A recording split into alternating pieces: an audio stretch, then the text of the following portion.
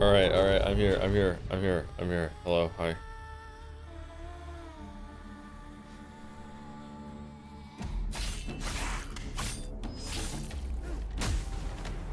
Hey, what's this game? Monsters have always been here, watching from the shadows. You missed the When we were Xbox at our Steam Deck? weakest. Oh, that sounds cool. They came out into the light. We feared for our lives, but we should have feared for our souls instead. The vampires didn't come to kill us. No, they came to rule. Oh, friendly vampires. To turn us into mindless, docile cattle. Docile. Not me, though. They tried to change me into one of them.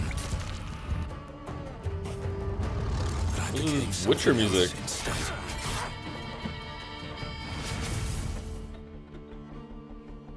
Their worst nightmare.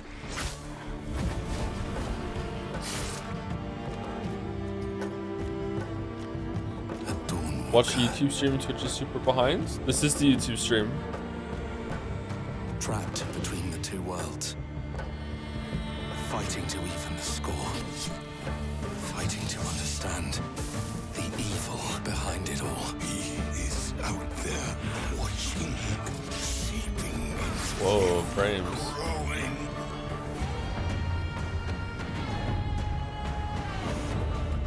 What it fears. How's the soundbite? Will we good?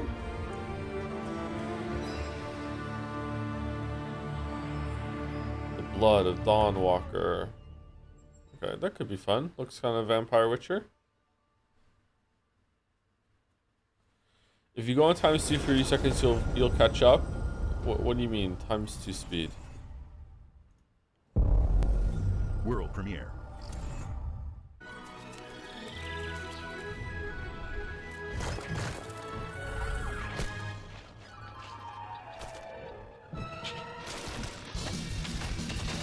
Whoa. Yep, we caught up. All right, there we go.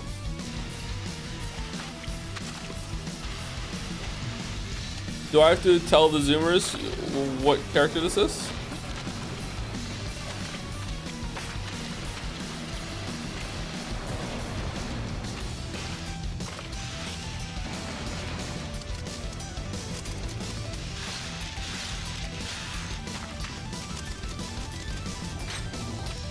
All right. Believe it or not. Believe it or not. Lock it in. 3D.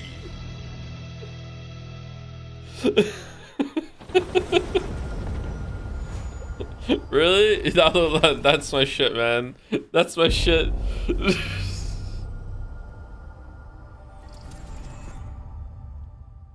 You gotta stop locking in stuff. Then why are we streaming these for? That's the whole point, is to see what games we're gonna do.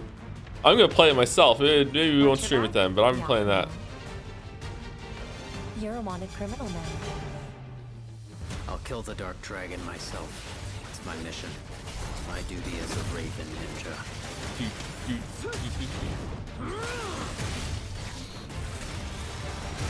Breaking the Dark Dragon free has its consequences.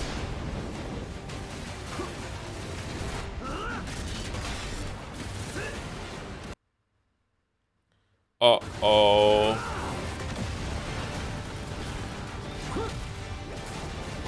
This is it. Sayori, Ryu, there's something I need your help with.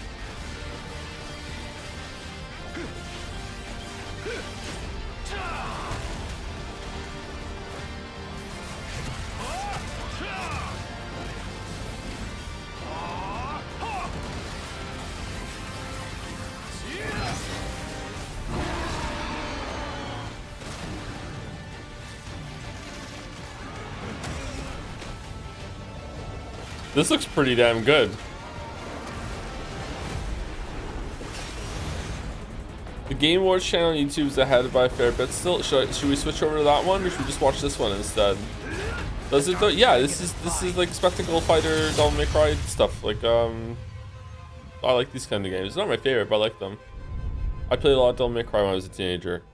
I played Ninja Gaiden Black, and I remember thinking that it was too fast, it was too difficult. So Ninja Gaiden 4 might be too difficult for me, but this looks like the camera zoomed out a little bit more from what I remember of playing that game. I don't know why I'm comparing it to a game that came out like 25 years ago. Whoa!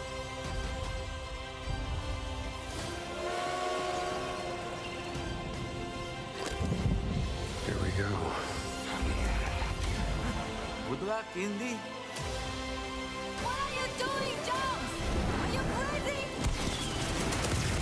How many perfect scrans have you gotten since we last met, Dr. Jones?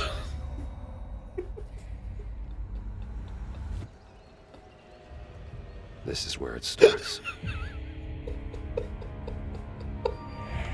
Beneath the streets of Rome. Enter the city of Antioch. Find a DLC? secret relic. Bring it back to the Holy See. Defend the secret. They worshipped the giants.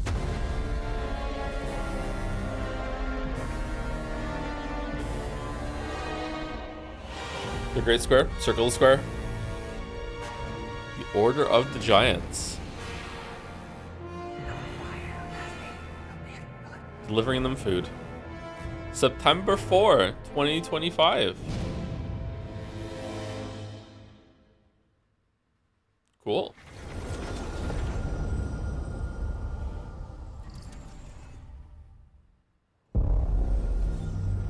World premiere. I'm hungry. Oh my god. Oh, it's hitting me real hard. Oh no. Long ago, a great creature appeared in this land.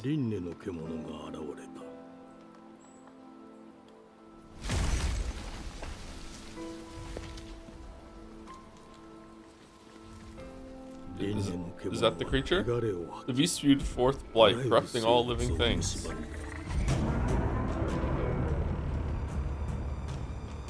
Game Freak. Wait, what?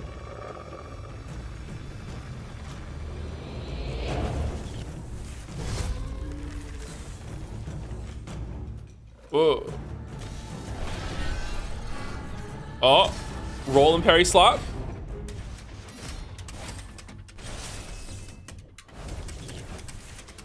Oh, there's a grapple.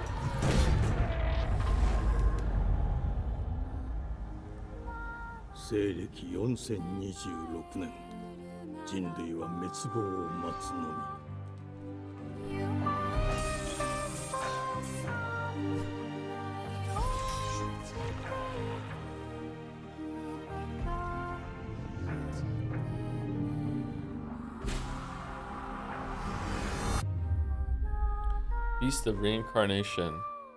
It's like what, like Sekiro meets Nier?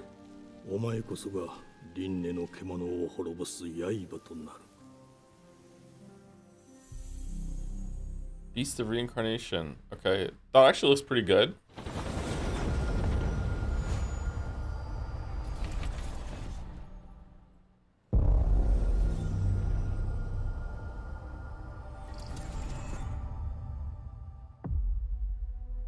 The glittering streets of Avalon sure do shine. True. Because they swoop their filth down to us. Get your paper in! Who's for a paper? I'm thinking it's like in 1900. Here's to playing in the mud.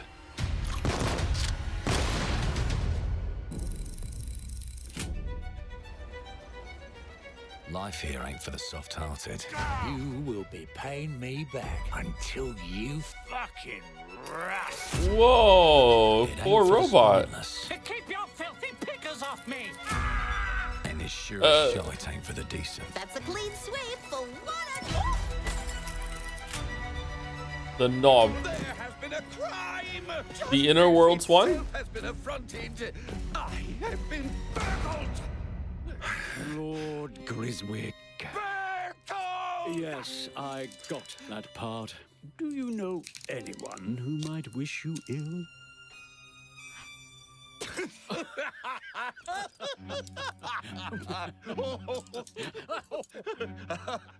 We can't arrest and question everyone. Let's see if we can narrow the suspects down a bit.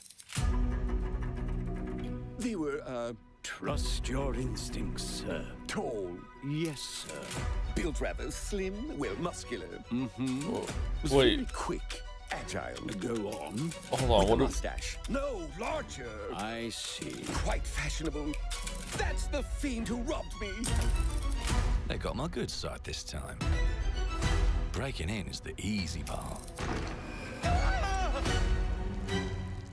Oh, Metal Gear Solid 1 vibes. Brandy, sir. Getting away with it is the real trick. These candlesticks ain't gold. Worthless and dull, just like you. Nah, I have a customer. How can I help you? I'd rather talk to you, Errol.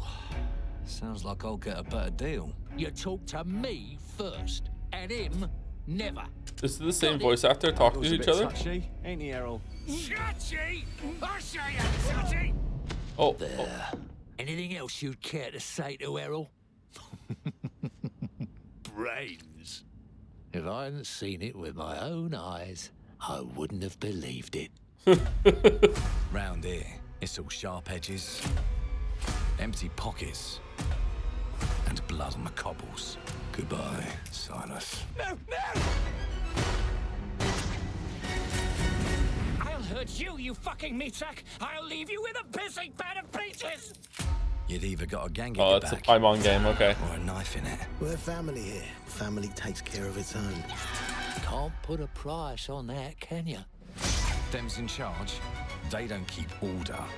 They keep power. Take this thing into the crucible and melt it. They just want us beaten, broken, and too scared to fight back. I don't want to kill him. That's why it pays to be clever and well-armed.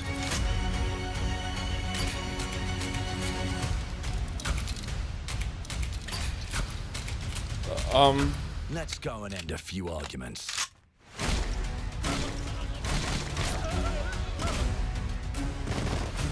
The music and the sound of this trailer is really good. I'm a little They've confused got with the a game weapon is far though. worse.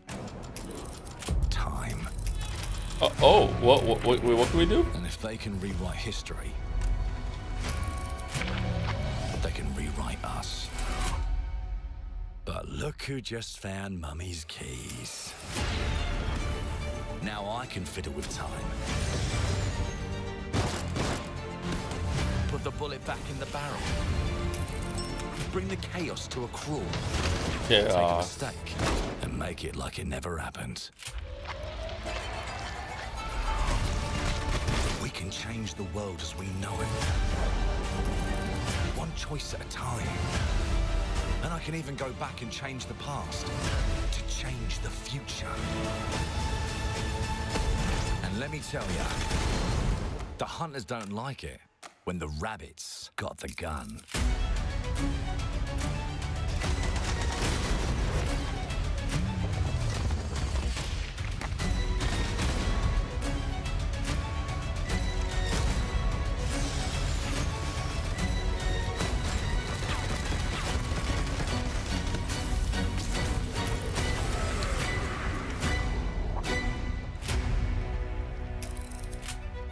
Clockwork Revolution. Now let me Coming in alone due and time. Piss off. Okay, that looks kind of interesting. That was a very long trailer. Wow. Our creative teams are dedicated to bringing players award-winning, record-breaking, critically acclaimed games. Call of Duty, Black Ops 6 from Activision, Doom, The Dark Ages from Bethesda, Diablo 4, Vessel of Hatred from Blizzard, and Avowed from Xbox Game Studios. All of our teams across Xbox First Party are shipping their most played games ever, and Wait, they're what? also delivering more content than ever before. From original single-player experiences to vast online worlds, our teams are empowered to build the games they've always dreamed of. I really like this set. Look at all the different choice screens and in the background. That looks of really where cool. and how they play the games our teams make. So of course, our games will be available day one in Game Pass, and every new game we make for both Xbox consoles and PC will be Xbox Play Anywhere. On behalf of our creative teams, thank you. These experiences don't stop when you put down the controller. As you've seen in recent years, more and more of our characters, stories, and worlds are expanding to brand new audiences through TV and film. A Minecraft movie and the Fallout TV series broke records and brought millions of players into the game. We have more projects in the works as gaming continues to influence film and television like never before. Oh, maybe an Indiana Jones movie. That would be good. New franchises. Obsidian is having a year like no other. From launching a blockbuster new game like Avowed to the upcoming release of The Outer Worlds 2 this October. Obsidian is always delivering great games, and they have a third game launching this year. You'll get to go deeper on it in our Direct, but until then, let's take a look. Is this not the Direct? This is the showcase? This is the Direct? Direct to showcase different things? World premiere. I told you, you can't run from me, you foul beast. E-Man. Flexible legs. The yoke girth action figure can ride anything. Breaking news. There's been an explosion at Brook Hollow Park. Chaos descended on a ceremony commemorating the 2-year anniversary of when 4 teenagers were miniaturized against their will and left to fight for their survival in the backyard of a deranged scientist. Formerly evil company Ominent Practical Technologies was set to dedicate a statue of the 4 teenagers, fast food science robot Burgle, and I played a little bit of Grounded. when an explosion erupted. It was actually pretty good. And the teenagers' current whereabouts. But then I had like this opportunity paralysis or decision paralysis on where to place my base, and I stopped playing.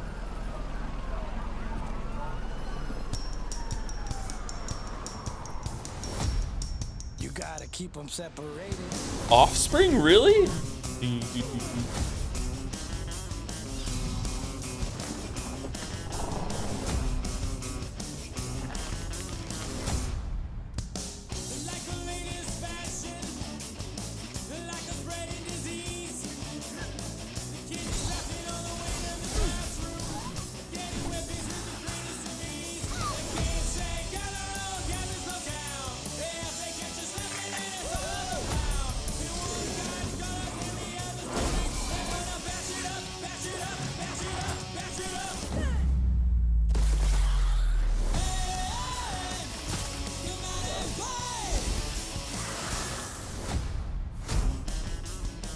Grounded 2.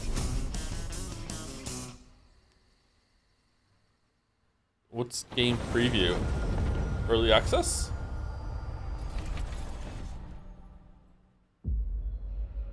The predecessor, ND3500, reached. Accessing predecessor's travel log. Attempting data salvage.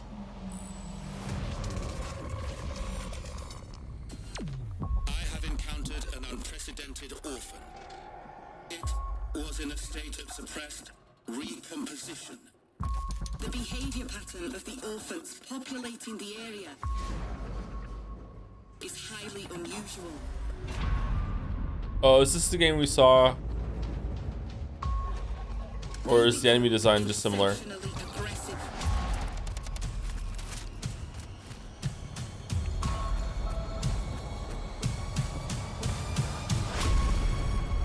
It is highly recommended to proceed with caution. Unternal.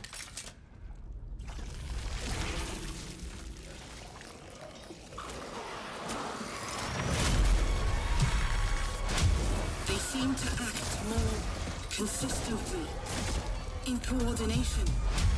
Destroying the nest is now a priority.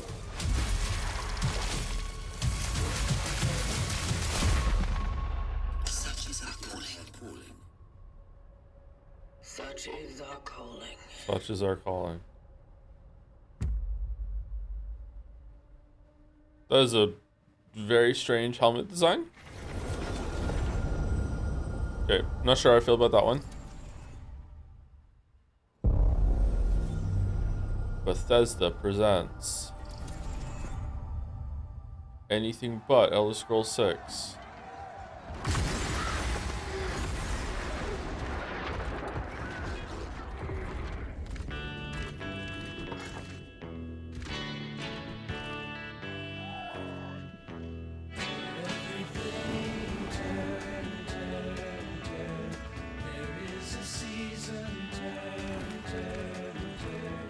Damn, update. All right, well, congrats to that chatter's grandma.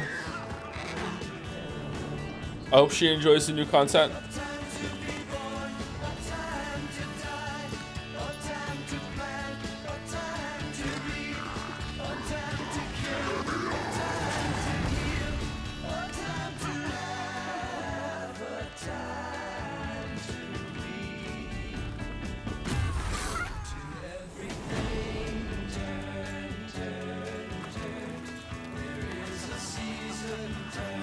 What the hell is this? This is the Elder Scrolls Online. Did they change the graphics?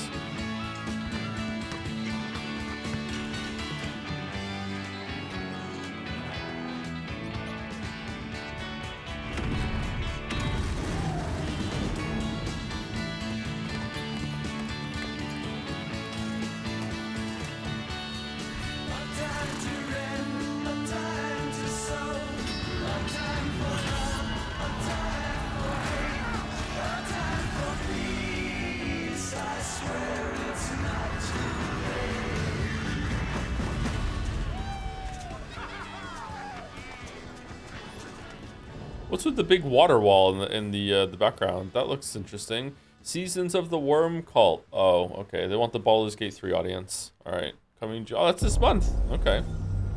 World premiere.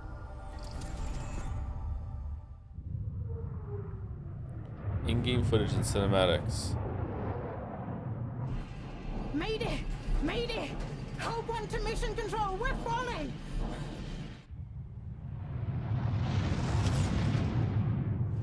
Thomas, the ship's breaking apart. Is There's it? no time. Evacuate now. Thomas, come in. I'm here. I'm listening. Ariane, you sacrificed everything for a new world to save mankind, and I'll always love you for that. Don't Nody. Space is strange.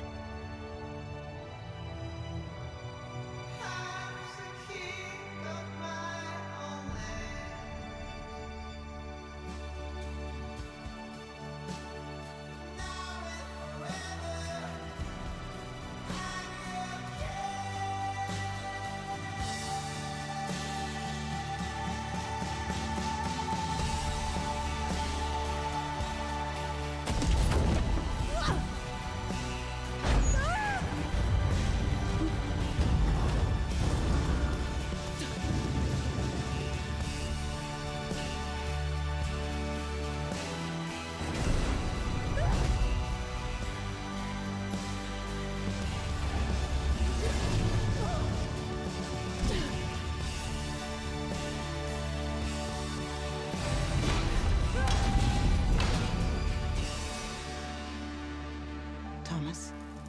Yeah. Wherever you are, I'll find you. Okay. What'd I do? Oh, it's Thomas.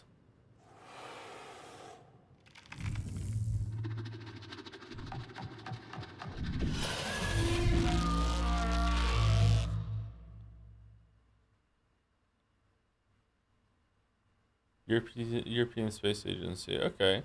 That could be good. I'd like to see more of it. Like surviving on a like from a crash space landing, like a little bit of Uncharted vibes. It could be good. I just like hope that we just don't find a space gun and start shooting space aliens at some point. You know, like Welcome to England, Mr. David. I know this must be a shock, having never met your real father, but he left you this hotel in his will. It's been in your family for generations, much like the caretaker. He's a little eccentric. You'll see.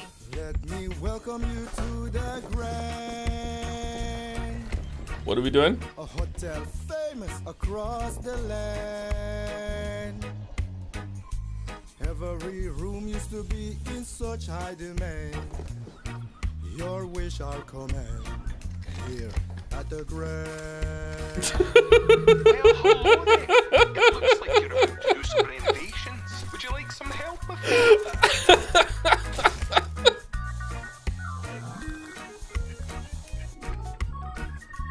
So, my father was renovating the hotel when he disappeared? Not just the hotel. He was helping the entire village. Oh, clean up simulator? You know, you could pick up where he left off. Yo. Like he was. I'm in. They don't suspect a thing. Just make sure the locals don't get wind of what you're really up to. With a puzzle thing? Because if they find out, they will wicker man your ass. Okay, this looks interesting. What's this? They're gonna start looking back. Don't make the same mistake your father made. What? In this place, the only one you can really trust is me. What? Oh, other people sing.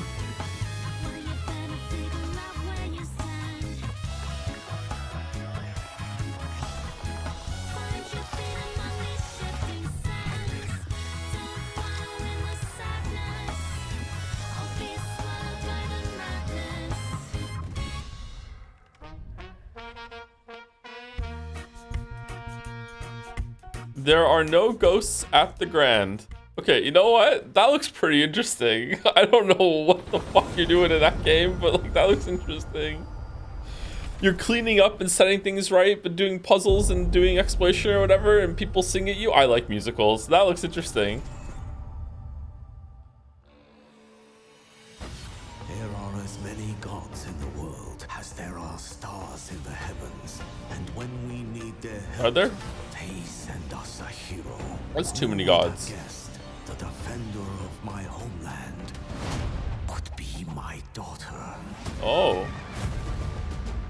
She unlocked the heavenly spear, but is she worthy?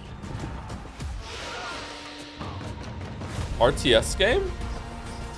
In 2025?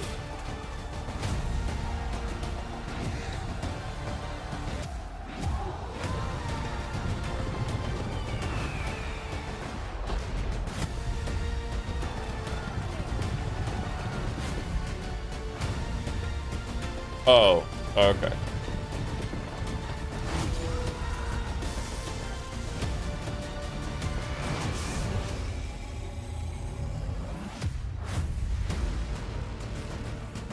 You can't rule if the heavenly spear is mine. Okay, just don't go through then. I haven't played Age of Mythology. Is it good? I haven't played the original either. A lot of people like it.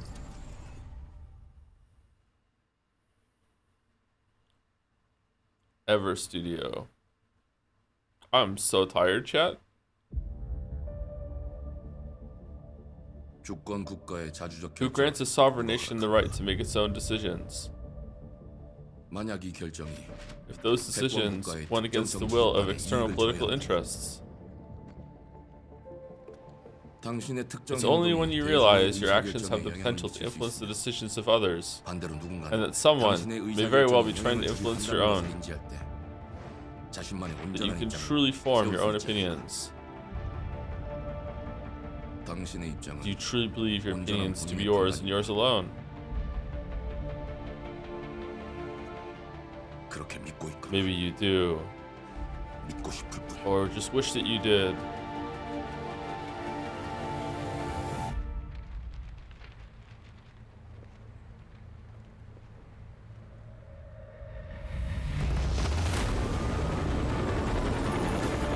Subjectivity may cry.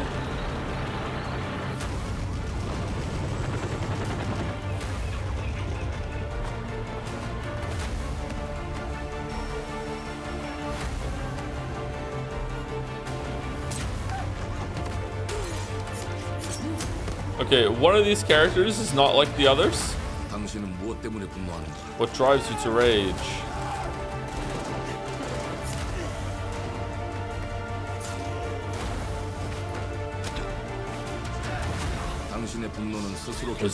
Was your rage your decision? Or was it some guy on Twitter that made you mad?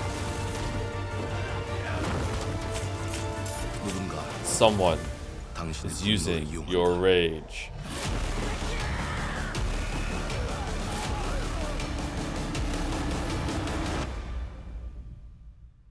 Rage. GG on gate. GG on Tay. Get you waiting, huh? Okay, Mudang, 2 hearts.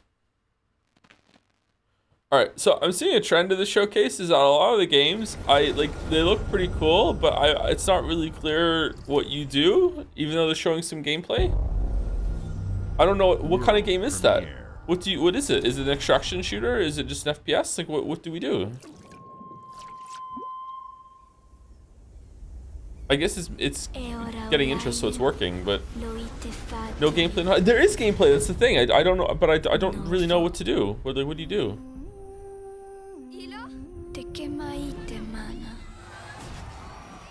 Uh-oh.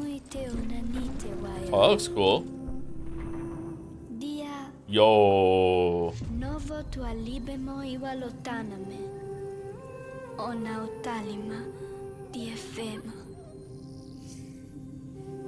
Teonami.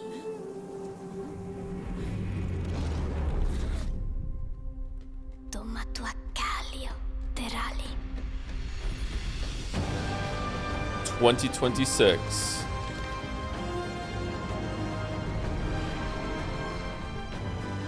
The Odyssey continues. What do you mean?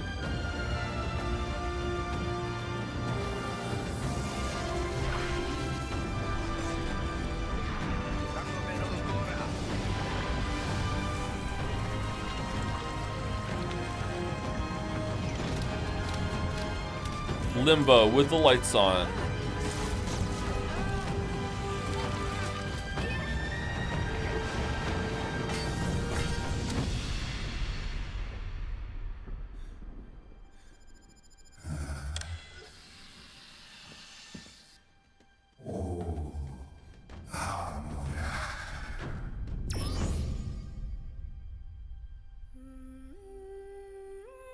Planet of Lana 2. Children of the Leaf. Okay. I didn't play the first one. That game looked pretty.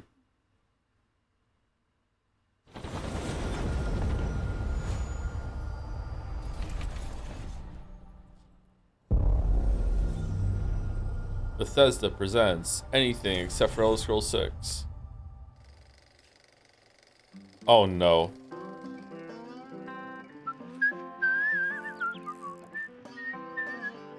Well, hello there. Beautiful day to relax by the old fishing hole, wouldn't you say? When it comes to fishing, Appalachia is a land aswim with opportunity. Yes, you'll find fish of all flavors in every walk of waterway, from its mightiest of rivers to its humblest of ponds. Just step up to the bank, cast your line, and when your bobber starts bobbing, reel in the rewards. What do you got on there, Jed? Worms! And how are they biting today? See for yourself. Bagging the big fish starts with finding the right tools for the job. There are as many unique combinations of rods, reels, bobbers, and baits as there are fish in the sea. And when you've caught your fill, pop over to the local tackle shop to swap fish tails. Can you smell that? No matter what troubles plague the future wastelands of Appalachia, you can always find comfort in cozy little joys like this. You just gotta know where to look. Vault Life is your ticket to easy living. Design and build your own little slice of paradise. A place to show off all the bits and bobs you collect in your travels. Got a green thumb? Oh God. Plant your own peaceful vegetable garden. And nothing warms the heart like a neighborhood cookout. Ah, community makes a wasteland a waste home. Join today, and tomorrow you'll be kicking back and sharing a meal with friends in beautiful Appalachia.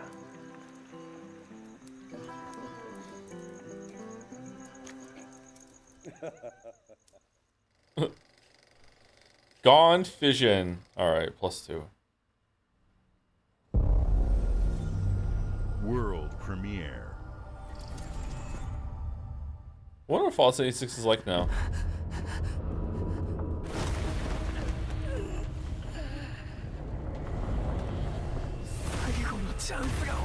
I don't know, chance, just one more chance. Solo leveling, Arise, Overdrive. Is that the name of the game?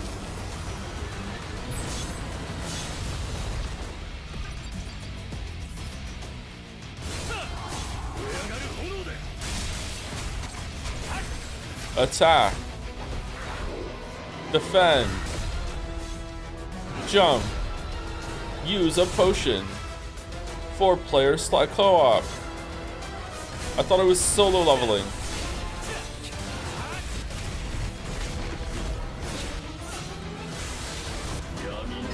Awaken to survive.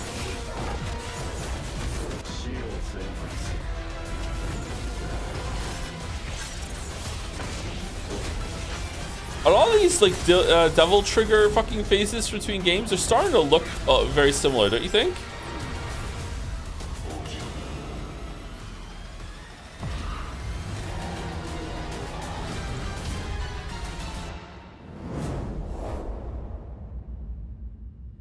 Chat is being too prissy. Solo leveling is the definition of mid. It's not trash. Oh, forgive us, solo leveling Stan in the chat. Sorry, I didn't realize that your series was mid.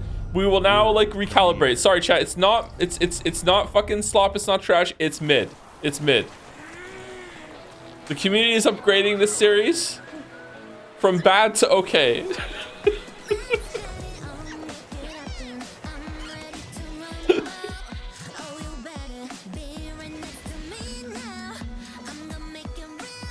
What is this?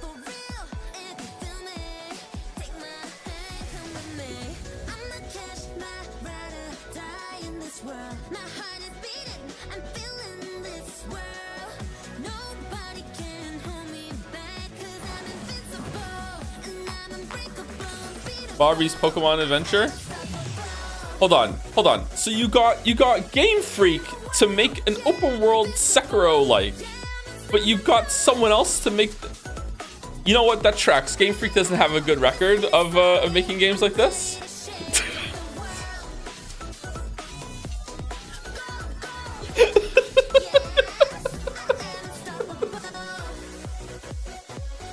Whoa, big hammer.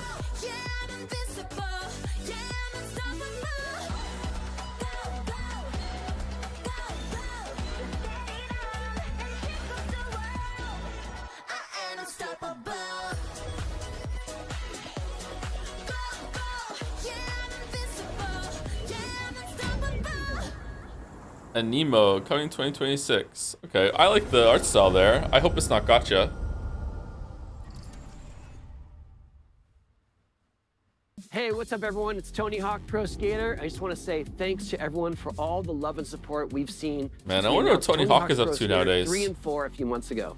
These games have changed my life. But more than that, I've seen them help spread a love and appreciation for skating all over the world. And that means everything to me and the team. I can't wait for you all to experience the game. It's been rebuilt with so much care and attention to detail, with some brand new parks, new music, new skaters, and more. And you can enjoy it all with your friends with up to 8 players in multiplayer. Tony Hawk's Pro Skater 3 and 4 officially drops July 11th, and we have a lot more surprises to come. Check out the launch trailer now.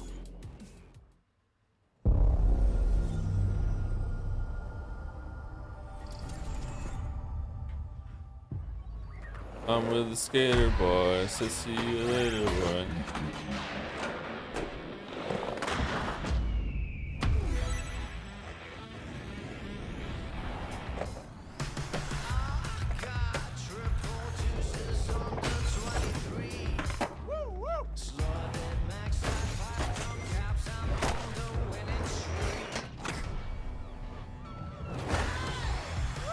I'm a victim of the got a skateboard because of Tony Hawk and never used it industrial complex. I'm sorry, Chatter. I'm sorry. That's rough.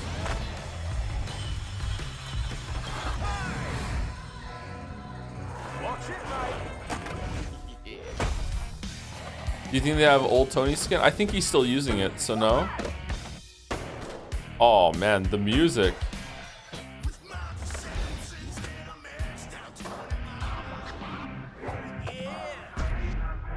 Yo, Ninja Turtles?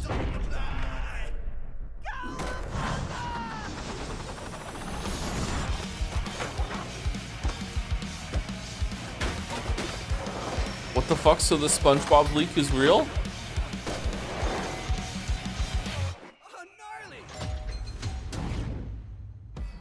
Whoa, big Tony Hawk.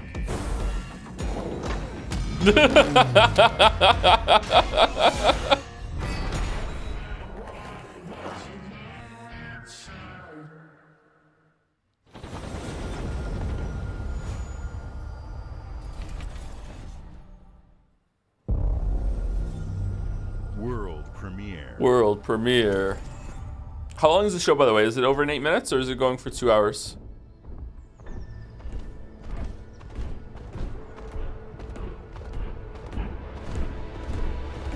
Was there Silk Song before I started or no? Someone said that they showed it for their Xbox's Switch. Kinda, a little bit, for a second. Yesn't?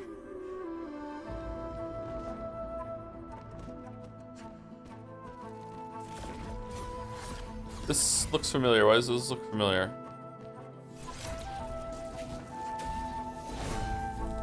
Dandara or something? There was a game that looked like this. That was Metroidvania.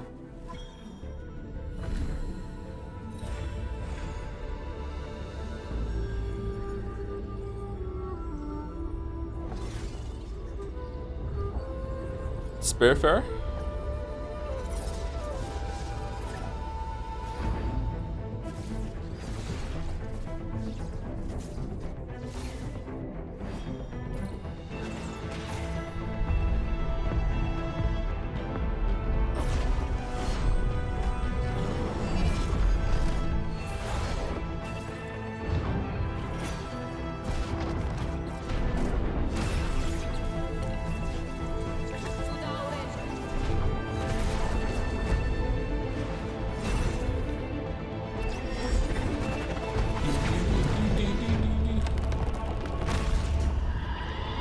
Why do you announce this on Discord? I don't need to announce this on Discord. Like people know the Xbox thing's going on. Like we know that.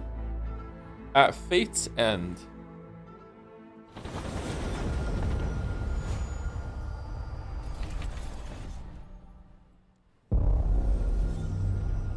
Announce it so I can glorp the announcement. You don't get marbles or monocoins for that.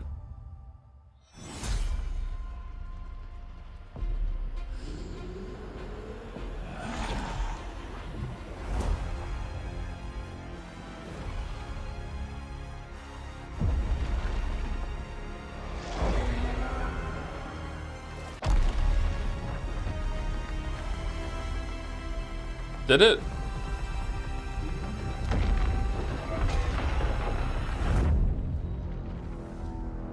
Gears of War is coming to more players than ever before. Look who decided to show up. Marvel.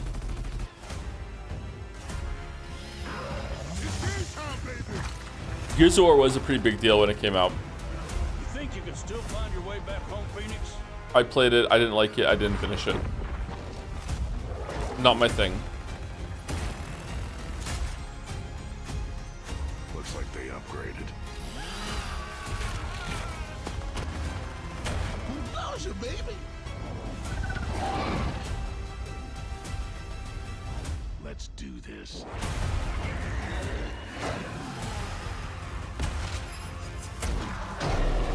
This is gonna be awesome.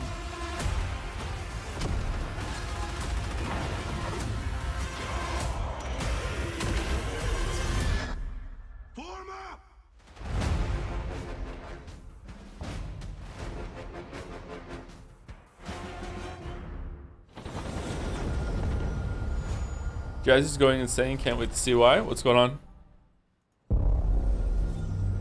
World premiere. World premiere.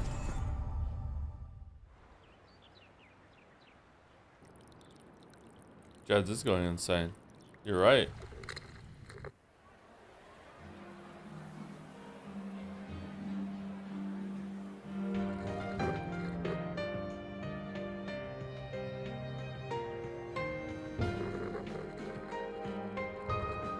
I'm really thirsty. I might go get a drink.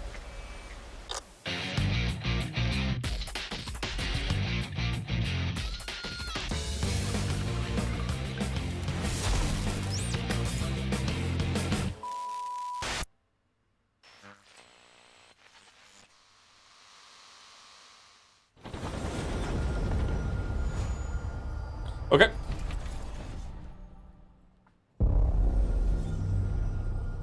I guess he couldn't show any scenes because he still have to get the voice actors on board. Makes sense. The Smugglers League is always there.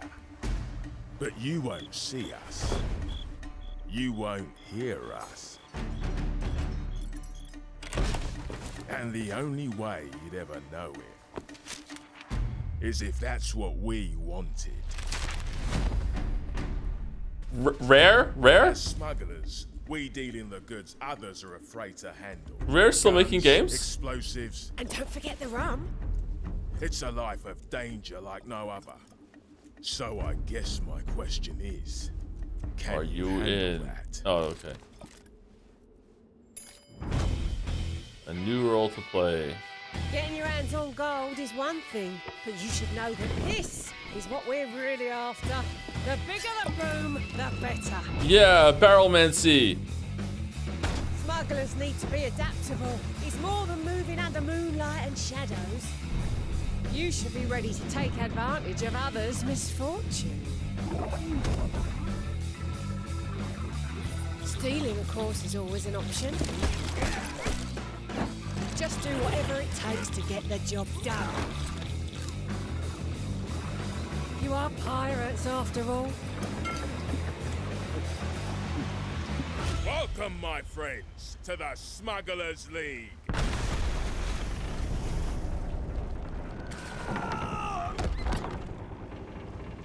You're paying for that. Sea of Thieves, Smugglers Inside. Okay, Sea of Thieves is really popular, so congrats to all the Sea of Thieves heads in the chat. I don't give a shit. Maybe be fun with friends, I don't know. I don't really like pirate stuff. World premiere.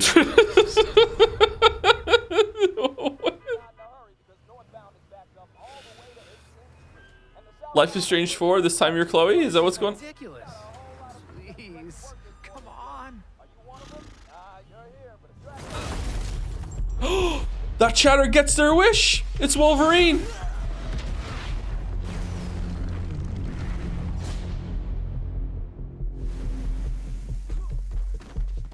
Oh. Had enough yet? No, Dad, not even close. It's Spider-Man.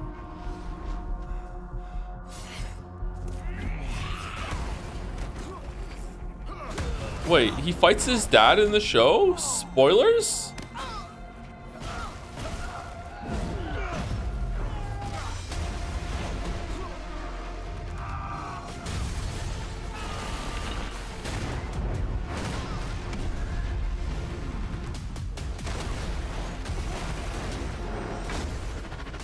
I hoped you'd understand why I had to do this. Accept our rule or die.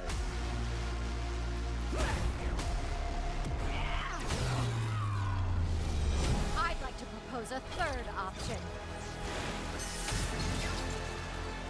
Who's that? I'm not your son anymore. I'm the guy who's going to throw you off this planet for good. Okay. I trusted you. Invincible versus. Ready to bleed? This is over.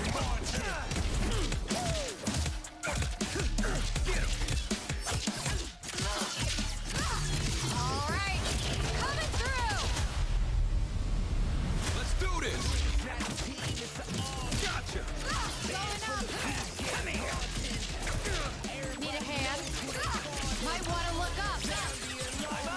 Who asked? Fighting game players, they'll play anything, man. Like, yeah, okay, whatever. They'll jump from game to game, immediately be really good at it from like all like the years and decades of experience, and then they'll try it out, they'll play it for a while, and they'll be like, okay, what's the next thing? They'll just play anything, man. They're fine with it. Whoa, bloody.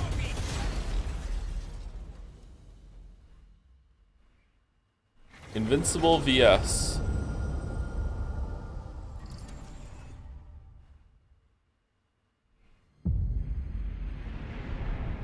The wait is almost over. Squeenix.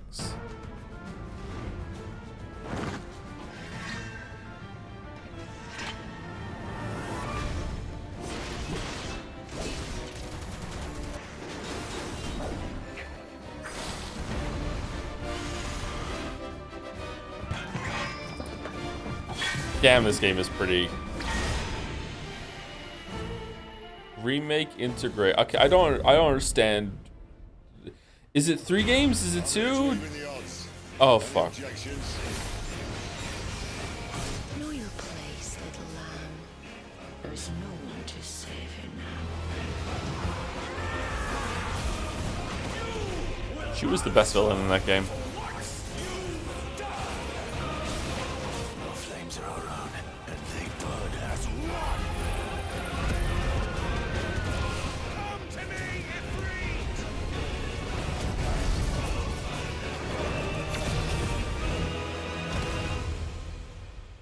Valisthea cannot endure a second claim upon her being, but she may yet be saved by you.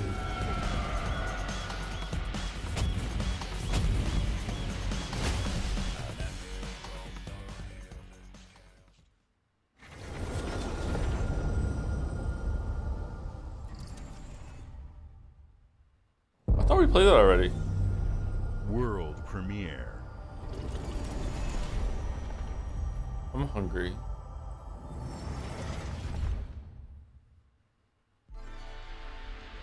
Double Fine.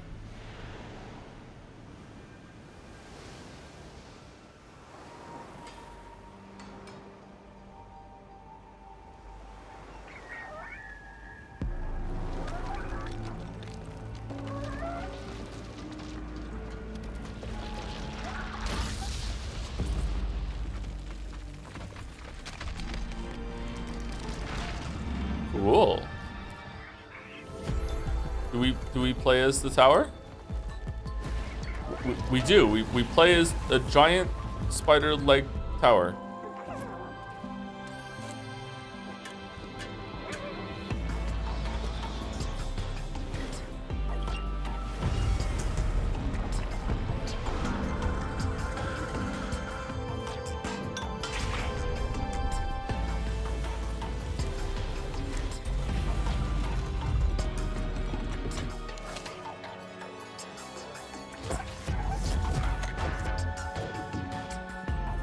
Egg.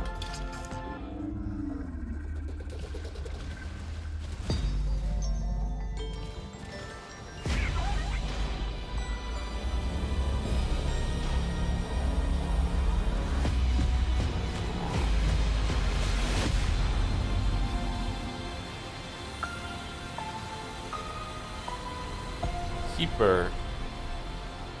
Okay, that game looks pretty. I'm not sure about the gameplay. It seems just be walking around jumping a little bit. Visually, very interesting. Games like Psychonauts 2 showed how Double Fine excels at creating unique and innovative experiences, and Keeper is no exception.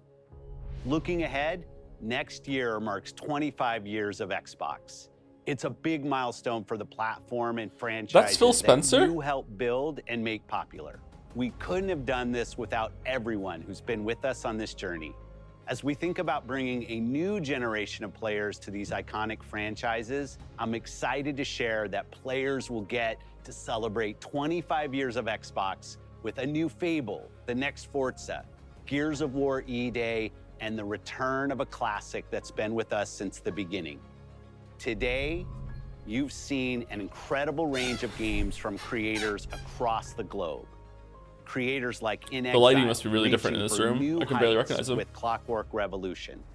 Sluggerfly making Team Meat's modern classic platformer into 3D. This looks good. Square Enix bringing more of the critically acclaimed Final Fantasy franchise to our players. And Team Ninja returning to the beloved series they debuted on Xbox. You've also seen the next Xbox hardware release, our Xbox Ally handheld, Balatro? which lets you bring your Xbox experience and your library with you. He was probably anywhere. playing it I hope between you takes. enjoyed the breadth and depth of the games, updates, and experiences that are coming to Xbox from our partners and our own creative teams. We're seeing more players on our platform and in our games than ever, thanks to all of you. We're proud of the creativity that Obsidian is delivering this year. Immediately after Showcase, our Direct begins, where you'll go inside the studio for an extended look at the Outer Worlds 2 and Grounded 2. Thanks for joining us today. But before we get into the Direct, we have a final world premiere. Enjoy.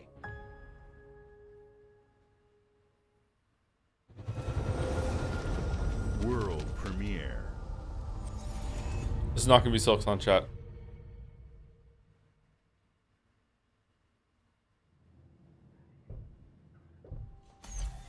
Welcome to Holy the shit, I was wrong. We have been expecting you. Please, follow me. You already know us as a global tech leader. Our software, our systems, combined with our skilled team, Joel? is designed to save lives. Your years of service have shown you the importance of our work. Here, you'll witness the global scope of that mission in action. Let me introduce you to our esteemed visionary.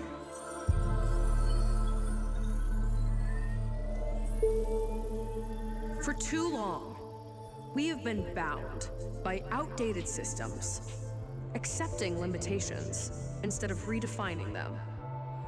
The Guild is safeguarding tomorrow, now. We are pioneering the future of protection worldwide. Our advancements are designed to elevate everyday life,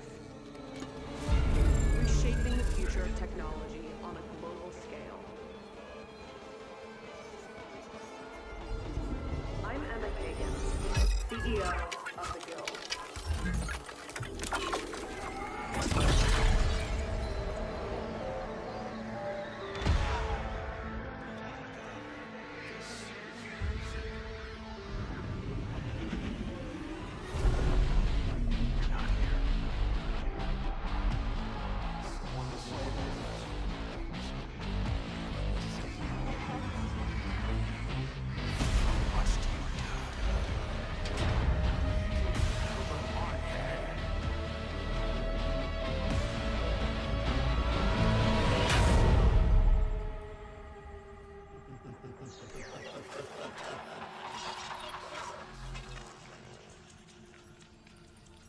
Three volt within. No gameplay, no hype. Yeah, no gameplay, no hype. What is it? Fear is a powerful thing. David Mason.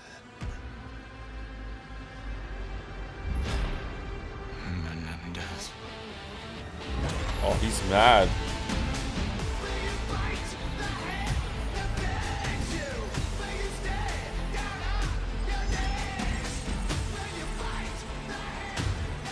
Oh, oh.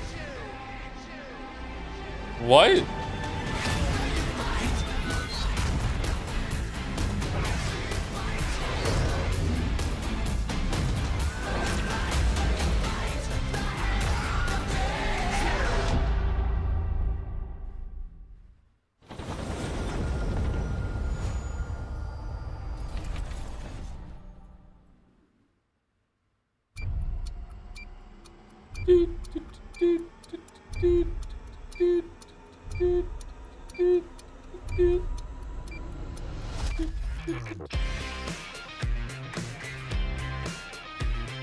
gym right now. Are you proud of my fellow rat? I'm a rodent now too, gym rat.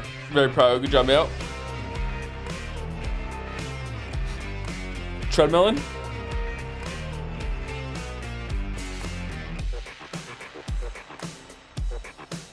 Welcome to Obsidian Entertainment. We here at the studio have joked around that this has been the year of Obsidian, with Avowed releasing early this year and now ending the year with 2 more games. And what better way to cap That is a lot of the year for releases. us than by doing what our studio does best, sequels. That's where I come in. You can get out of here, Fergus. Thank you so What? much. No, you're doing great. You nailed it. The sequel is the lifeblood Oh, it's of that every guy. great franchise. Think about it. The original creates the world and builds fandom, but the sequel, that's what makes it worth remembering. No sequel, no hoverboard. No sequel, no dual SMGs. No sequel, no raccoon tail. No sequel, no Zune 2, which doesn't really exist, but I wish it had. There was a Zune 2. There was a Zune 2? I'm Mark, the head of sequels here at Obsidian, and I have sequelized everything. Blockbuster movies to AAA video games to my first marriage, so trust me, I know what I'm doing. Come along on this journey with me. Part 2. Oh, okay. All right. Let's go. Let the killing commence.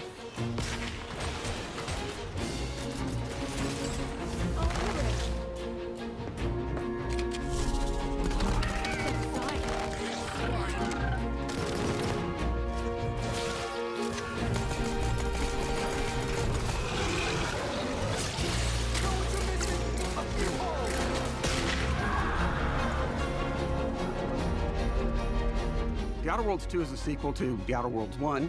It's a continuation of the themes of robber barons in space and how people are controlled by the stories they're told by the people who have power over them. This time we're able to go a lot deeper because we have more time and money, which is a great thing, and we're able to make it a much more true Obsidian reactive RPG than we were the first time around. Okay, that's good. So we're going deeper and more complex with everything for this sequel. Deeper story, lore, RPG interactions, reactivity, all the things we've been known for as a company. It's really a complete realization of everything people want from an Obsidian game. Surprisingly, this is the first time in over 25 years that I've had the chance to do a full sequel for a world that I helped co-create. It's really just a fantastic opportunity to explore and expand the universe in interesting ways, and to go even further with the themes of how people are affected by living in a dystopian corporate reality. You can shoot your way through it, you can talk your way through it, you can sneak your way through it. And so no matter what kind of play style that you like, this is just an awesome franchise and an awesome game to jump into, even if it's your first one. The first Outer Worlds was a great base to start from, as it has all the elements of a great Obsidian RPG. Interesting characters, deep worlds, important choices. In the Outer Worlds 2, not only did we want to double down on those elements, but we wanted to give players even more of it. We've also put a lot of investment into skills and traits that impact things like combat, conversations, and areas that we call RPG interactions, which are the part of the world where players can use their specific skills, perks, and backgrounds to solve problems in unique ways in our new, bigger worlds. Whoa. I love a deep RPG experience. Man, and building out that adore. RPG crunchiness for our players was at the forefront of what we set out to create. We prioritize those deeper RPG options with different character builds and combos so players can express their role-playing power fantasies. We also have different equipment options for different play styles and different companions with different abilities.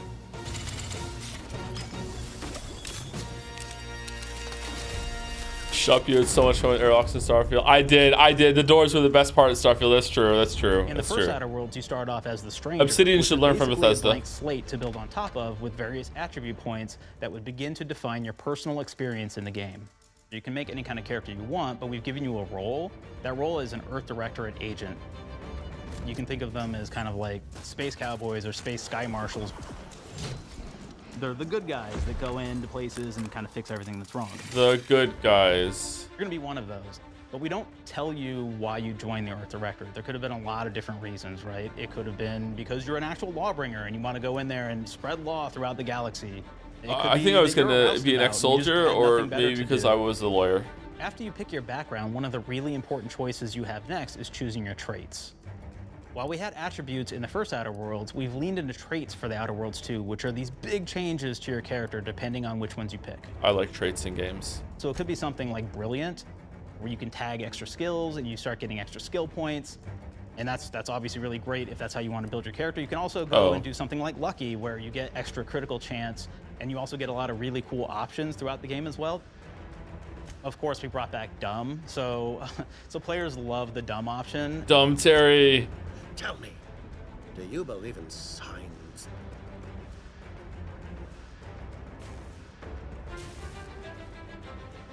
Not quite what I meant, but I like your contempt for boundaries. I could put your adventurous spirit to good use. You get like lots of really cool, fun conversation options in the game, but we took that even further. And again, there's lots of elements in the game where you can be dumb and use that for something. Could be something as simple as banging on a machine to get it to work. After you've invested in some of your traits, your next choices are going to be choosing your skills. The skills themselves basically allow you to build on your playstyle and what your character is doing in the game. Don't go melee. That will be everything from playing stealthily to speccing for an explosive specialty.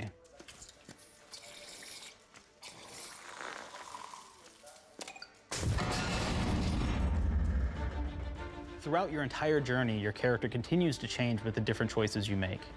In the Outer Worlds 1, it actually had more skills than we have, so we condensed them down to really the core and essence of what we really wanted there.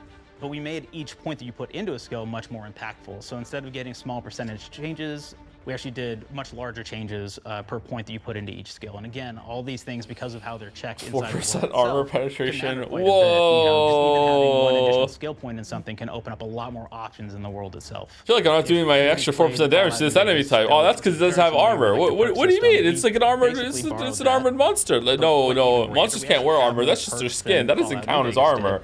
Oh, okay. What about the guy? He's got like some leather clothes on. That doesn't count. That's just clothes. It doesn't count. It's just a layer. It's only metal. Robots. That's a chassis. It's not fucking armor. It doesn't count. Sorry. Like no. Like you don't get your plus 4% damage on that one. We don't want to blow the budget here on fucking damage buffs. There's another perk called Heavy-Handed, right? Where say you're a melee person, what this does is now your power attacks that you use actually knock people down. Animal hide, no hide armor. Yes.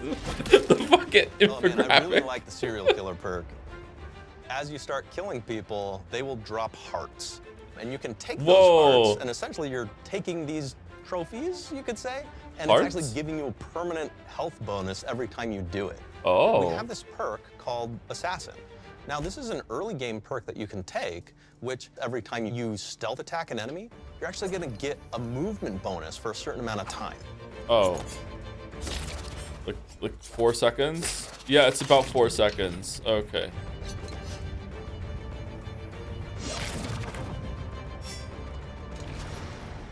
Flaws were a system that everybody loved from the first game. But we wanted to make it more personal to the player. We wanted it to really reflect how you were playing the game and give you a bonus that you actually wanted to really engage with. With the flaw system returning, we knew we needed to go bigger, better, and more real than ever before. So we turned to the team. I told them, no bad ideas. Give me what you got. Okay, we need more flaws. We need them to be real. I want to put them in the game, so give me something. Inspiration. What's wrong with you? Glitches. I have bad knees. You have bad knees? They hurt when you walk a lot? Yes. When you walk too much, they hurt? No cartilage. Sounds boring. Makes you sound like a boring person, but it's in the game. I know it. It's a good flaw. What about you? I like to take small things sometimes. So you're stealing? No, I'm taking. When do you give them back? I don't. Claire. Yeah, you shouldn't be stealing. What are you doing? You shouldn't be stealing, Claire. Tiny crimes. Tiny crimes? Do you hear the second part, though? It's a crime. Well, you're stealing. Claire, that's wrong. You can't steal things, okay? But it's in the game. It's an amazing flaw. Yeah. Put me in the game. But you're a bad person. And are you the one that took my stapler? do you need it? Yeah. Give it back. Okay. Please. You, what do we got? Flaw. I like to stare at the sun. How long did you stare at the sun? Just lunch break. An hour? Oh, I only get 30. You guys get an hour? I need an hour. I need an hour. Oh. Makes me feel energized. How many fingers will I hold up? 3. No.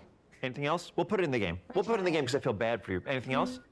One of my favorite flaws is something called bad knees. It will actually give you the option to take this flaw that'll make it so that you move faster throughout the game. But the problem is, anytime you stand up, your knees are going to make a loud popping noise that makes it so that, well, everyone around you is going to hear you. What? There's one called Kleptomaniac. This is really interesting because what it does is when you steal something, you can actually sell it for more bits than normal. And like that sounds really great. The drawback is sometimes when you're looking at things in the world that are owned by somebody else, you'll automatically steal them. So you have to be very careful about how you use them. One of our more wacky perks is the Sun Gazer Flaw, and it just gives everyone cataracts while playing their game. So everything becomes like light shafts and blooms and hazes, and makes the game pretty unplayable if you happen to choose that perk. 2014 Game Simulator, if you happen to okay. be the type of player that habitually reloads your weapons like I do, well, you'll be offered the flaw of over-prepared. Now, you'll get larger magazine sizes on all of your weapons, but if you ever fully empty your magazine, you're gonna take a debuff for a while. While we support options like being a gunslinger who wants to key into destructive weapons, or a rogue who wants to alpha strike their enemies before they know what hit them, we also allow for a lot of fun and experimental builds. You can be a mad scientist who utilizes gadgets and wacky science weapons and armors, or even a psychopath who gains permanent bonuses to health by murdering their friends. Nothing shows the impact of these character build options better than, in my opinion, the bridge area, which has a quest you get early on in Paradise Island.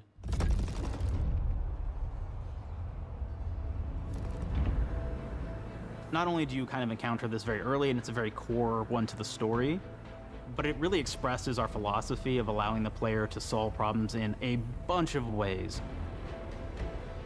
So you may solve it by speech options. You may talk to them and maybe have to go do a quest for them and really kind of prove that you're a friend of the Protectorate to get by.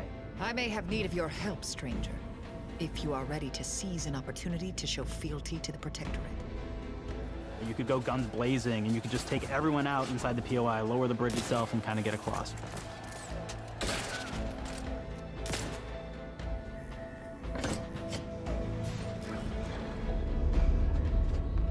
You could sneak in, lower the bridge, and then actually sneak in under the bridge to get over to the other side. Alright, so I feel like the game is going to be better than the first one for this kind of stuff, but I feel like they're not really selling it very well at the moment, and I don't know why. I feel like they're not putting their best foot forward.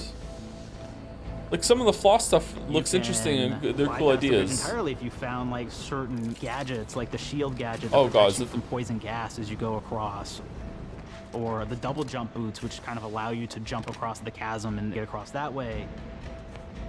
There's even a really kind of messed up way, right? Which is players can actually sacrifice one of their companions. Their companion who they just found is part of. We're no different than the Vrees if we start tossing our own to the rats. I sure as law ain't gonna follow someone who can't see the wrong in it. I must admit, I'm surprised we could come to an understanding. But I thank you for your loyalty, stranger. As promised, you shall have clearance to cross this bridge. It's such a fun quest, but again, it really showcases that we want you to be able to solve this in whatever way you want to. When you build your character your way, we're there for you. We really want you to have the experience that you want to have out of this. It's Bizarro Starfield. From the very beginning of our discussions about the Outer Worlds, we really knew we wanted every game to take place in a different colony. This lets us expand on all aspects of the universe. Every colony can be its own thing with its own flavor, and we can center them around anything we want. Any ideas or setting we're interested in. Arcadia is an isolated colony with abundant resources, and it's run by an authoritarian faction called the Protectorate. That we Their work for. dictatorship is thematically based around the question of how much freedom people will give up for security and luxury. For Protectorate subjects, unfortunately, that answer is everything. That's a new idea. The Protectorate is also incredibly wealthy because it was founded by the inventor of the skip drives, which are the Outer World's faster-than-light engines. But those skip drives are starting to cause rifts in space-time, which are cutting off all the other colonies on Earth from being able to trade with each other. What? The Order of the Ascendant is an offshoot of the Order of Scientific Inquiry from the original game. The space ozone layer is breaking? With the same goal of solving the universal equation, which will allow them to predict and alter the future to the benefit of all mankind. They used to be part of the Protectorate, but they split off to focus on solving the equation for the good of everyone, not as a way to simply control the masses. The player's been sent to Arcadia as an Earth Directorate agent to find out how the skip drives are causing the rifts and what can be done to stop them. Each of the factions have their own solutions to the rift problem and their own goals. The Protectorate wants to close them to protect their legacy as the inventor of the drives and their wealth. The Order wants to close them not only for the good of everyone, but also because they're complicating the math they're using to solve the universal equation. And Antes just wants to be able to open and close them at will to control all the trade routes between the colonies. In addition to expanding the themes and lore of the Outer Worlds, Time travel we're tech. also expanding the humor, so each faction has its own flavor of absurdity. For trade. Anti's Choice is a merger between Anti-Cleo and Spacer's Choice from the original game. That looks and really there are good. corporate representatives in the Outer Worlds too. They've invaded Arcadia to liberate their resources for all of humanity, at a profit, of course. One of my favorite things from Fallout New Vegas is the radio system. It was just iconic for me, and I wanted to make sure that the Outer Worlds 2 had that. So we actually built out 3 different radio stations, one for each of the major factions. You also have a ton of music. Each station might have, like, I think 20 tracks of unique music that we've made for it. It's a lot of stuff. But the really cool part about radio this stations entire in games thing like that. is that we actually put a lot of reactivity into the radio. So it will respond to the things that are going on around the world that you've been interacting with. So if you go into a location, let's say you solve a problem for the Protectorate folks, if you listen to the Protectorate radio station, they're going to be cheering you on as a hero. Wonderful news, everyone. The Zeranium gas leaks at the Automech repair facility, strongly believed to be... I would rather have, unless like you automatically switch radios when you go to different planets, assuming that you do go to different planets, I'd rather just have one bigger radio that I don't have to micromanage and switch over to the channel just to make sure I don't miss a newscast or whatever. We sure like the idea of all those broken auto mechanicals and all the excessive gasping and choking involved. The factions and companions are great examples of how we're going deeper and more complex this time around. They're integrated into the game's storyline much more than we did on the first Outer Worlds, and like with everything else in the game, they have a lot more reactivity. There are 6 companions in the Outer Worlds too. As usual, each has their own quest lines, but this time they are also connected to a different faction and have character arcs that the player can affect through their choices. Your first companion is Niles. He's another Earth Directorate agent like you, and he's looking for your help to decide whether he wants to become an even better agent or to turn his back on the Earth Directorate completely. There's also a somewhat cute Automech support drone that is basically Niles' helper. Her name is Val. Marisol's part of the Order of the Ascendant, and she's an aging but still deadly assassin. That's right, she's a deadly mathematician who may or may not have some unfinished business to attend to with the player's help. Nah, she doesn't. There's also a cultist named Azza who is part of a sub-faction that worships the rifts, and in her case, violence in general. You can choose to either turn her away from overt violence or support her chaotic and dangerous tendencies. At one time, Anti's Choice had a program to graft soldiers with animal parts to make them more formidable. These companions seem very by the numbers so far. Most of them are now dead. There's a combat medic who survived, however, named Inez, and she wants the player to help her fix her graft, among other things. Finally, there's Tristan. He's a Protectorate arbiter who is judge, jury, and executioner all rolled into one heavily armored package.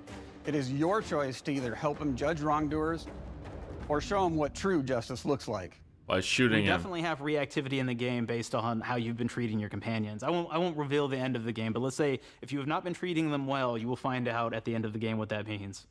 Oh. Companions are a very, very important part of merchandising because that's the real beauty of the sequel. We're talking merch, baby. It is the lifeblood. I'm gonna go It is get a drink what of protein. fuels Right back. us. Do you want to see some of my ideas? Hop, hop. Oh, I hit the microphone. Check this Sorry. out. Gen Alpha loves body pillows, especially ones that look like human beings for some reason, right? Who needs a significant other when you could have a knife-wielding space psycho up in your sheets, huh? What do they do with them when they get them, huh? Maybe a little napping, maybe a little snuggling, maybe a little nut.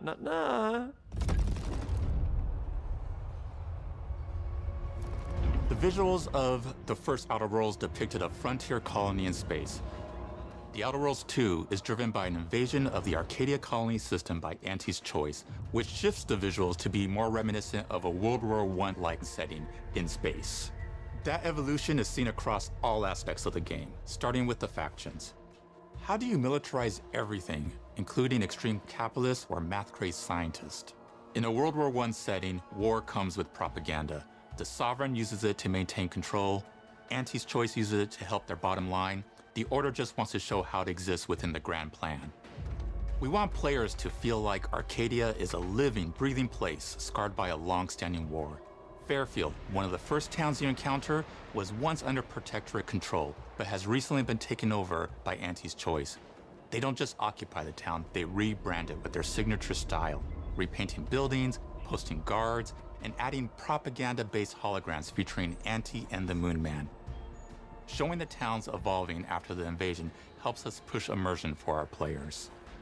One of our priorities in visually realizing the world of The Outer Worlds 2 was making sure everything is clear and recognizable from the player standpoint. We want to make sure each faction has a particular look and design. So when the player is running across these vast, different environments and landscapes, they're recognizing the motifs and visuals of who they're talking to, what they're going to be talking about, and how that progresses throughout the story. The first Outer Worlds was really about player interfacing with corporations.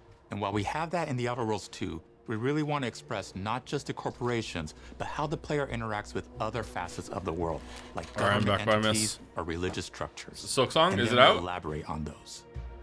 With larger environments, we wanted to encourage exploration by improving player mobility across the board. Now you can run, slide, double jump, mantle, and parkour your way through all of the nooks and crannies of these worlds. It really allows the player to just explore and have fun finding really cool stuff. Check Steam. Whoa. We aim to make everything in The Outer Worlds 2 better from top to bottom. The RPG elements were the start, but that's touched our story, our art, and especially our gameplay. A good sequel is true to the original. That's first and foremost, right? Like, we all want to add in a bunch of things as you're making a sequel, right? We want to make it bigger and better in every way. That's what we were trying to do here.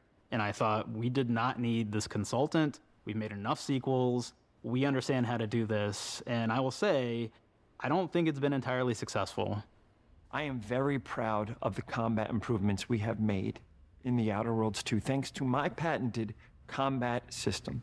You may be thinking to yourself, it can't be that good. Shush, what are you even talking about? You haven't seen it yet. Watch this. Put a helmet on, because I'm about to blow all of your minds with my COMBAT system, combat system. My name is Mark, I'm the head of sequels. Shall we begin? You're thinking, what sequel? Hi, Mark. C. Capitalize the fact that the people loved the first game. We're gonna take those people, we're gonna make them buy the sequel, giving out pounds, pounds, pounds. Quick ones, ha, ha, not you, Dev. Here we go. What comes after C? O.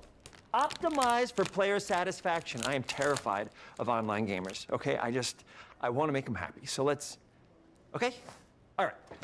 Mobilize the players so they're ready for that sweet, sweet pre-order. Clap with me. Sweet, sweet. If you don't have rhythm, Brandon, just say it. Sweet, sweet pre-order. Everybody has a different rhythm, and it's blowing mine. And here we go. B. Burglarize. What is this? It's basically just finding new ways to loot dead bodies. You know what I mean? Right, Otis? Okay, well, it's a big part of the game. A, you gotta agonize about how many people are gonna be angry that we have just put so much combat into this thing and almost no romance at all. We should look at ourselves. What is wrong with us, huh? We can't have one love story in this? How many people have been in love? Raise your hands. Raise your hand if you're in love. Okay, are you lying? I have a wife. Put your hand down. T, toi. In French, that means two, sequel. I think that means 3. Okay, you're getting ahead of yourself.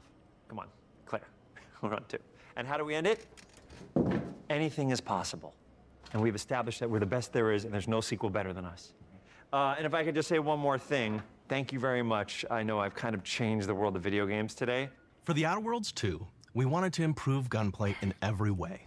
We focused on improving the feel of each weapon, the way a weapon snaps into ADS, the way recoil feels when firing, and how impactful our sound effects do all around sound New like Vegas. in Fantasy, to things like how unique reload animation can add a lot of character to each weapon. We've increased the variety of weapons by including new weapon types, but also through a host of fun and unique weaponry. We have things like the Bourse Blaster that fires cloud out moving tubers there was that hilarious. Can explode like grenades, or can even be eaten by the player for additional health. We have a weapon called Rookie's Reward that will actually level up the more you use it throughout the game. Oh, all right. Well, that's the only gun I'm using. Up, it's got fun fanfare where it's like shooting out confetti and it's got a fun little setup. We have a really fun weapon called the pop-up gun. It fires out ad drones that will distract your enemies with corporate ads, slogans, and jingles. While your enemies are distracted, you can focus fire on them or explode these drones for additional damage. New to the Outer Worlds 2 are throwables. So you can use frag grenades to flush out enemies, smoke grenades to camouflage and escape, distraction devices to bait enemies into a stealth attack. You can also use your mouse to aim at the target's head and then hit left click in order to shoot them and fire a gun.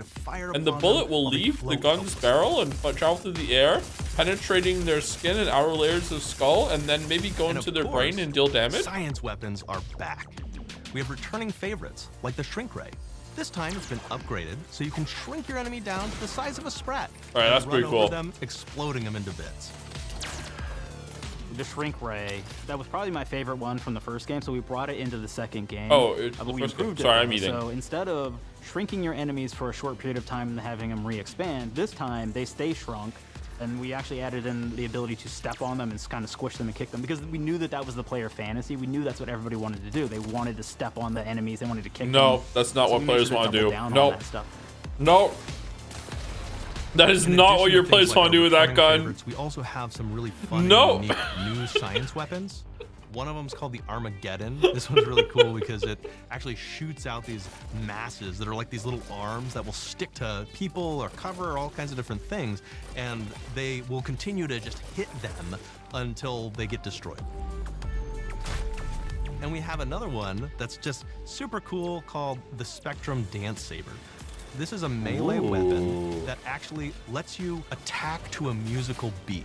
And if you continue to do that, you'll actually get additional bonuses each hit you do. One of my personal favorite weapons is called the Big Bang. It's just a big freaking gun that uses material harvested from rifts to shoot out a giant ball of energy, vaporizing everything in its path. Now, ammo's extremely rare for this weapon, but you can use it in just the right situation to devastating effects. Like another great one is Gary. If you wear Gary, he will lash out at your opponents as you're walking through combat. So we even have science armors, and we've really kind of shown off what we thought was really great for the player from a science perspective. Gary. We're all about letting people play the game their way. There are some players who prefer to be immersed in a first-person view, taking in all of the details. But there are others who really prefer to take the world in from a third-person perspective. Why not allow both? Well, now you can swap between the two, letting you enjoy the experience in whatever way you like. One of the things I really like about having the third-person mode is being able to see all of the fun and unique armor. You can play this game any way you like. You can even zoom the camera. This is a weird showcase, chat. So you're double jumping around. You get to see your character in that way. And you get to take in the world and see things in a different light. It feels targeted to people that don't play a lot of games, but then they have the skits that are more meta jokes on games. What's going on? We've ever made. Bigger choices, more reactivity, more weapons, more things to find in each of the worlds the players can visit. The team has done incredible work bringing the Outer Worlds 2 to life, and we can't wait for you to play it. Even though we've always been a multi-project studio, this is going to be the first time we've ever released 3 games in 1 year. It feels amazing to do. We're so excited for more people to be playing our games. It is truly an exciting time here at Obsidian.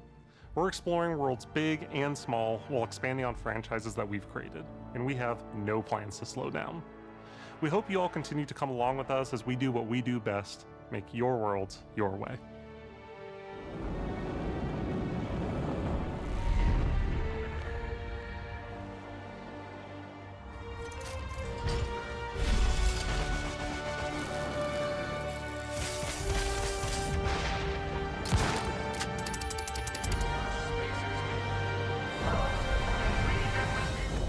I think it's all a bit about the sequel being bigger and better, but also trying to be sincere. It's very odd. It is at odds with each other, yeah. It's strange how they keep talking about their game having regular, normal game stuff like it's something special and new. Yeah, about the best place that's a to good way of play, saying it. which is also the promise of Xbox.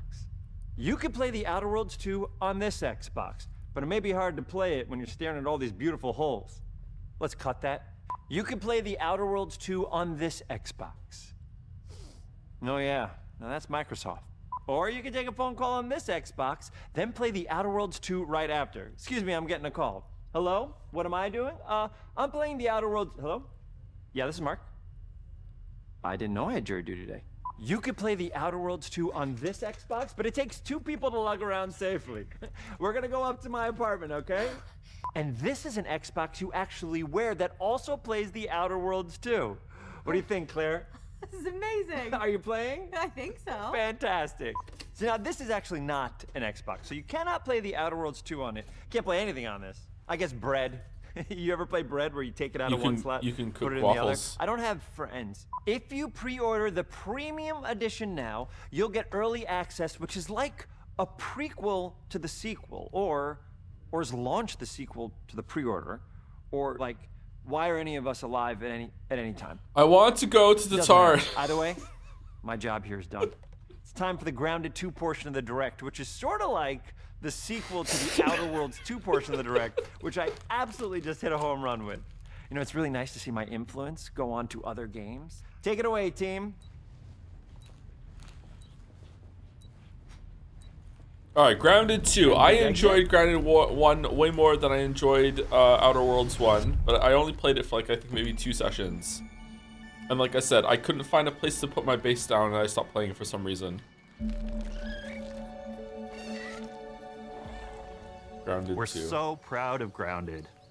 What started as a small passion project to make a quirky game where you're shrunk down to the size of an ant, trying to survive in a backyard, grew into something way bigger than we ever imagined. Over 25 million of you jumped in, explored, built, crafted, and fought off giant bugs together.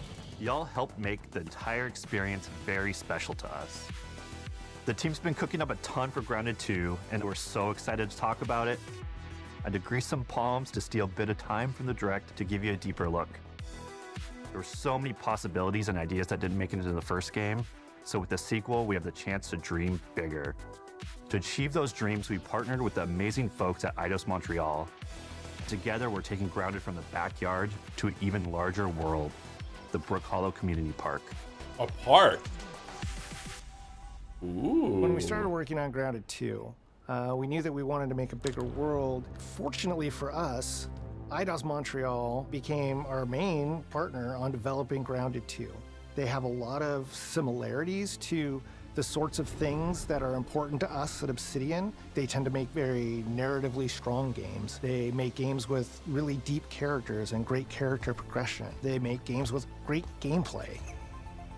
Everyone at Eidos Montreal is thrilled and honored to be working with Obsidian Entertainment. Our 2 studios share a lot of DNA. The same things that are important to Obsidian Entertainment are important to us. Choice and consequences, player communities, and doing justice to great IPs and great franchises. The fact that we're the first partners that they're working with to make a sequel to their franchise feels like we're an important part of their history. The events of Grounded 2 take place 2 years after the first game. The same 4 teenagers are returning. So there's Max, Hoops. Oh, now I know they don't die in the first game? Spoilers, great. All right. And Pete. They're a couple years older, which means they've gone through a bit more high school, a bit more mature. Wait, what do you mean? It's 1992. The world's a little bit different. They went back to regular size? But we're still in that fun, nostalgic era of the early 1990s. In Grounded 2, we're moving the action out of the backyard and into the Brook Hollow Community Park. Not only is it bigger, it allows us to tell a lot more stories and expand the world of Grounded by exploring what the community of Brook Hollow has been up to and what they've been through. The park overall is about 3 times the size of the backyard, and our initial starting area is actually the same size as the entire backyard from the first Grounded. That was a big backyard in the first game then, holy shit. The park wasn't just to create a bigger world, but was to give us the opportunity to explore the community of Brook Hollow and what secrets have they been hiding. What we love and what we're excited about in terms of the park is the opportunity to create environments and landmarks that are mundane at normal size, but are colossal wonders when you're the size of an ant. Yeah, this is cool. Everything from a giant trash can to a community picnic table or a snack bar. All of these areas come to life in a brand new way.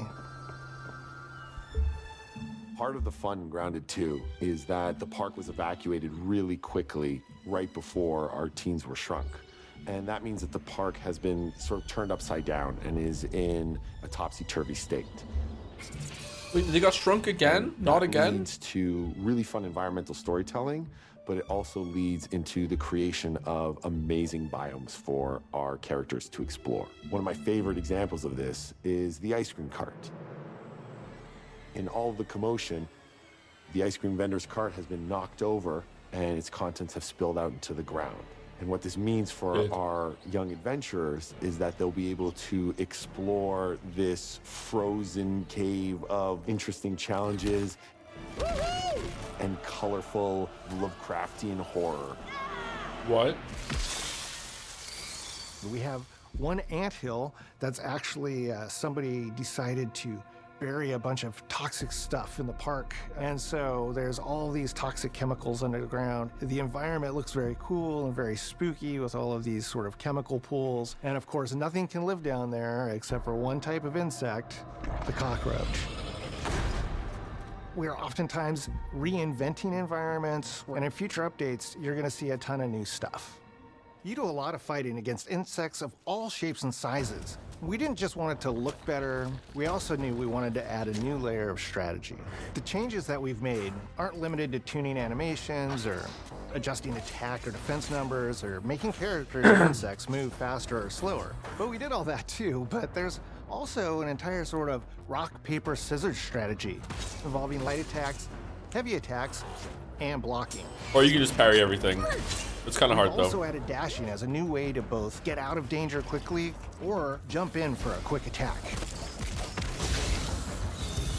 And almost all the insects in the game will have these abilities now too. Sort of like a chess match, but one that's super frenetic, looks super cool, and is ultimately just a ton of fun.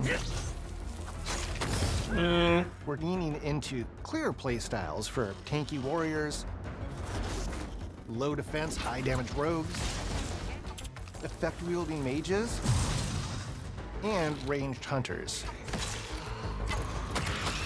In the first Grounded, we have mutations, and there were weapons and armors that favored different playstyles. In Grounded 2, not only will there be passive mutations, but there will also be active mutations.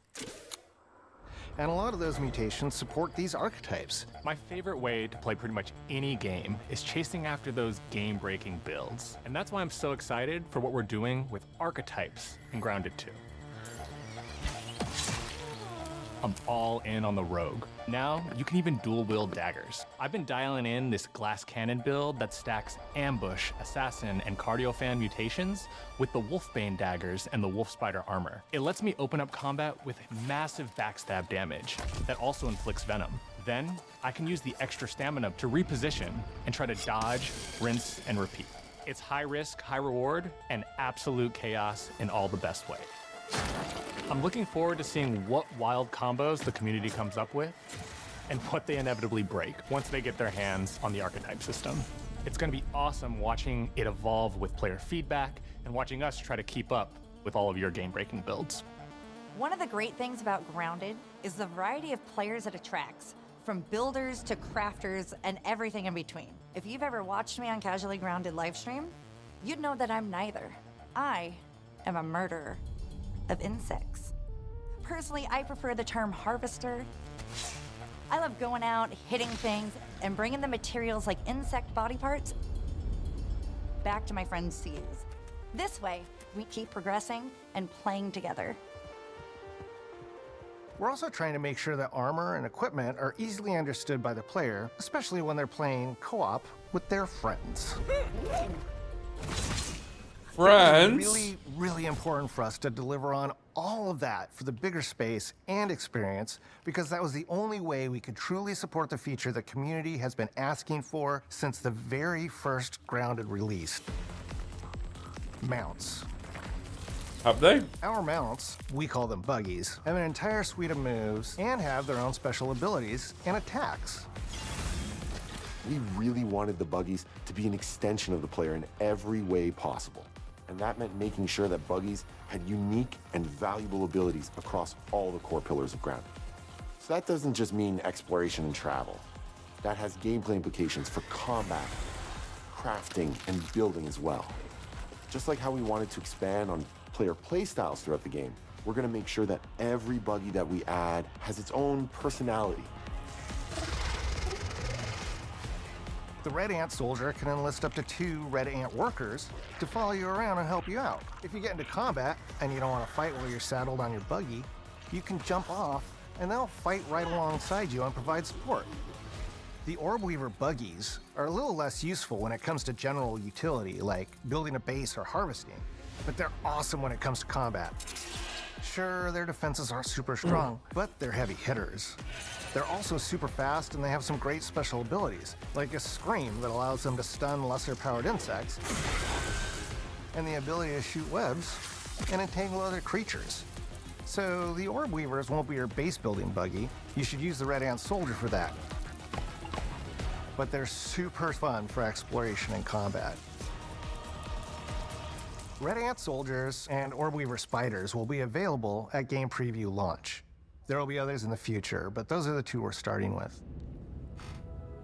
The connection that our Grounded community has with us is something we want to keep forging with the sequel as we make an even bigger game than the original. Pretty much from day one, we knew we wanted to return to Game Preview for Grounded 2. Sure, it comes with some trade-offs, like the game's not done and it's out to the world, but there's so much value in building it alongside the community. Buggies Forgot change to how I was you eating a protein bar. I was quietly as I could, and probably. navigate Sorry. the park. What we're doing with Grounded 2 is we're actually keeping zip lines held back so we can see how players engage with buggies, and then we can tweak zip lines to bring them back over time to really complement that buggy experience and make exploring the park far more fun. That kind of feedback loop helped shape the original Grounded, and we wanted to shape the design for Brook Hollow Park, archetypes, buggies, all of it. We also learned a lot from that first time around. One thing that stood out immediately, players blaze through our content, especially the story. That makes sense. Story, characters, world building, that's kind of Obsidian's thing. I didn't do Scrandle today. The flavor we bring to the survival genre. So this time, we're starting with a much bigger baseline. There's been an explosion at Brook Hollow Park. Chaos descended on a ceremony commemorating the 2-year anniversary of when 4 teenagers were miniaturized against their will. One of our favorite parts of the first game was watching the community uncover clues and spin up theories. This time around, we're leaning even more into that, and we'll be keeping a close eye on what our players discover and how they interpret it. Because you never know what might inspire us as development moves forward. We really started to hit That's our a horrifying groove at statement. the end of Grounded 1. Okay. We found that being open about what we were planning and then following through was key to building trust with the community. As a small team, we had to experiment with update pacing and scope, and what we found resonated the most with all of you were bigger, beefier updates, even if it took us a little longer to land. So that's the plan. Larger, more complete updates spaced out just enough so we can take your feedback seriously and make every drop count. You can expect in our big updates, new buggies, new biomes, new building pieces, all the good stuff. And we're launching with a public roadmap so everyone knows what to be excited about in the future.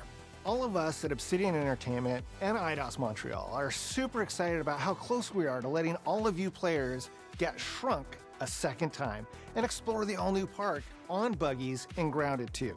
If you're a returning Grounded player, we're really looking forward to you experiencing all the improvements. If this is your first time getting Tiny, then all I can tell you is that a world with an entirely new perspective and in an entirely new feel so back to back awaits here, you in I feel Brook like Hollow Park. I really want to It's time to ride together and survive together. like encourage bigger developers, AAA developers to show their game instead of just showing like a CGI trailer or just like hinting at the vibes what their game is. Like show gameplay, show me what the game's all about. But like they just don't know how to do it. I feel like this game definitely, I'm not sure about Outer Worlds 2. I feel like this game definitely is going to be better than what the showcase is making it out to be right now. And that's kind of wild. Like it should be the opposite. You should I should go into the game after the showcase and be like, oh, you know, they oversold a bunch of stuff. Whereas here it's like what are they doing? The Outer Worlds 2 one was even worse. The Outer Worlds 2 one, like as that chatter said earlier, like that was crazy. It was like, you know, in our game you have grenades and you can throw them. It's like, this is where it starts. What? Like what? There's perks, and you can pick them at the beginning of the game. Okay. Can you handle that? Let's do this. I'm in. I'm here to even the odds. Any objections? Here's to playing in the mud. And when we need their help, they send us a hero. Here we go. Please, follow me.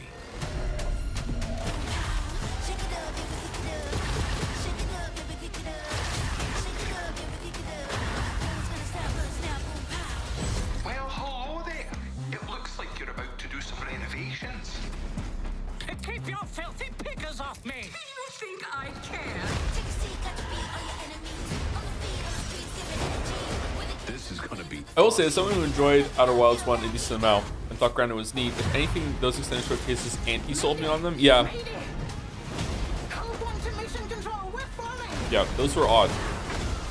But it's also, that's what I want. I want gameplay. I want to know what your game is about. Like, I don't want just like just visual trailers or whatever with like 5 seconds of gameplay snipped in here and there. I want the more Starfield showcase where they showed the game. I thought the Starfield showcase that they did last year or whatever was really, really good, or 2 years ago, I can't remember. That was a really, really, really good showcase. These ones were not like that.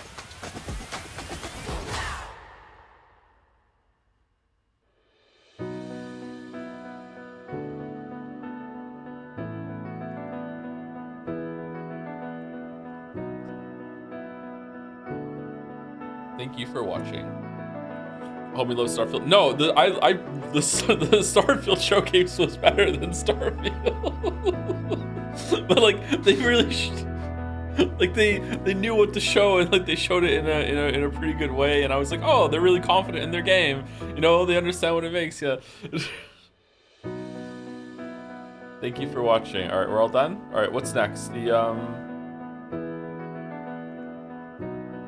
The game show? When is the PC game show? Does anyone know?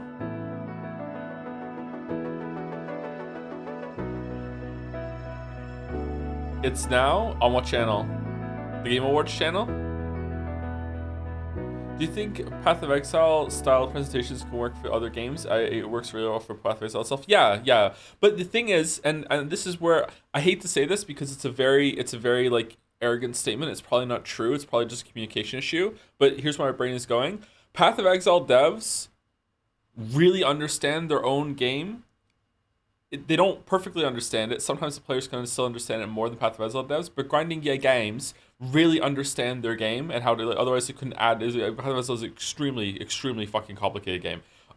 So they understand it way more. Whereas it feels like they don't. Or they don't know what's gonna... Okay, here we go. We're in PC.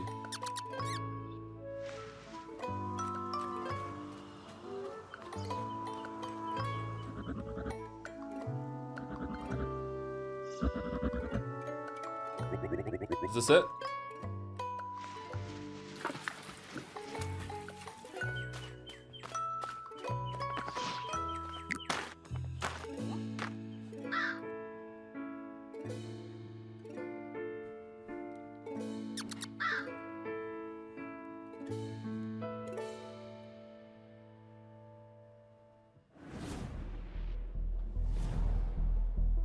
$30 seconds. Your time to do Scrandle is running out, Dr. John.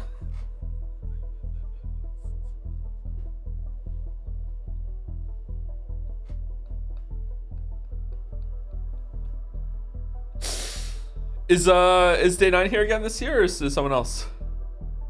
Low resolution? No, it's on 1080p. Whoa.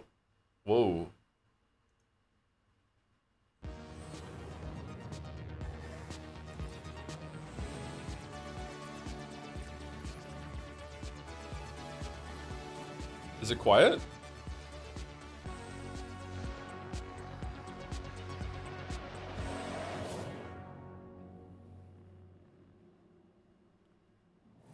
Hello and welcome to the PC Gaming Show 2025. My My name is Sean Day9 Plot, and once again, I am thrilled to be here with you, showing you the latest game trailers, previews, and world-exclusive first looks at what's ahead in the world of PC gaming. But even more importantly, I'm delighted to be joined again by the co-host with the most, Mika Burton. Thank you, Sean. It is great to be back on the PC Gaming Show, especially Too quiet? We good? Up something extra special this year. As you can see, Sean and I are broadcasting today's show from a crucible of clandestine accoutrement. Oh, that's right. Here in our high-tech hardware workshop, we've assembled some of the finest PC gadgetry for some of the world's Turn up a little bit. smoothest secret operatives. You know where all the spies get all their coolest toys? Well, it's from us. We've made headsets that double as wall-climbing suction cups. We've made keyboards that can turn into cars that turn into boats. We've also built a laptop that's a crossbow that's also a blunderbuss, and I'm afraid to touch it. That's how you know it's good. We made a gamer chair that turns completely invisible thanks to cloaking technology. Sean, the invisible chair never actually made it out of R&D. Well, that's what they want you to think. Regardless, we're in the process of using every ounce of our high-tech, top-secret, burn-after-reading black books engineering at our disposal to build what we call the Rig. Ooh. The Rig is a top-of-the-line AMD-powered gaming PC, and it could be yours. Because after we build it here today, we will be giving it away to one lucky viewer at the end of the show. But that'll happen a bit later. Right now, let's kick off the show the PC Gamer way with count 'em, three world premieres. Whoa, world premieres, all right. Okay, can this go away? Can the thing go away?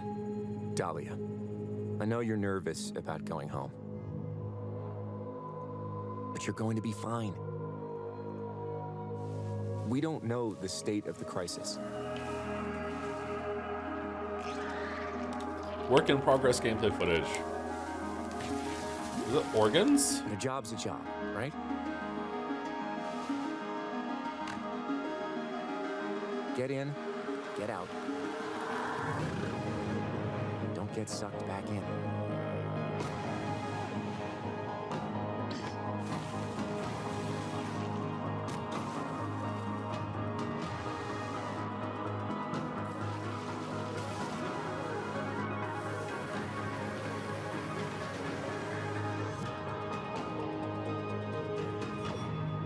Remember, D, it's just a job. Okay, that could be cool. World premiere.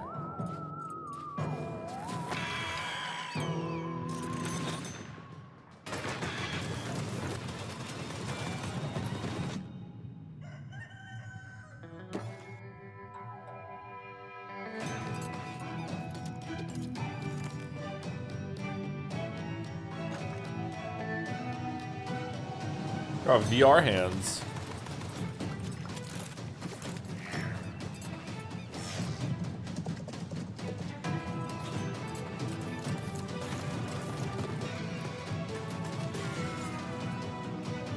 Front slop. It's Western slop.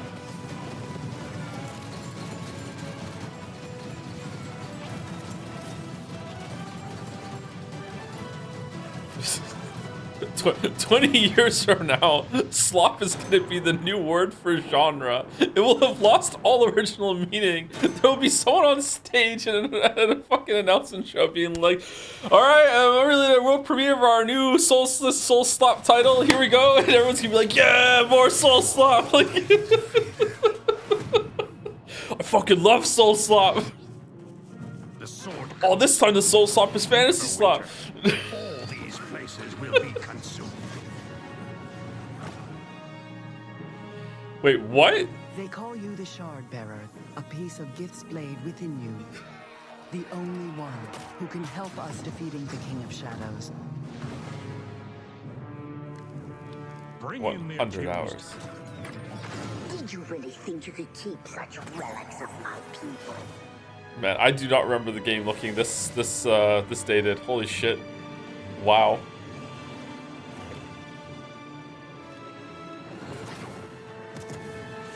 None shall stand against us. You cannot stop me. Neverwinter Nights 2 Enhanced Edition. Oh, that's cool. Neverwinter Nights 2 has a pretty good story from what I remember. Obsidian's 2006 classic RPG, but it's all new and shiny again. Honestly, I'm calling in sick the day it launches. Ooh, me too. I think my excuse will be food poisoning. I was gonna go with regular poisoning. Interesting. Go on. Well, I already have so many sworn enemies and even more unlabeled bottles in my kitchen, Oh, we're so doing it's entirely believable. You know what? You do you, my guy. In the meantime, let's check in with Frankie and Jacob about the rig. Thanks, Mika. I'm here with PC Gamer's managing editor of hardware, Jacob Ridley, and during today's show, we're going to be building an awesome custom PC. Even better, everyone watching will have a chance to win it for themselves. This PC will be a gaming powerhouse with an AMD Ryzen 9 9950 X3D. How is it a gaming powerhouse with AMD CPU? Plus What are you talking 32 gigabytes of Corsair Dominator titanium DDR5 RAM. We're also throwing in a Corsair K70 Pro keyboard, Asus ROG Swift OLED monitor, and a Corsair Nightsword RGB mouse, all handpicked by Jacob. We didn't forget a thing. We're even including a mouse pad. That's where your mouse lives, sleeps, and entertains other mice. Let's get to work. Hey there, PC Gaming Show. Check out this next trailer. It's fabulous. Fresh tracks, or I will get you. Damn. How do you stop that which never ends? In the endless, no two journeys unfold the same way. Come, Is that the guy from John Wick 2? I think he was in a John Wick movie. the tale of Norway's greatest champion.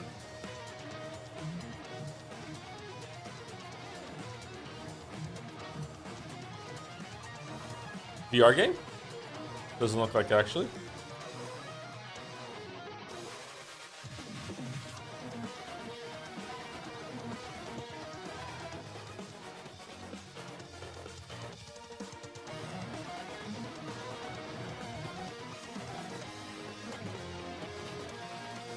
There's no one I would rather die alongside than you, my champion.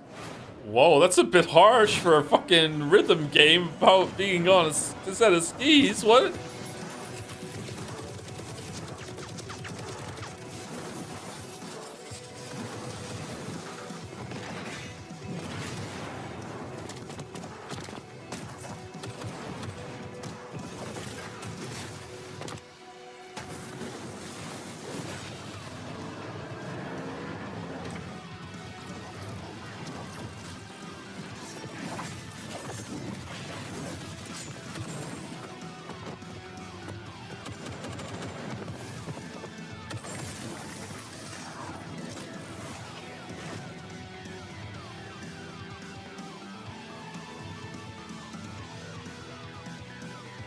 Did we see this game yesterday?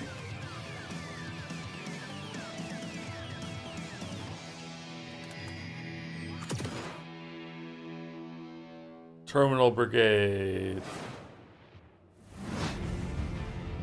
Coming up in the show,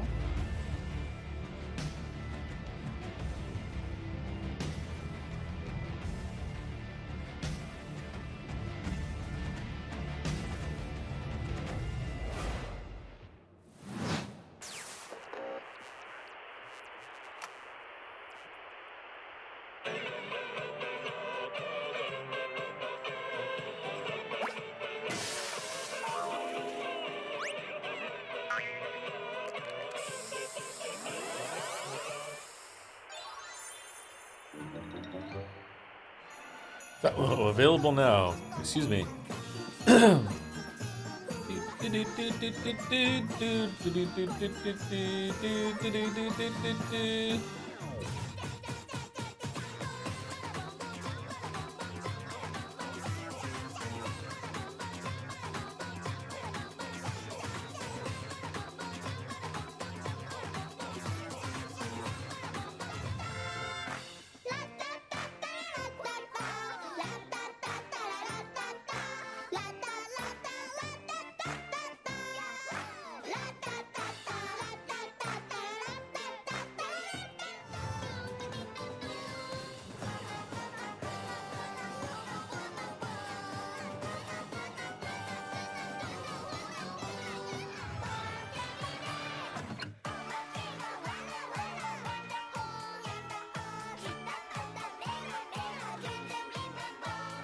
This is hell positive, is it?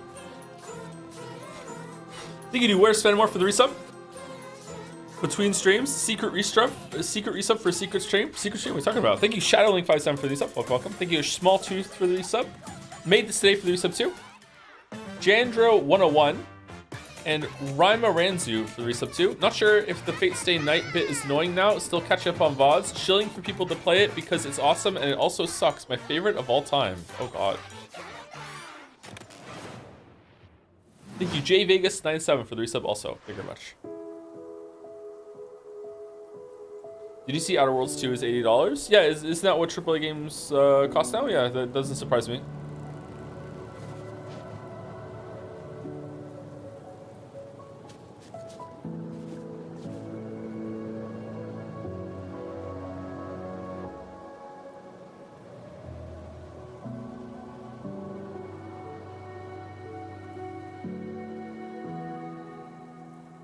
Moomintroll, Winter's Warmth.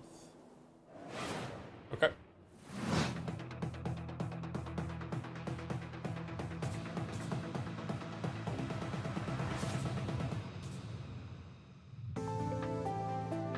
Nessie. Okay, I do not like this kind of pixel art, but maybe the gameplay is good.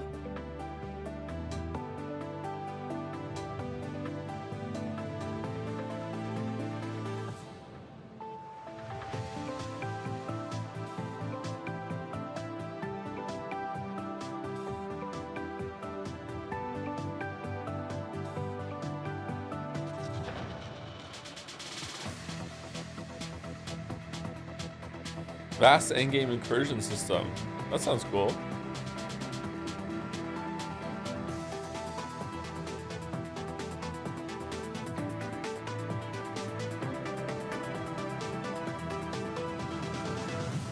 (2D Terraria? 2D Terraria. Top-down Terraria is Core Keeper, by the way, if you haven't played that. It's important to celebrate when something reinvents itself. When SS overhauls its graphics, gets major updates, it's beautiful. It's almost as beautiful as the rig's Corsair RM1000X fully modular ATX power supply. Oh, wow. Poetry. In fact, the only thing more poetic is a perfectly executed heist set in a dystopian techno future. Yes! When we heard the makers of Payday and GTFO had a new co-op heist FPS in the works, you know we had to find out more. So we infiltrated 10 chambers and interrogated the makers of Den of Wolves. Here's all the info we dredged from their genius minds. We were prepped and ready for the heist. We had stolen Tier 7 passkeys. Oh shit, it's serious. Acquired the building schematics. And rerouted the security comms. We're in position. The package was as good as ours. It's high slop.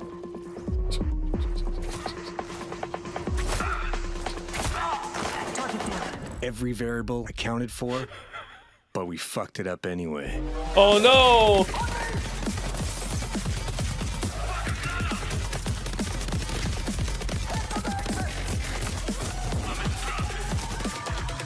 This is how every game I ever played of even more prepared. Round of Payday 2 ended up with me just slaughtering just so many fucking cops. It was crazy.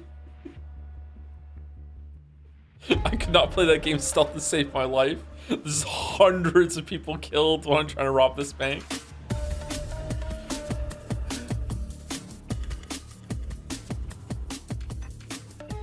Den of Wolves is a first-person Oh, it's still shooter, Den of Wolves. four-player Okay. co-op heist game taking place in the future.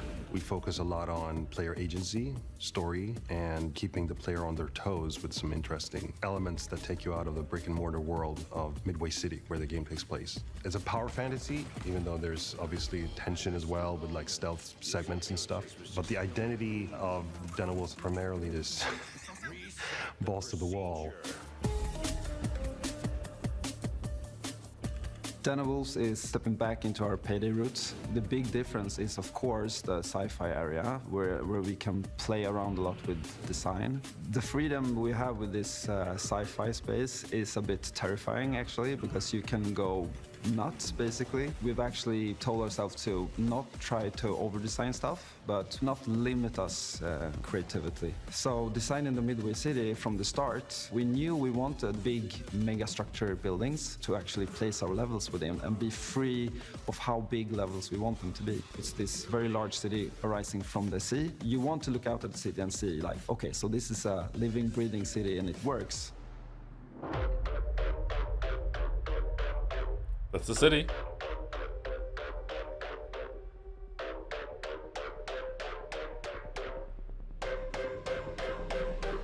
Coming back to the heist genre is sort of a, I don't know, after Payday 2, I felt like I had so much more things to do in my head, like what I wanted that game to be. A contemporary setting limits you in so many ways. Everything you do to enhance the game breaks the theme.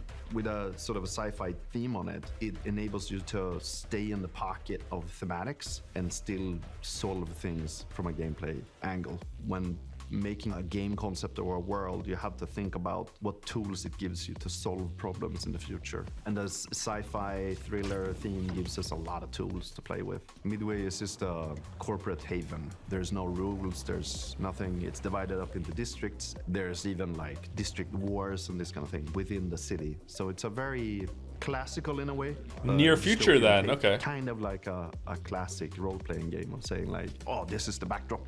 Oh. Adventure and have a bit of fun.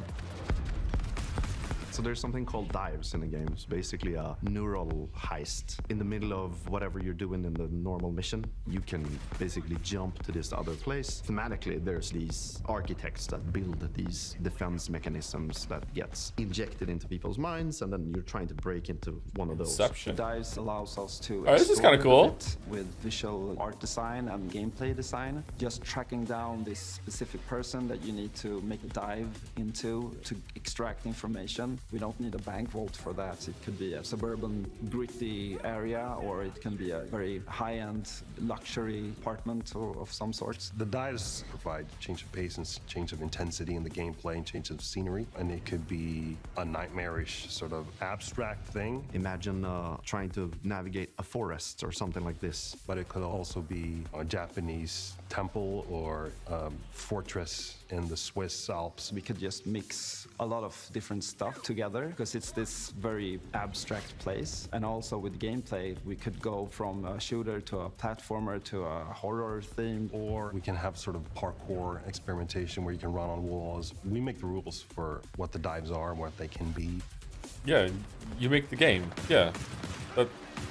That's how this works. Yeah, you're making the game. Yeah. Game psychology. I'm a psychology-driven game designer to a large extent because we want to motivate you to keep playing and also like what are we stealing and what's the economy of the game. And I'm not talking about getting people to spend more cash. It's what's the drive of the game. And I think building new things or crafting things is a very interesting area. A good example would be like this thing we did for Payday where you would craft masks and this kind of thing. Yeah, we're going back to the masks. I've heard people tell me before like, oh, GTFO and then it's a masks game, right? I'm like, it's mask slap. Maybe it is, but we wanted to make something different. Like we didn't want to go fully masculine, maybe doing masculine masks. Like we don't want to limit us to not do it, but with the mask we have now, we actually wanted to bring some feminine, some sexiness, So one of the inspirations we actually had was the Keira Knightley pout that she has, and there's also like Japanese theater demon masks with Hannibal Lecter type of style. So as in the dives, we could basically make anything. The masks are this expression to allow them to expand the world inside of themselves. So finding designs where they don't really know where to put it, in what categories, we try to hit kind of a sweet spot there.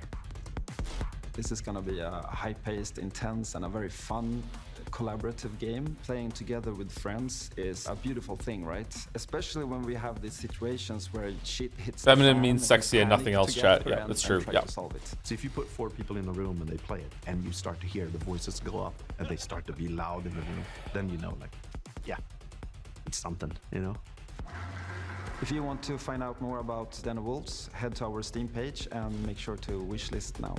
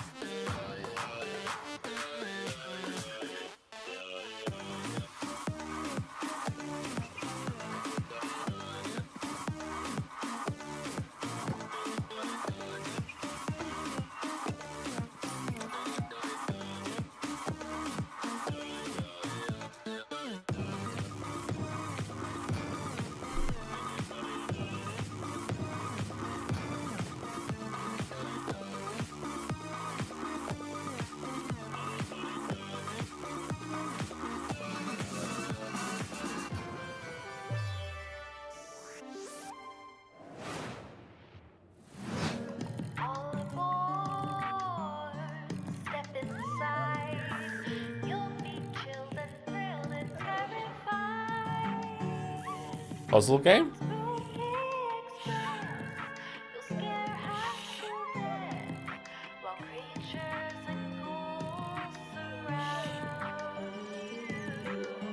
It's a sheep and wolves puzzle.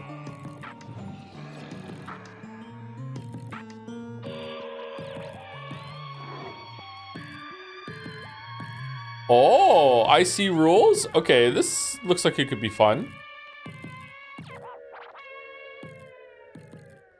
Spooky Express. Frankie, this is my first time on the PC Gaming Show. Any advice? It's not that hard. Just show up on time, learn your lines, and don't cross me. Don't you ever cross me, Ridley. I will destroy you. Also, tea with honey is great for a scratchy throat after a long day on set. Okay. Want to rehearse the next scene? It's that silly one where I'm trying to detangle a bunch of headphone cables and you learn the folly of crossing Frankie Ward.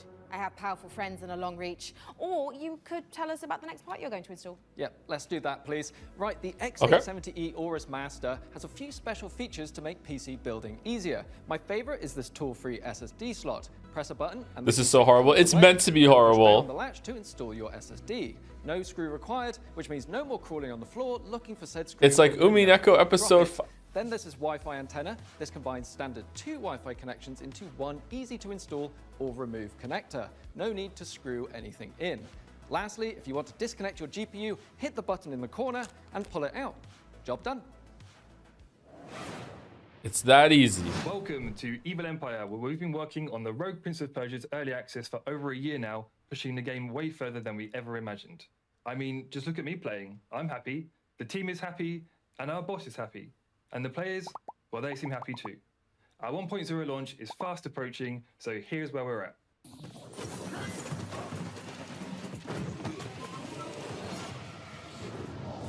Death shuns you, Prince. Use this gift and right your wrongs.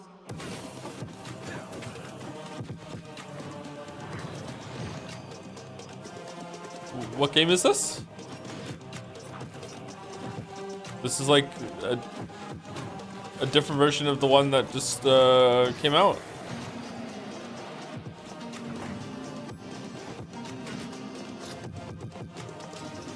Oh, is it a roguelike?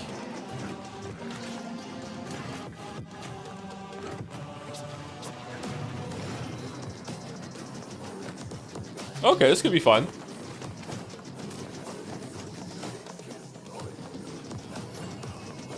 It's Rogue Slop. Okay, it's Rogue Slop, sorry. Is it slop-like or slop-light, though?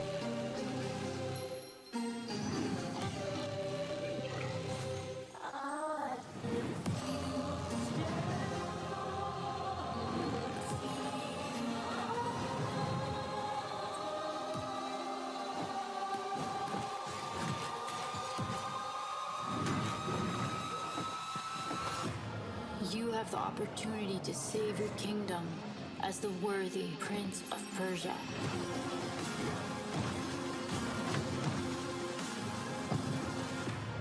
Thank you, Paramount Nata, for the resub. Hi, So. Thank you, It's ALR, for the resub too. Is this Persona 4? It was on there for a second there, yeah. Thank you, Take Your Time, Joe. Much love for gifting out 5 subs when I was late to start today. Thank you very much. Yep, That's me. You're probably wondering how I ended up in this situation. Wait, We were the what? conductors of the train, tirelessly serving our passengers with kindness and respect. Excuse me, this is a conductor-only residence. Please back away from the door. Hey, what's up? Yes, get motherfucking ready. Listen up, scumbags. You rats will never get me out of this control room. You understand me? Never. Car key. Bro, let's just flush him out. I'm tired. Do it. Run. Move, move, move. Who is this shit for? XQC and everyone else that plays GTA roleplay online? Grateful mother. Bro, we can literally intercept the conductor, steal all his shit, and extract. Let's go, go, go, go, go.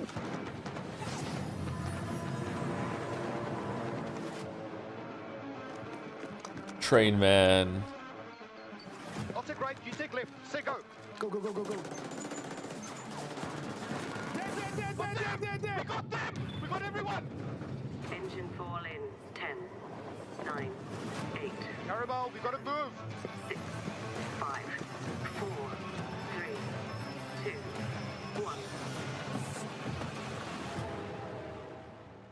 Engine fall. Okay, don't really understand what you do. Asynchronous multiplayer? Eve Frontier. Eve is still going? Eve Frontier's Founder Access is the first public step in creating a visionary sci-fi survival experience. You start your journey alone, a tiny blip in a seemingly endless universe. As you struggle to gain a foothold in this hostile world, you can build rudimentary structures, improved ships, components, and more. Wait, is this a different game? You'll begin to discover details about the universe and the ancient civilizations whose remnants still roam the skies. Everything requires fuel to operate, and good resource management is crucial to survival. The most potent source of fuel, crude, is necessary to build formidable ships, advanced structures, Crude and even matter. stargates, reconnecting the vast universe. Huh. Smart structures are highly customizable and open the possibility for emergent gameplay only bound by your creativity. Founders have already created custom tournaments, specialized trading hubs, advanced security systems, and more. Are you ready to lose yourself on the frontier? I don't really know what it is, but it could be good. Wow, I knew space was dark, but that was dark. CCP really knows how to make the destruction of the universe look kind of beautiful. I'm honestly looking forward to being ambushed in the depths of space in Eve Frontier. But if you're like me and the thought of being caught off guard is a no-no, just head over to the PC Gaming Show Steam page and you'll find every single game we're showing today in one convenient spot ready to be wishlisted. So no scary surprises. Absolutely. And now here's a look at some of the great games from puzzle publisher Astrological. They won't include the specifics because it's blockchain crypto bullshit and people instantly recall for it. What do you mean it's blockchain crypto? But the Eve Frontier is a blockchain. What do you mean? What days? As for the isolation, It's NFT slot? suits me. The contracts just keep on coming. 2 more rigs to construct. What's this? That will put me short in power. Gonna need more hydrogen generators. Oh, this looks like a Joe game. Synthesized 334 liters of water in the last 24 hours. Now they want 200 liters of ammonium hydroxide. Rewards are good though. On completion, we'll finally acquire an electrolytic producer. And with all that methane in level 2, that means methanol. This looks like a Zachtronics thing. Despite the fact no one But really easy, knows so I what's can play it. there, I push on and keep going deeper. Is that what it's called? Keep going deeper. Skyrig coming to Steam 26. Oh, I'm playing that. I'm not streaming it though. Welcome to Matsuzawa Manufacturing Factory Number 1. Oh, well, now this is Zachtronics. Wait, what? I thought Zachtronics was done.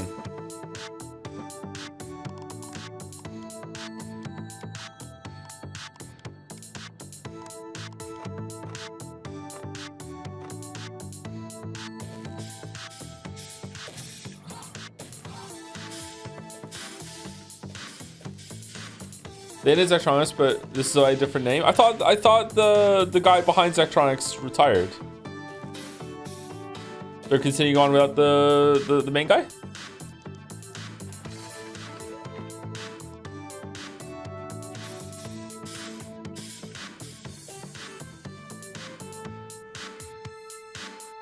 Yeah, and unretired the same month. All right, so there was. Okay, was there some selling the company shenanigans or whatever? Okay.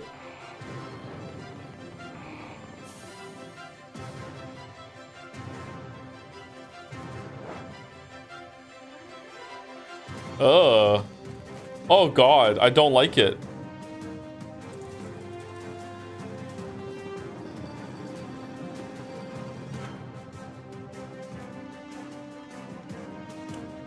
The grass and the trees don't look good.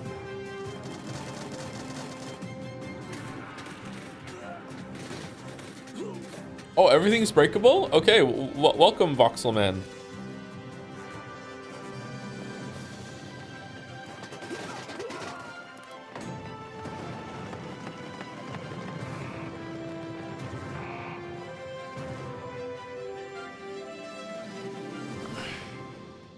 Dawn apart.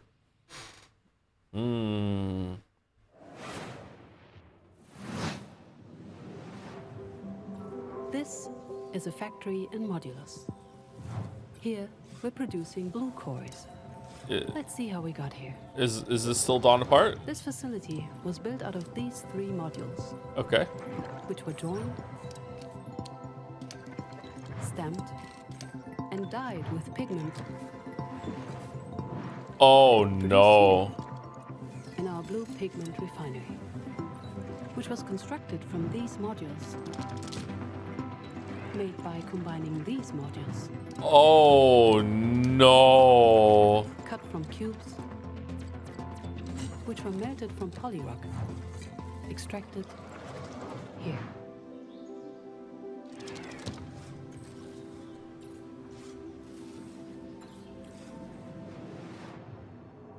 Modulus. All right. So, Jacob, have you got any quick PC building tips you can share with our audience? Here's one. You know when you accidentally drop a tiny little screw into your PC case and it just disappears? Oh, yeah, I hate that. Do you have some cool hack for quickly finding it? Nope. My tip is that screw is gone forever and you should pretend it never existed. Yep. Yep. Forget I asked about tips. Yep. What can you tell me about the Radeon RX 9070 XT you're installing? The Radeon RX 9070 XT is a hot ticket item right now, and for good reason. This is AMD's graphics division putting its best foot forward with an RDNA 4 chip that can go toe-to-toe with NVIDIA's GeForce RTX 5070 Ti. If you're worried about running out of VRAM, don't be. This comes with 16 gigabytes of GDDR6. That's plenty for gaming at 4K.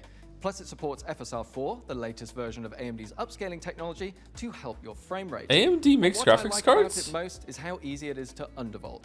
This lets you run it with less power and still get top performance.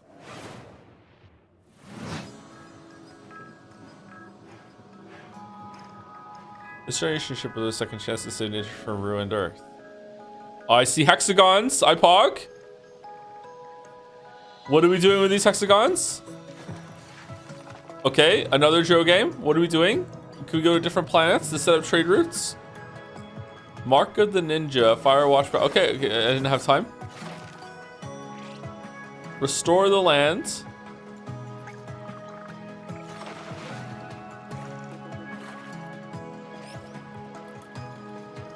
Build a sustainable society. I don't want to build a sustainable society. I want to exploit the land for goods and resources.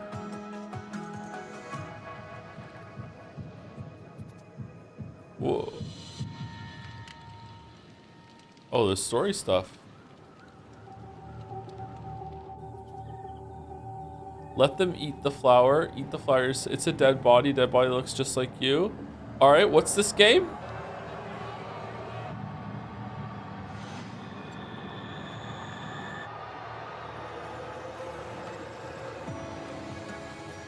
Yay! We're small, so small, so fragile, but not that fragile, out here all alone.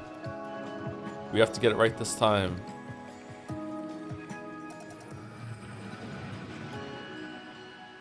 Generation Exile. Man, I can't even tell what kind of slop this is. That's weird. Thank you, Paramount Nata, for 245 bits to say, if I give you more bits, will you stop making slop jokes? I know our odds. Maybe it's time to consider the easy way out. Give me all your love now. 'Cause for all we know, we might be dead by tomorrow. What is this? Danger detected.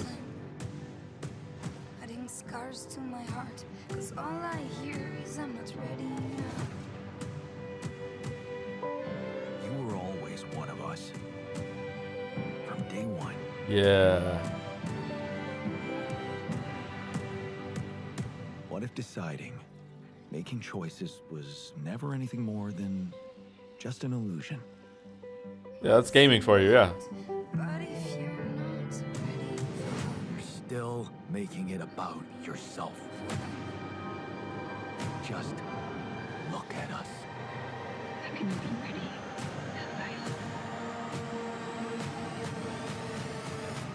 I just wanted to find a way out. 'Cause soon enough we'll die. 'Cause soon enough we'll die. 'Cause soon enough we'll die. I can't read the title. This is Pathfinder, Abomination Vaults. A hack and slash Altars? dungeon crawl Okay. where up to 4 players battle through a single massive labyrinth filled to the brim with monsters, treasure, and secrets. Customize each hero between 3 paths, inspired by 2nd edition Pathfinder. Or mix and match to craft the perfect hybrid.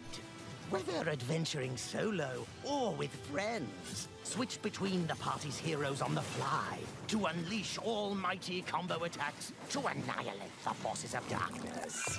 Spider. Deep below the surface, the dark sorceress... Have you ever played Warhammer 40k Bolt Gun? I have not, no. ...gathers her power. Are you foolhardy enough to delve into the shadowy depths of... The video is kind of low on volume. Anyone else think so?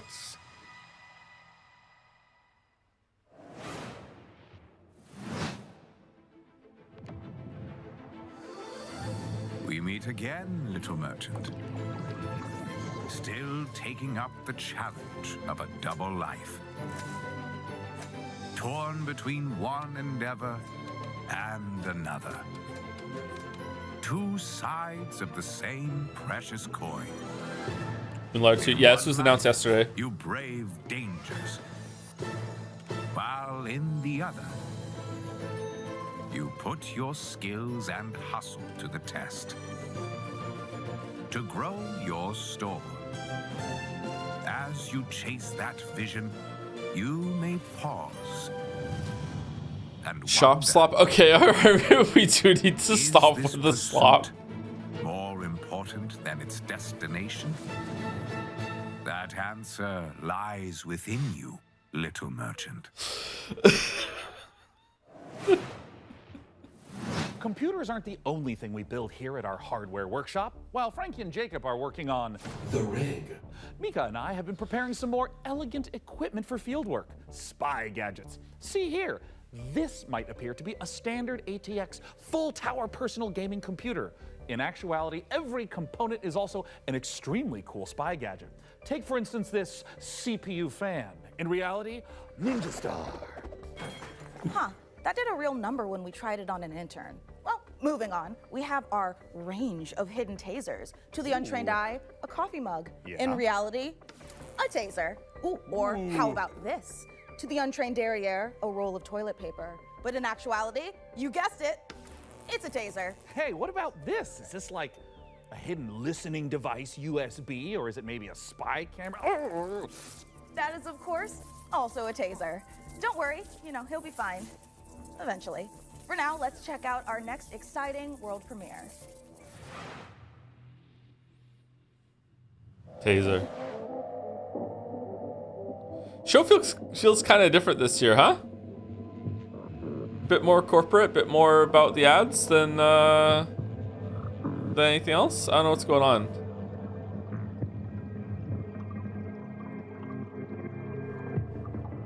Underground,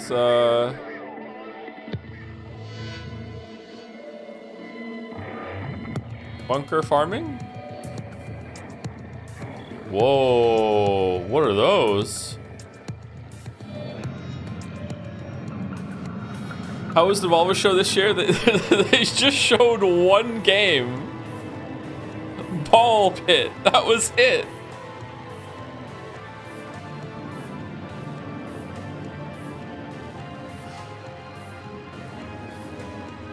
Is this the whole trailer? Barrow Trauma Home and Harbor expansion. Oh, okay.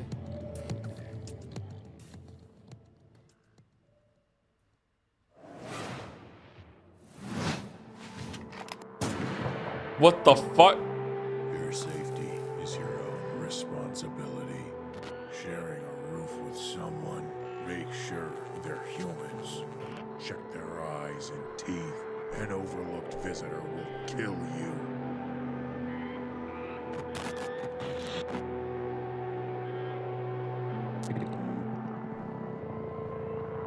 Oh, I don't like this.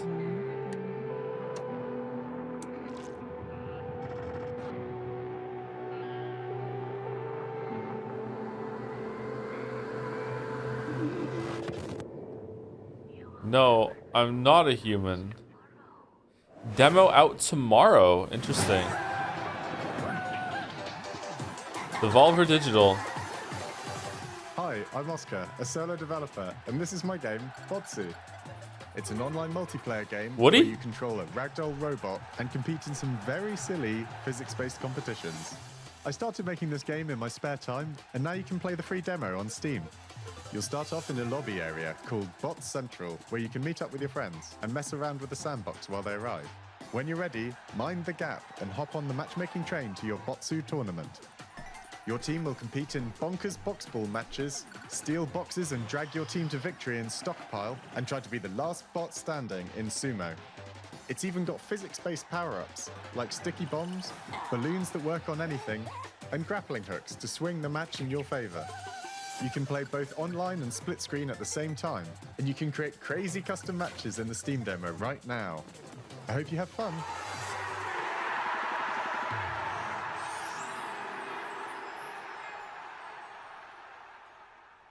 All right, not for me. Can't judge it, not for me. Spotlight, hot night, glow red in the stoplight. I slay, big swerve, big will, rich taste. I serve, line up for the looks that kill. So rich it can make you ill. Don't choke on the diamond pill. Cheap lines, get a gag like bow down to the golden strand. Get in line up and hide man. Come close, kick it, I'll use what I can when I can. Is Final Fantasy 16 on PC?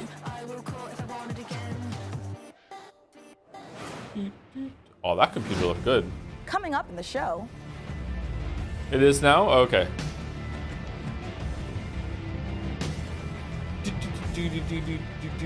Yeah, sold pretty badly. Yeah, that's what it deserves, yeah.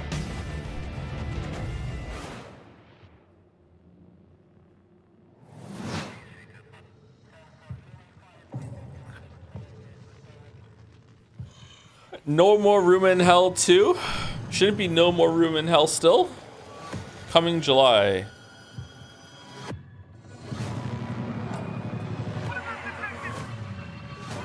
You don't like Final Fantasy 15? I haven't played Final Fantasy 15.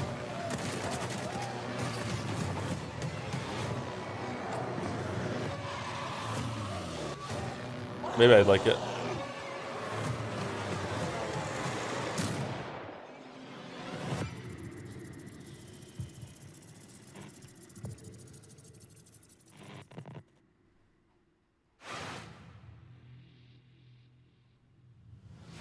You should play Expedition 33. It's like Final Fantasy, but good. Add another one to the tally. Yeah, we're gonna be streaming it in July, I think.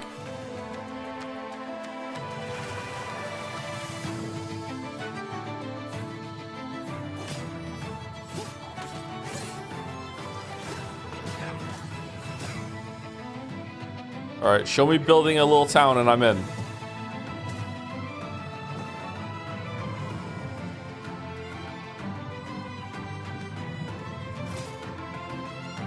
Oh.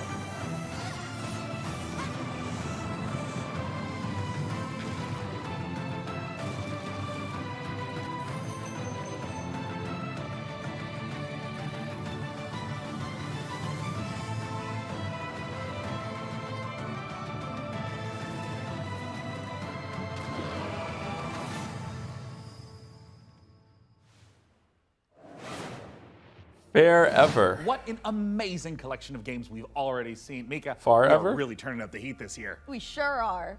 Mika, what is that? Oh, it's thermal paste. Oh, wait, let me guess. It doubles as like a plastic explosive, or maybe it's a potent tranquilizing gas, or is that just like another taser? No, it's literally just thermal paste. You know, it transfers the heat from your CPU to your heat sinks to avoid overheating. Oh.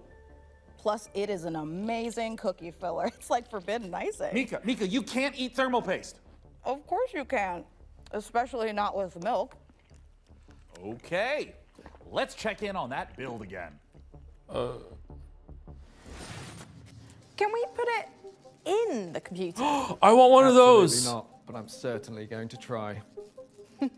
Before we get ahead of ourselves, what kind of CPU is this puppy working with? It's with no small amount of envy that I say this. We're equipping the rig with an AMD Ryzen 9 9950 X3D processor. Put simply, this is the fastest 16-core consumer CPU money can buy. It combines the best parts of every processor ever made. The power of a 16-core monster for tough jobs, check. The gaming chops of second-gen AMD 3D V-Cache tech, check. Check. This beast can work as hard as it plays, and it plays in a completely different league. Check. It's the best processor in the world for gamers and creators, for gaming and for everything Someone's about to else. say It's a check slop, beauty, and I'm gonna. but Yeah, if I there it wasn't putting is. in the rig, Stop. Okay, I'd be tempted to enough walk with the out slop. with it myself. Enough with the slop. No more PC slop. Gaming, courtesy of PC Gamer and AMD. Indeed. So, Plasma Globe? Plasma Globe. Looks like things are coming along perfectly with the rig. The rig. Which is perfect because right now we've got another exciting world premiere to show you from our friends at Fail Better Games. We can ban the word and become 1984 slop? Are you crazy? We're done with slop. Cruel is the new thing. All right. Cozy gruel, here we go. Everyone's got their own story. For 100 years, the practice of horticulture has been under a curse, making even the simplest act of cultivation unpredictable. But you come from a long line of sorcerers steeped in the green and growing arts. Your family's old lodge has been empty for a long time, so don't expect airs and graces. Oh, Disco Elysium. Chandley may be small, but it's thick with secrets and set in its ways. Is it ready for the return of a mandrake? Mandrake.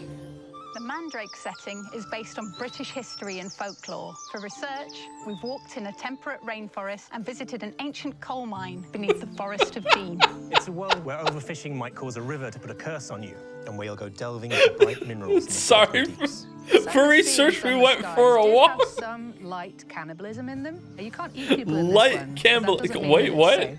There are old powers waiting in the corners of the world, and the night does not belong to mortals. If all of that sounds good to you, wishlist Mandrake on Steam right now. Mandrake looks pretty good.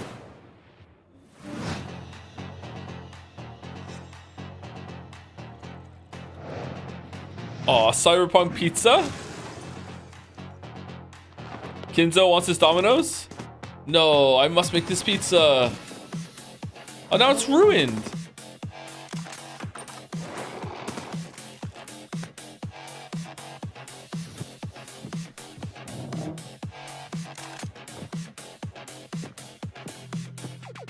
Pizza Bandit. A week in the life of a demon school student in under a minute. Starting now. Monday, catch up on the news.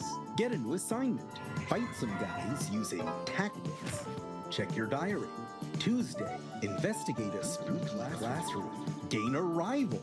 Fight some more guys. Find a dog. Wednesday, romance your friends. Kick an egg. Fight those guys. Thursday, follow some blood. Track Do down not the romance your sandwich, friends. Pull a new friend out of nowhere. There's guys, Romance that new friend. fighter.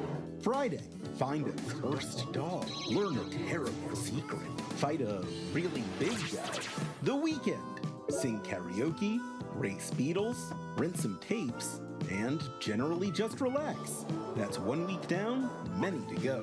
Wishlist Demon School, an RPG with tactical battles right now.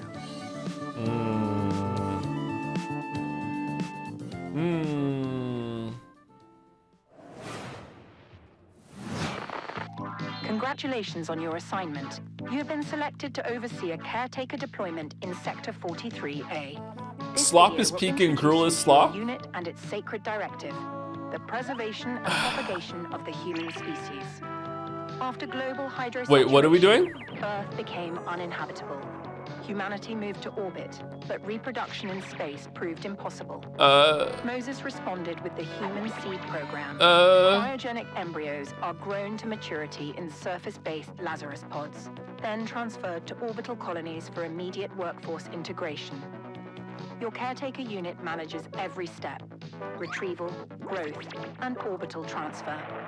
Caretakers maintain surface facilities, build autonomous power systems, and adapt to any anomaly, from environmental failure to unauthorized presence. Enjoy the rest of your assignment, and remember, every seed you plant shapes humanity's future.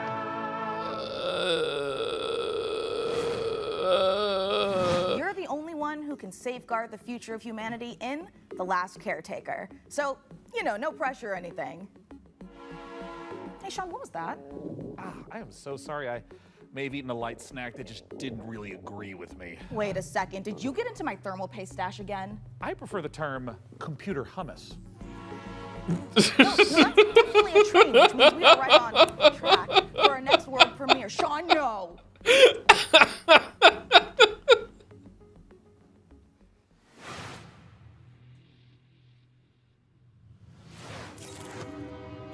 That's what he laughed at. It was the delivery. It was the delivery. Comedy is all about timing.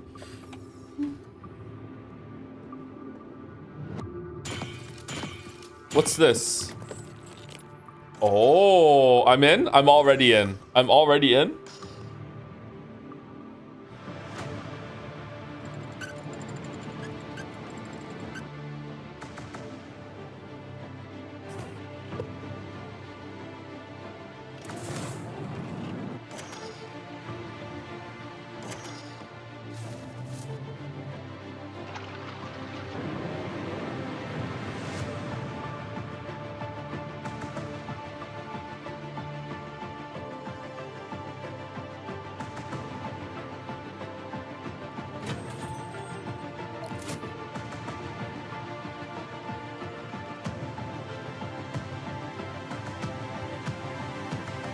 Do I have to build the tracks, or the tracks already down from some precursor race that just loved to put rails down but didn't make the trains? Seems like it? Okay.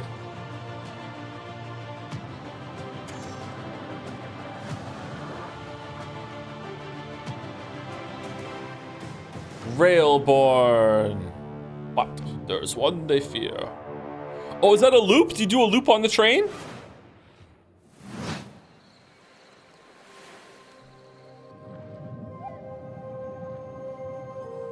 From sunken ruins, across towering reefs, into the depths.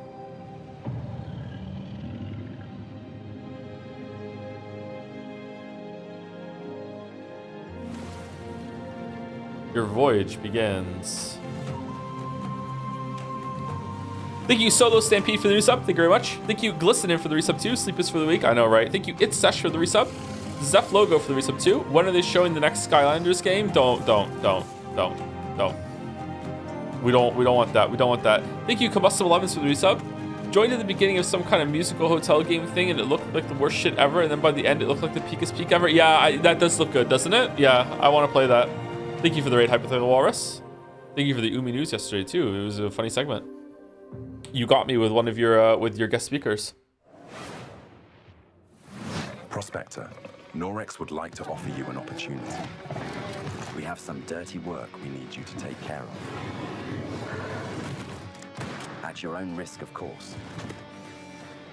Keep your mouth shut, and you'll be rewarded. You want to hunt monsters? Join Norex. Icarus, great hunts. Great hunts.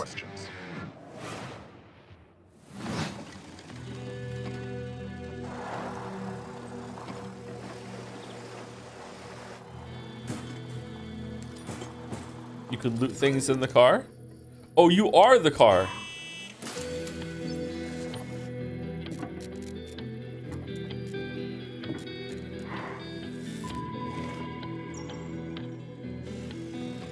Are you remote controlling it?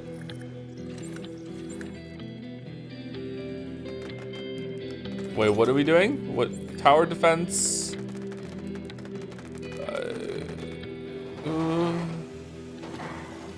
This looks interesting.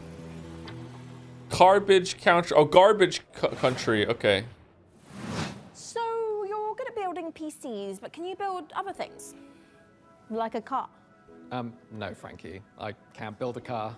What about like a winching system to pull something heavy out of, for example, a lake? I mean, maybe I could put together... Say a car was in a lake and you needed to winch it out. Could you at least build a ramp to make the winching a bit easier? Is that something you want to tell me? I drove your car off a ramp and into a lake, but I only did it to put the fire out. My car was on fire? There is no point in jumping a car off a ramp if it's not on fire. Is there any good news to this story? Yeah. The fire's out. Check out this ramp. Oh. You should install these before you start shopping for a new car. Ooh, that's the Corsair Dominator Titanium DDR5. This kit is perfect for building an all AMD Ryzen build at 6,000 mega transfers a second and with low latency. However, we've also stuffed something special here, a light enhancement kit. That's a pair of dummy sticks that look the part but don't actually contain any memory chips. This is a great solution for an AMD build, as it means you can stick to the more reliable slots on the motherboard, 2 and 4, while looking the part. It also pairs nicely with our Haven 420 case, which offers thermal optimization through its central GPU airflow that sits within a dual-chamber design. That sounds like the perfect hardware combo for anyone looking to frag draw cards, explore endless dungeons, or simply stream with friends. But while you're out there updating your part picker list, why not check out this exciting upcoming game? Upcoming game. The oldest and strongest kind of fear is the fear of the unknown. H.P. Lovecraft. World changed in the blink of an eye. Francis Bacon. The outpost where we hope to find salvation has stopped responding. We found it abandoned, all in ruins. Now we have to find out what happened and rebuild what's left. The tree provides. Bark punk?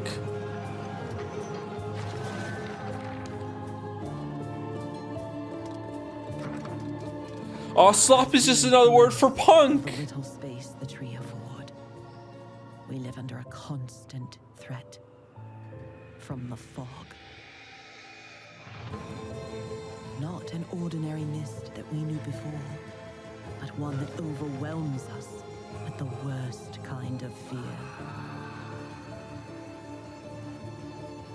And yet, if we want to survive in the new conditions, we must not only fight the fog, we must explore it, research it, understand Cottage slop. as the fate of our people, maybe even the world, depends on it.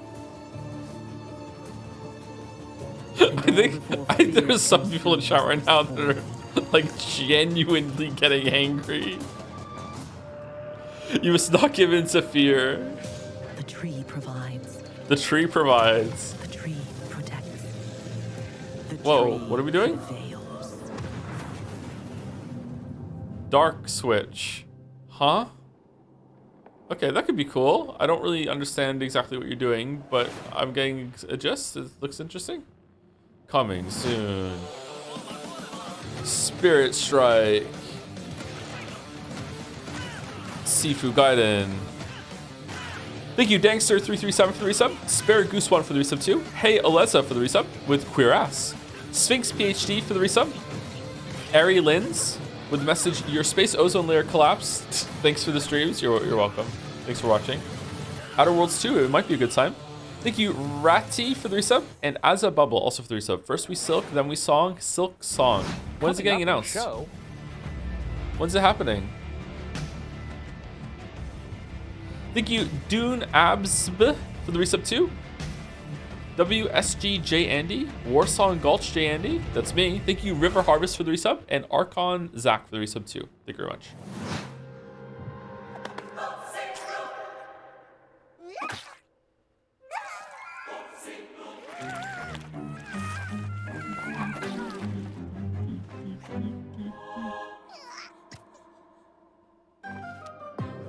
Your cult is waiting for prophets to lead them. Convert the feeble-minded. Learn the occult. Spread the mighty one's influence. Streaming simulator? Power in the god of your choice to bring the unseen depths to the mortal world. Now go. Vanquish the opposition. Burn the non-believers. Indoctrinate the uncivilized. And survive the horrors. Grow in power and strength. Unlock new unholy sorceries to overcome the mightiest of enemies. You have what it takes to worship the Eldritch. Worship. World premiere.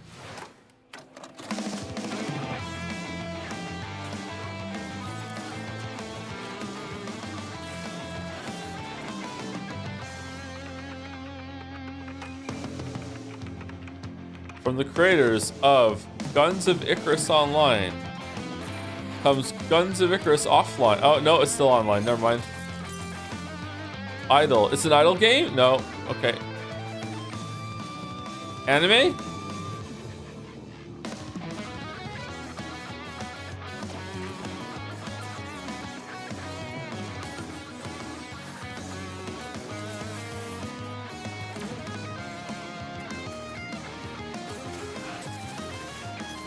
Man, it was really hard to wake up for this stream. I really thought there was going to be a big Silk Song thing. More fool me. More fool me. Why? For no reason. It was there was no secret stream last night or anything like that. After almost a decade, Muse Games is bringing us a follow-up to the airship combat game Guns of Icarus. Now, as with all professions, our work as gadget-crazed weirdos would be impossible if not for the laser watches and ejector seats of those who came before us. We stand on the shoulders of giants. Crafty, unhinged giants. Which is why I am pleased to present, in an attaché case full of throwing knives and tear gas canisters, yeah, I think the we were doing latest Sekime. intel on Bond. James Bond. So we sent our secret agents to see what's happening at IO Interactive. Oh. Let's see what this game is all about.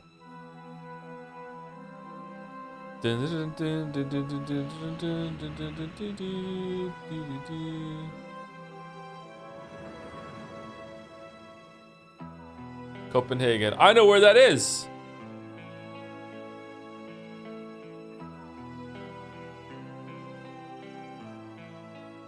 When things got together and Whoa. we figured out that we were going to work on such a legendary IP, we're very, very excited.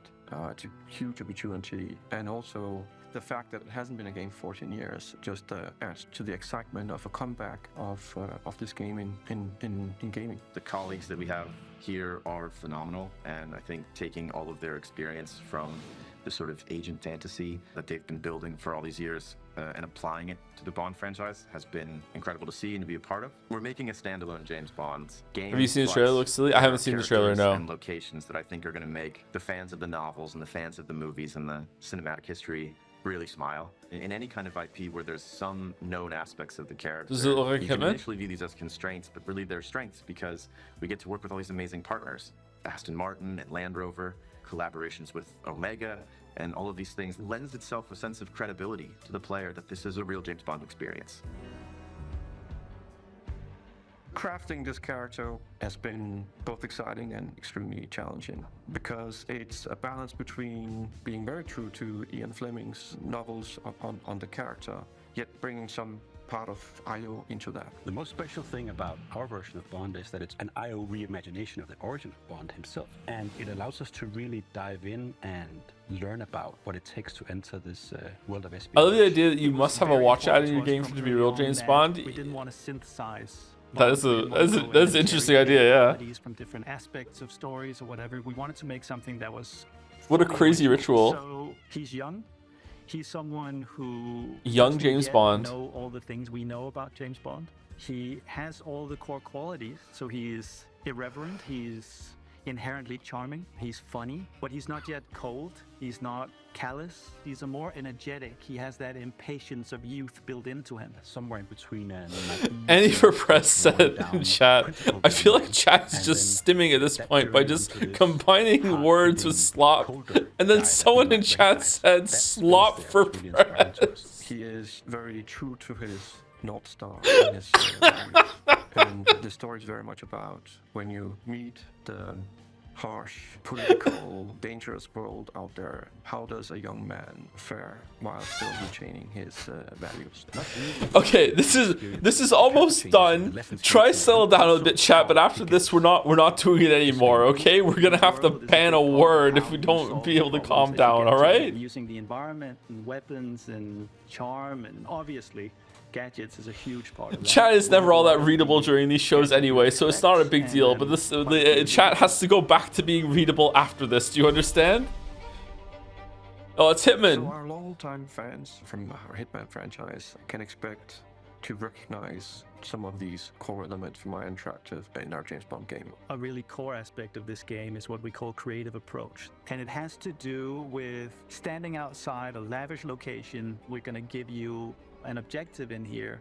You absolutely need to be able to do that in a bunch of different ways. But I think the biggest difference is that you need a lot of patience to play Hitman. You need to be sitting there seeing the patrol. He goes over there and he likes wine and you overhear that thing. But Bond, he can also just walk through the front door. I'm actually just gonna go and talk to them. I'm just gonna go punch him right now. If you're a James Bond that wants to punch the covers and be this does look like Hitman. That's your Bond and that's fine. But we've crafted a game that has a lot more forward momentum. Spycraft is part of our DNA. However, in terms of Bond, there are two key differences. The agent we were working with before, he is an empty shell, right? He's a chameleon, whereas just Bond is very much he's me, literally me. A big part of the fun of playing the game is to see what he'll say, because he always has something great to say that you wouldn't have thought of. His quick wit and talking your way into and out of trouble is a big part of the core loop as well. If Hitman is a single-minded killer and basically the bad guy of the game, Bond is the hero. And what? That means Hitman's not the bad guy. Focused on his journey as a character, and we are much more focused on saving the world. Is Hitman the bad guy?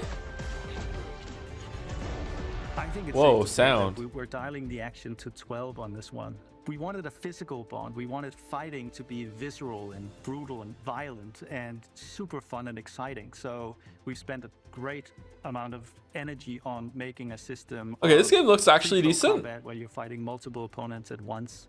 You can grab them and punch dare them I say lock it in? each other, use the environment. We really did strides and upping the dynamism, the kinetic feel of the combat, be that the melee combat and the shooting and the seamless in and out between that. It's very, very exciting. We as a studio and as a team have evolved a lot to do top class action, spectacle moments and spectacle situations, all interactive. The situations you get into are absolutely wild. It's because that's the 360 experience that I said stop. I said stop. Expect from a Bond experience. And we've really pushed our engine to sort of bring on this higher level of spectacle and fidelity to the game. This production has pushed our internal tech beyond like miles ahead of what we were able to do before. Depicting these beautiful different cities and locations, exotic types of vehicles, not just normal vehicles. So we take everything we know, but evolving with technology to deliver an experience that is. Is that an actor playing James Bond, like that's been in movies, or is it just a person they made? Action, he kind of looks familiar. Story, and that's what we've delivered. But it's always with character at its center. There's never action for action's sake. It's because it leads to the next thing. It's because he needs and has to do this in order to succeed. Having worked on Hitman on and he's young Dexter. Oh, he is young Dexter. That's where I know him from. He's young Dexter. All that practice coming together and finally seeing the ultimate spy fantasy come to life. First Light 007.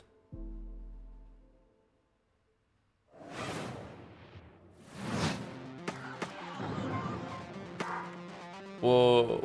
Is this Cruelty Squad?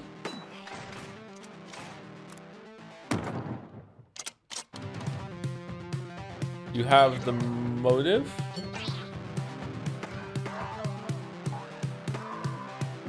This game looks weird.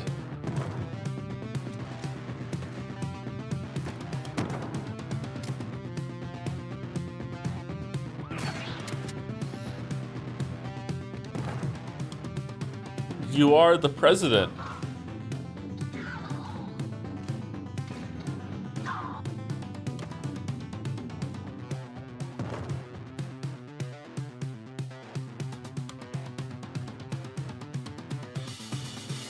Is this how Trump views Twitter? Goblin America.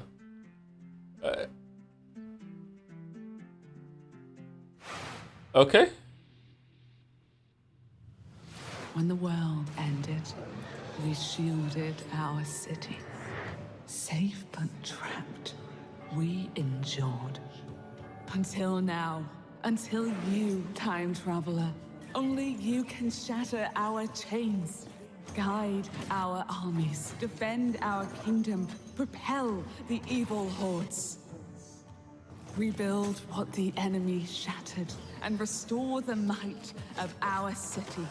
The lands of it's like one of those mobile ad games. Secrets. Relics. Where it's the mountain just started. We're getting overrun. We need to build this crossbow tower really fast. Oh shit! Not even the hordes of the Unraveler shall halt your advance. Your strength will never cease to grow. Once banished, you will break us free. Okay, this could be good. I want to know, like, is it level based? Are you like expanding over a big map? That could be fun. Ever Siege. Okay. If it feels like something's been implanted at the base of your skull, that's because there has. It's in your best interest to listen to me. Mandy?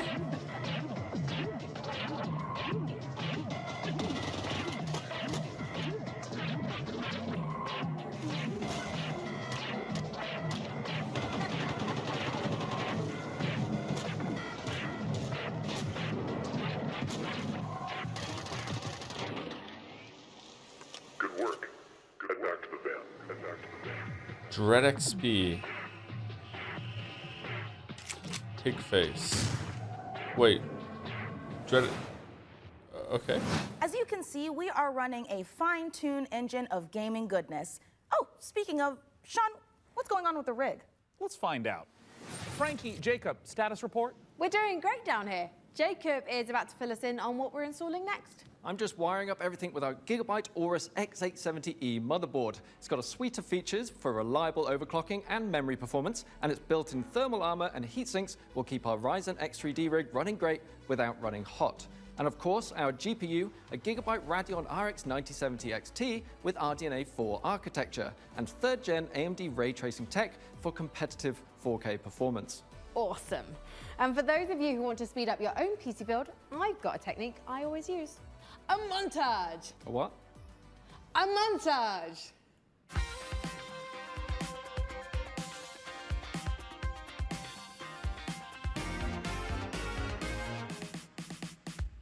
I hate building montage. computers. Right, great idea, Frankie. Freeze frame high five? Freeze frame what?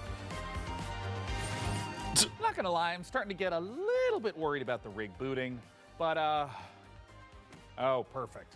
In the meantime, here's some new tech for you, or should I say, some new Terra tech.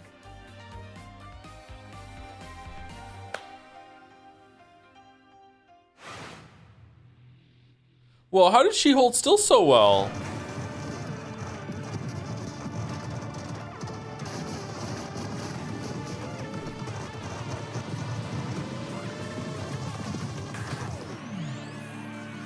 Build up custom vehicles. Truck gun survivors. What's the best Vampire Survivor slop game, chat? Is it still Halls of Torment, or is it still just basically Vampire Survivors?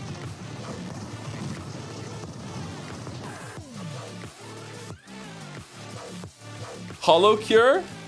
Is Hollow Cure a Weeb version of it? Like what has the best like long like endgame progression system? Hollow Cure? Hollow Cure is actually good.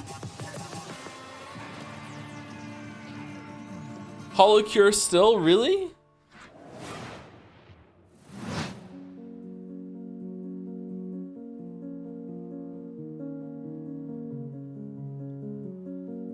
Hollow Cure.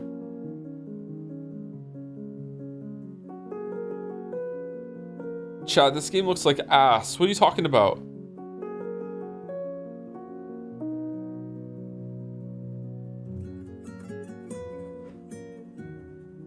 It's legit good, really?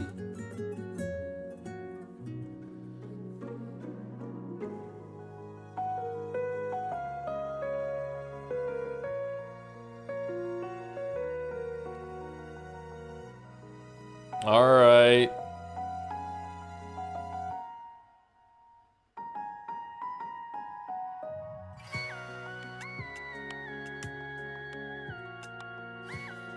Why wasn't this in the Wholesome Direct?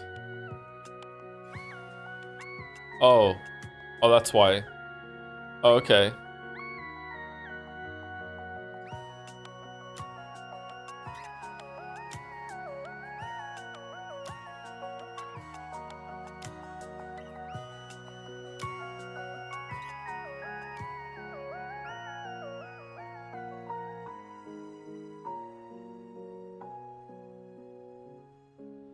Paralives.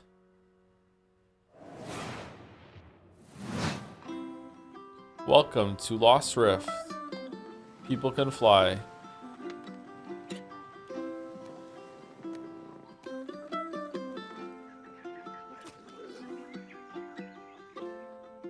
Do you know how hard it is to make a crossbow? And you just like, oh, just cut down a tree, make some sticks, and then put a rope in it. Congratulations, you've made a cross. Do you have any idea how hard it is to make a fucking crossbow? Oh, you have do you make the guns too? Do you? Yeah, I tried to make one. I couldn't do it. That's how I know it's hard. I've 3D printed one. Okay, like 3D printing is cheating. It's like one of the most advanced technologies on the planet. I'm not playing games to be held back by reality. That's true. That's a good point. That's a good point. Yeah. Lost Rift. That's a good point.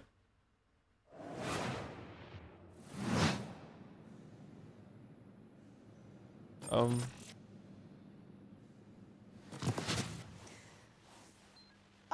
I didn't see you there. Don't mind me, I have got a special friend stopping by, but don't tell the folks upstairs. It's a surprise, you see. When you see them, just let them know that they can add any of today's exciting games to their wish list. Follow the link below to see all the goodies in today's show. And in the meantime, let's see what our friends over at Rogue Snail have been cooking up.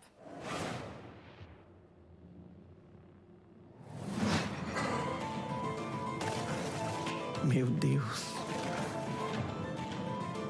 Perdoe essa pobre coitada, que de joelhos rezou bocado, pedindo pra chuva cair sem parar. Oh, is this time it's Curse of the Dead God?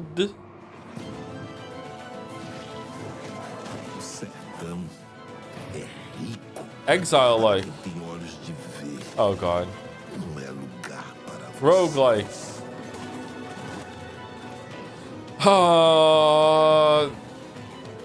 Uma pessoa pode lavrar chão que nem mesmo cactos consegue brotar. Best Bullet Heaven, Hollow Cure Save the Fans, Vampire Survivors, Brotato, Halls of Torment, Pika-Yun Dreams. Eles moveram mundos para acabar com o nosso lar. Perdemos, mas resistimos, como um mandacaru no meio da grande seca.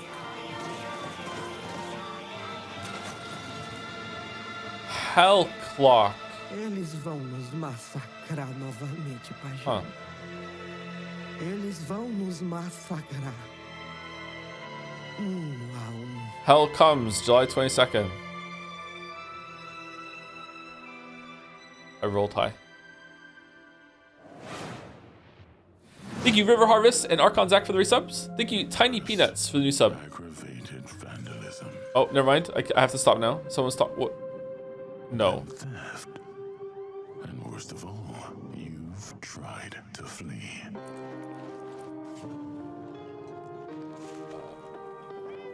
Is this the meme music?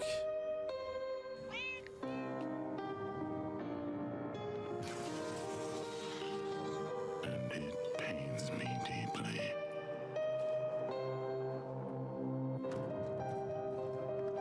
But a lamb that's always lost. Why is it just a regular dude?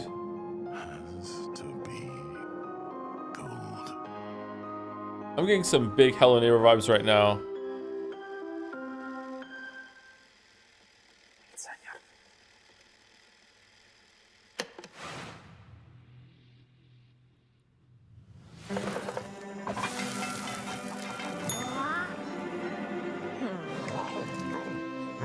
Chef, opening your own restaurant may feel like a fairy tale, but it's trickier than it looks. Customers curse you. The hordes line up at the door. Elder gods are summoned. All of this can really burn your biscuits. But you will be forged in the fires of the kitchen. Sharpen your knives and master the magic of food. For an ancient hunger has... Wow, that was a lot of food. And the path to a demon's heart is through its stomach. Kai Fairy. Hey, let's check in on how things are progressing with the rig. And make sure there aren't any saboteurs in the mix. Hey, Mika, how are the kids looking down there? Oh, it's not looking great. They're hooking up a... Oh my god, they're hooking up the PC to a printer. No, printer, it's too dangerous. I know. told them the rig is way too valuable to be anywhere near a printer. I know. We have to stop them. No. It's too late because they're downloading a driver. Oh shit. Oh, wait. God, why? Maybe it's an okay. Jacob looks like he's laughing. Oh, no, he's sobbing. Oh, no. And now he's cursing God. Yeah. Why, you maniacs, why? Damn you, printers. Haven't you taken enough from us?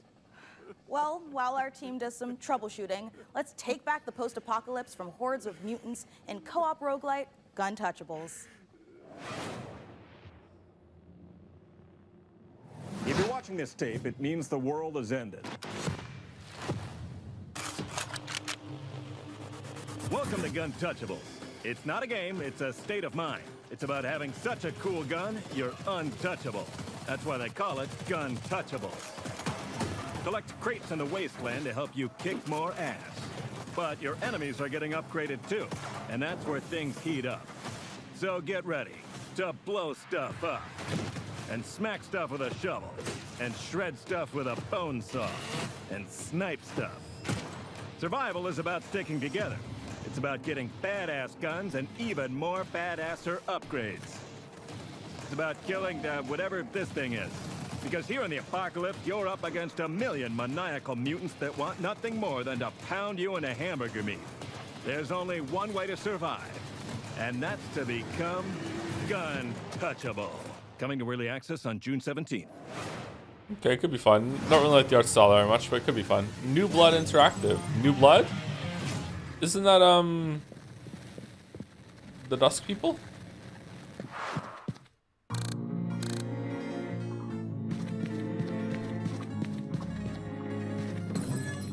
Oh, is this Ultra Kill?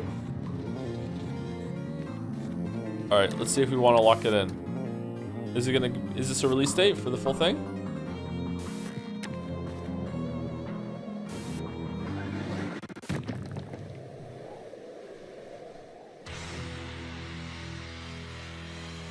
Layer 8 fraud.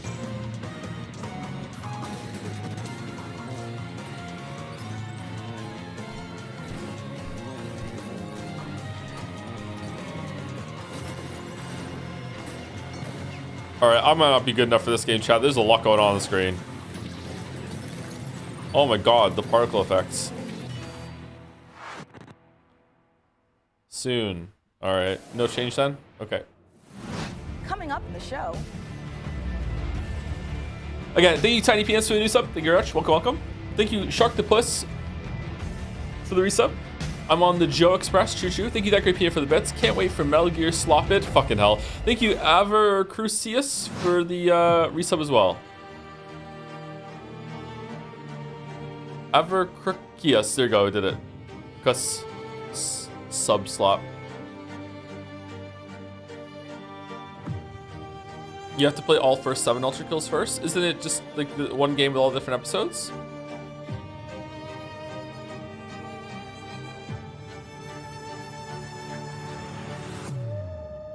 Stario Haven Tower? Oh, that looks cool. I might like that game. This is the Superhero Dispatch Network. I hope you're ready for your first shift. Wait, we're doing this? Hey team, This is your dispatcher. Someone's robbing the museum. Watch and learn, Sonny. How do I mute you? We're taking bets on when you'll quit. Friday? Today's Friday. I know. Demo. That looks good. I don't think it's for me, but it looks good.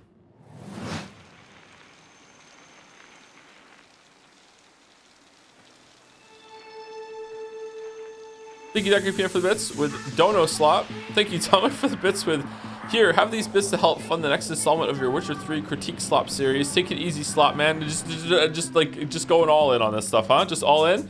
Thank you, Phoenix for getting a sub to Slop. I'm sorry, mods. Just let them do it. Just we'll end the stream and then we'll just enforce it afterwards. Just don't even try to control the fire. It's fine. Don't worry about it. Thank you, Uwu. Thank you, Daddy, for the resub. Where are the Idle games? I know. Where's the Idle Fest?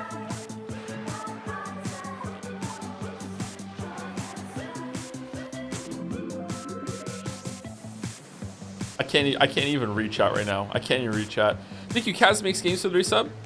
Sup, Toe Slop. What do you think of the Xbox slop case? Hope the PC slop case is slopping it out for you. Thank you very much, Kaz Makes Games. Thank you, Vortex PDX, for the resub as well. Thank you all for the 5 sloppy months. A rare kind of game that leaves you asking the important questions, like why aren't all the world's bicycles shaped like hot dogs? We can only hope the answer reveals itself someday. Until then, let's turn our attention to the latest from FBC Fire. Coin toss slop from Remedy. And if my tracker is working properly, it looks like Frankie met up with the Bureau. The Bureau? Control?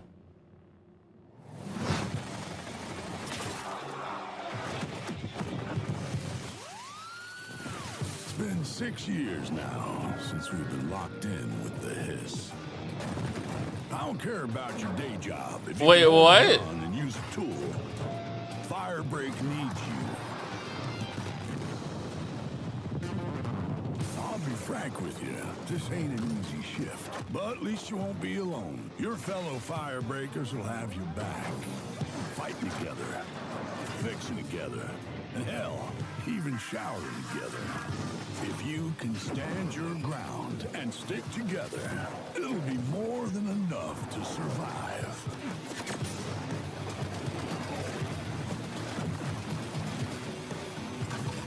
But does you have grenades in this game? And if you do, can you tell me how you use them and what they could do when I throw them? Oh, cool guns. This looks pretty good. The post-it note fucking enemies?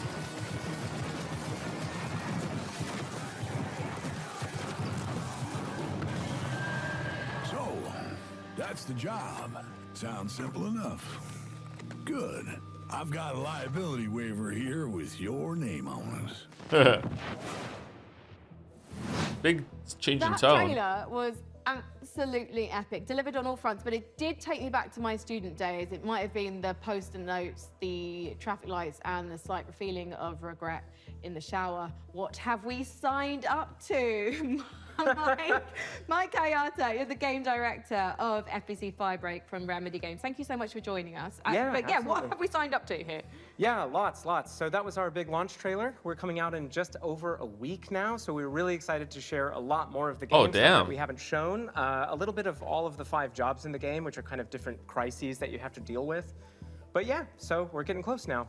I remember when Control came out in 2019, and we're revisiting that God, has it been world 6 in years? FBC. Why was now the right time to revisit? Yeah, so right now it was just a great time for us to kind of go back to the oldest house. We never wanted it to kind of feel like we were retreading on Control, and that was like definitely something we thought about a lot. And one of the reasons why we shifted into a first-person perspective, so you could kind of go back into the oldest house and see it from fresh eyes in a different way. I mean, you did have a lot of fun in Control. And also, we're in first person this time, so... Yeah, so of course very different, and I think as anyone can tell from that trailer, we're extremely, like tonally to the side of Control. And this was a really big challenge for us, because of course Control was very moody and atmospheric and very like horror tinged. But of course, it did always have that little edge of absurdity. And speaking to that, this is kind of like why we leaned into that more absurd angle. Because, you know, Control was very carefully built for a single player experience. Since we are sort of a kind of joke around with your mates and just kind of have fun thing, we didn't want to totally like betray that franchise, but we did want to take those kind of recipe components and just flip them around. So we keep that kind of edge of like horror and tension and stakes, and we just add a lot of the absurdity at a higher value. So for example, like The gameplay you looks saw looks much Sticky better Ricky, than our Control. gigantic monster made out of sticky Can I play it notes. solo? In one of our trailers, you know, somebody I think actually shouts like "Sticky Ricky!" Sticky Ricky! Which was to us very, very funny, but to that character, completely terrifying. And Sticky Ricky is joining us today. Yes. He's just getting himself together, and maybe he'll answer a few of my questions. Say I don't necessarily have 3 straight-up fraggers I on my love team. Frankie. Are there roles that we can adopt in this game? Yeah, absolutely. So the game is kind of built around a trifecta of kind of saved loadouts that are centered around tools. We call these crisis kits, and each one was developed with a different play style in mind. It's like So Left we 4 have Dead, but one that Control kind of and shoots really these crazy. gigantic, That's cool. like liquid globules you saw in the trailer, and this is for the person we always just imagine almost like Scarface. Like I don't really care. I just kind of want to, you know, paint the world with something. And then we have another one which is a tool that kind of looks like a pogo stick mixed with a defibrillator. And you might be surprised, but we always thought of this as like a precision and tactical instrument, just because you can kind of relocate yourself and move around easily. And then we have the last really complex tool, which is literally just a wrench. Just a wrench. It's a gigantic piece of steel. So we made a lot of active decisions to try to get people right into the gameplay. So that's at the cost of some direct storytelling, but we haven't scrimped any on the world building and the big narrative and what it feels like to be inside of the oldest house. We do associate Remedy with these big narrative games, so much imagination, atmosphere, obviously Alan Wake, obviously Control. Sure. So this feels like a new departure for you guys moving into this space. So why? Yeah. And to be clear, it's fundamentally different. You shouldn't go into this game whatsoever expecting those type of experiences, which, by the way, I personally adore. I started at Remedy as a massive fan of Remedy, so this isn't a pushback on that type of experience. But the thing is that we, as soon as we started making more than one game at the same time, we just wanted to say, hey, is there a way to kind of like open the doors? If you are a huge Control head and you know all the lore and you really love it, and you can't convince your friends to try this game out, we wanted to give that kind of step in. So even though it's not really what Remedy is today, I do hope that a little over a week from now, it will be part of what Remedy is in the future. So, Mike, as an online cooperative shooter, what does this game look like in, say, a year's time?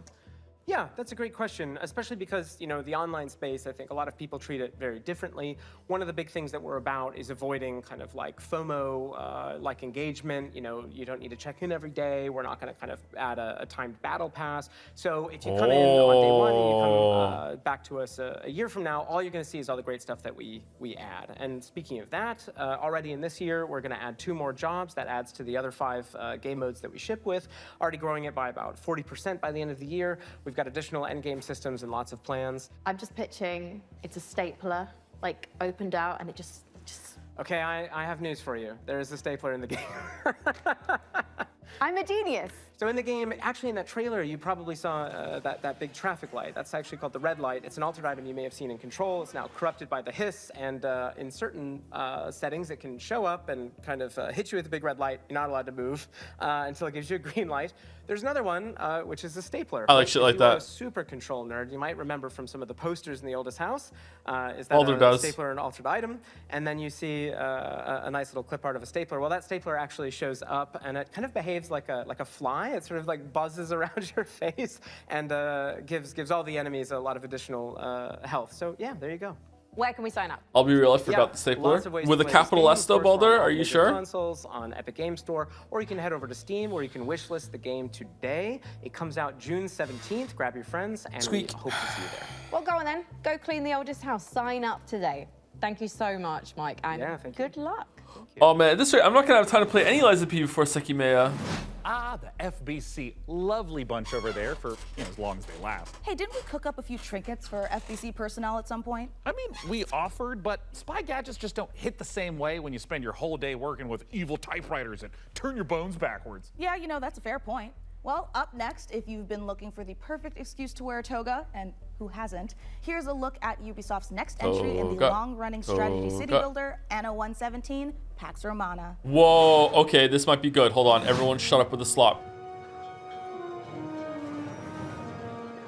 I like this series. Immortalized in ornateness, here's a little lesson in greatness. If governing is your vocation, it's all about location, location, location.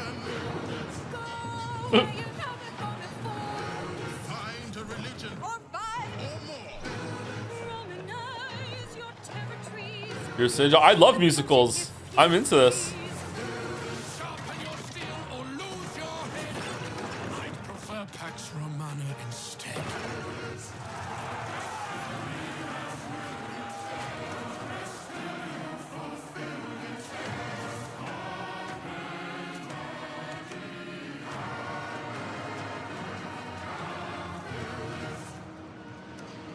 Wow, that is really soon for not showing any game. Oh, wait, we are getting a gameplay.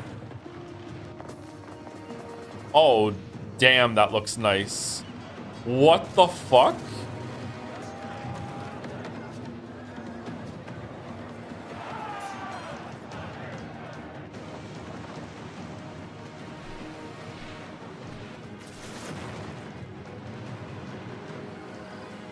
Lock it. I'm not streaming this.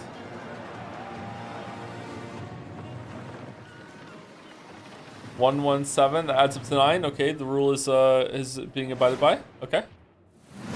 Going up after all.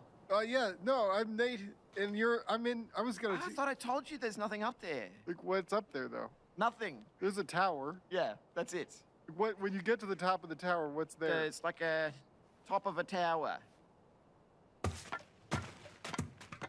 Oh no. Oh no. Oh no. Oh no. Oh no. Oh no. There we go. Oh no.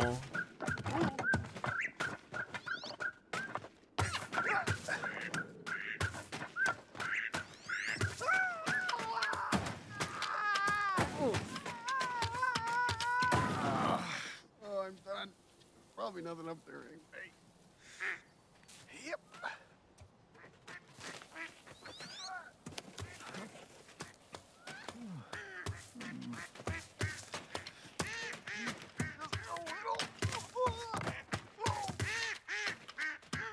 Baby steps. New rule, if the game doesn't come out before another trailer in a show, I can lock it out if it was previously locked in. Lock it out? Lock it out.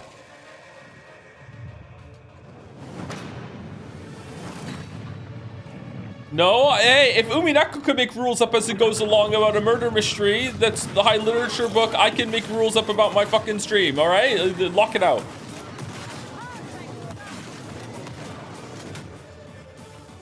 Dark Tide. I played some Dark Tide with Bill. It was pretty good. Endless Legend 2.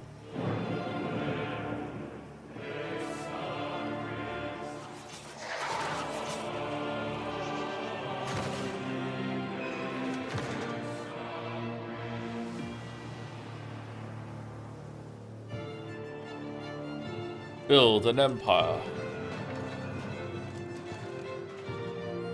Raise grand armies. Say thank you to bits and subs. Thank you, Roma22056 for the 5-month resub with 5 months of slop. Thank you, That Great Peanut, for the bits. If a girl called you Sloppy Joe, would that be flirtatious or upsetting? Definitely flirtatious. Thank you, Chatter Slop, for the resub with the message Gun Slop. Thank you, Care Suvio, for the resub. Poke118 for the resub with the message, man, I didn't realize I still had a sub to you. Oh. It's been going on for a while, Poke118. Sorry about that. Thank you, Cromplick, for the resub. Was it Dragon Parade yesterday in Carcrow? Didn't see you there. The rig, and oh, damn I'm eager to show it. So let's I was check incognito. back in with the build and see where things are at. Oh, hi, Mika. We have had a slight hiccup. Looks like Jacob forgot the #1 rule of a new PC build. An offering before you start, or computer spirits drink your heart. He forgot the sacrifice. You have to do the sacrifice. You've got to do the sacrifice. Can we scold me later? All right, I should cut him loose while he's still got blood. Sit still, Jacob. I don't want to hit any important bones.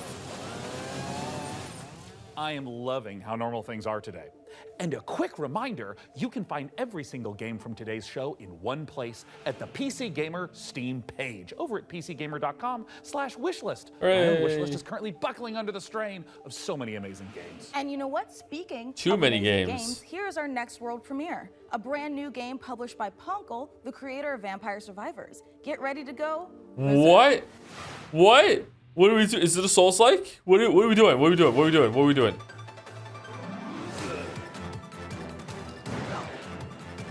Oh, it wasn't for budget. It's an aesthetic. Oh, damn. Oh, okay.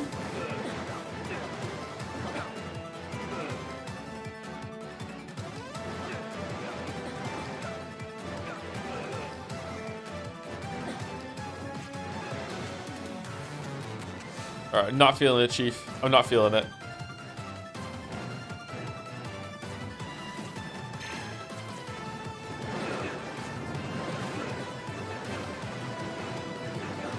You are? I'm not. Sorry, I'm not feeling it. I'm not feeling it. I don't want to break my keyboard.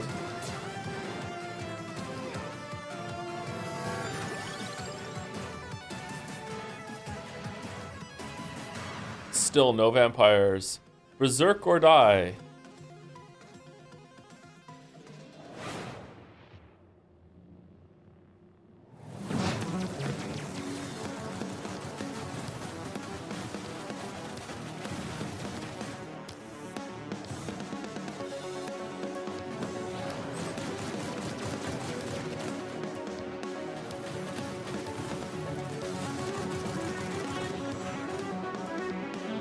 Get the job done.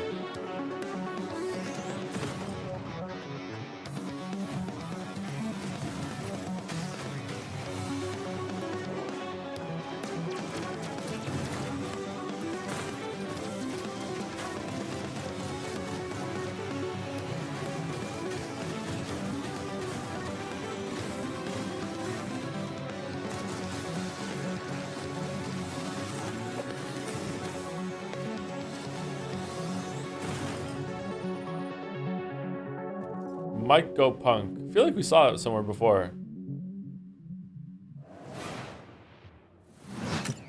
Welcome, everyone. Happy to be here. Greetings, local life forms. Delighted to meet you. Open your mind. This could be a party. We simply can't pass it up. Off we go, buckaroo! Lippo Plus, for when you want something a little different. Coming your way. Now. Hold up. What's on your mind? Aliens. The anomaly. The bend. We could theoretically send TV through it. We already are. The Bend is a planet-wide hallucination and a hoax. Everybody seems so anxious to say something that they don't get their facts straight first. Consider the Bend as a source of signal intrusions and dangerous interference. The Bend is the future. It's our future. Couldn't catch me zooming into any bend in space. Let us eagerly embrace the abyss. The Nether. Dimension. Television. Only on Blippo Plus.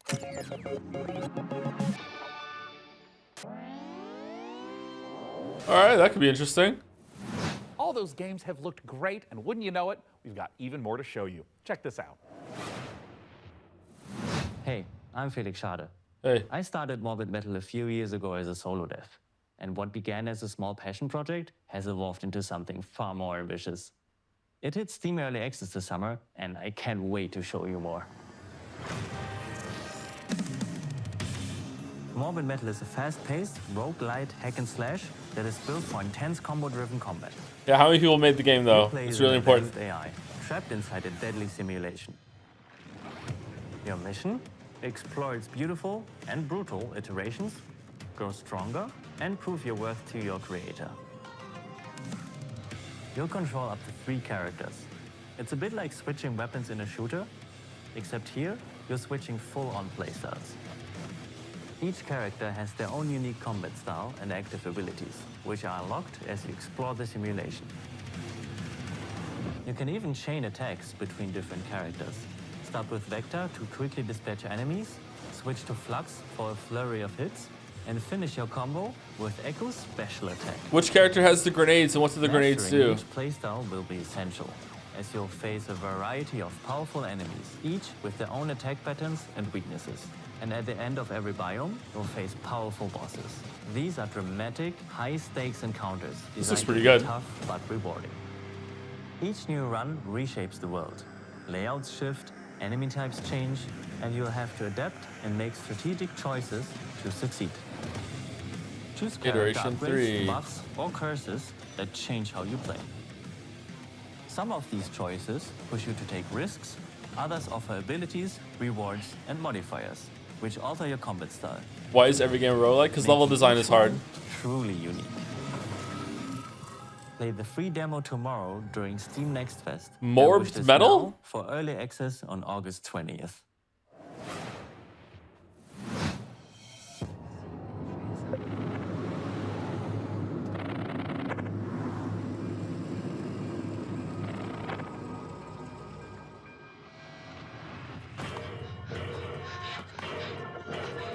What? Vivi Velest?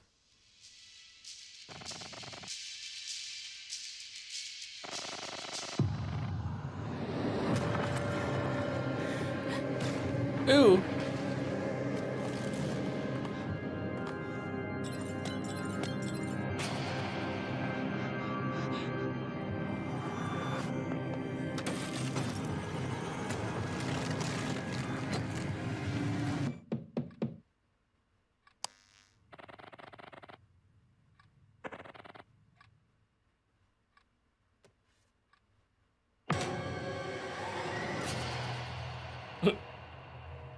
Love Eternal.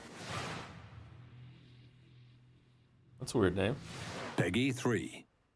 Okay. That game looks like my shit actually, so I don't know. I don't want to say lock it in. I want to see how much platforming actually is in it first, but I like platformer games. Dude. Oh, bus simulator? Where's the button to be really rude to passengers? Good morning, Emberville. Today is the first day of our very own public bus service. The bus services will start in the tracks and ash tree, but will expand to more neighborhoods as passenger approvals roll in. Well, that's not happening then. The City Council says this will be the test to see if more public infrastructure is worth improving. So get out there, ride the bus, and let your voices be heard.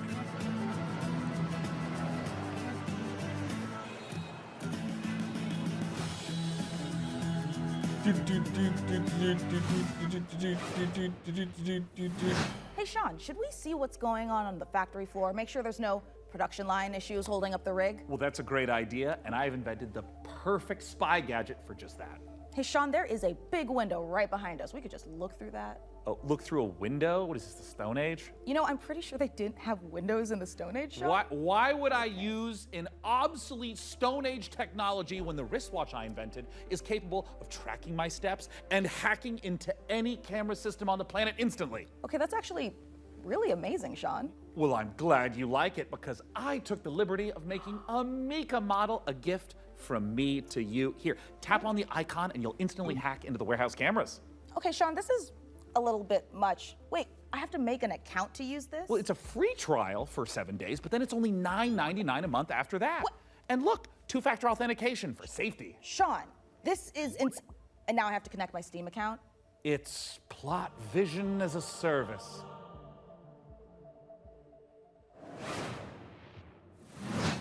See, this is why I don't want to watch Severance. Thank you, Jammin201, for gifting us up to It's Sloppy Joe. Thank you very much. Thank you, Henry White, for the bits. We're going to my smart band. I fell asleep for an hour and 25 minutes. Feels like I didn't miss anything. That's bodes well. Thank you, Erdit for the resub. Sloppy Anderson, thank you very much. It's just not going away, huh? And that's it. I caught up. What game is this? This looks good.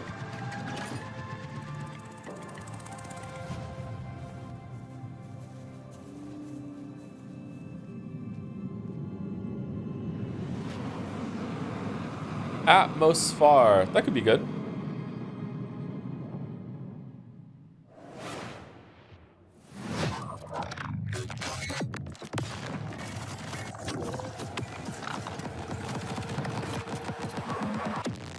Subject decimated.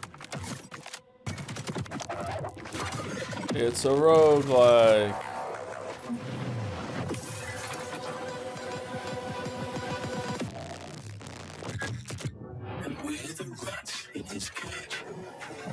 You're gonna get us out of here. We better get to work. Wow, I couldn't see a thing there.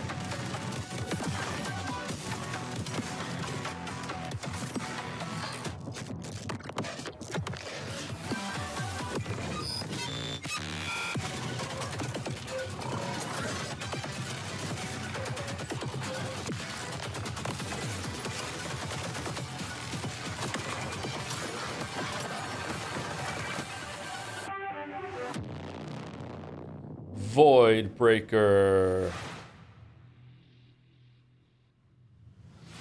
Wonder when we're gonna run out of names. Uh-oh.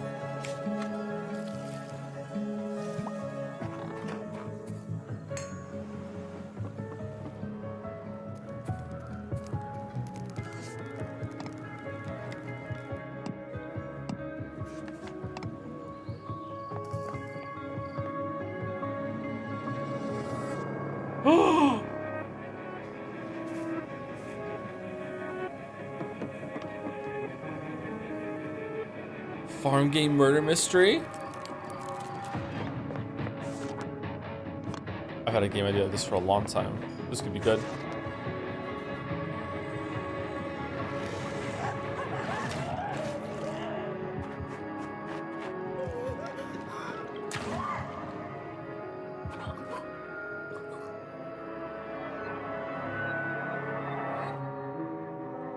Grave Seasons. Aw, damn. I'm playing that.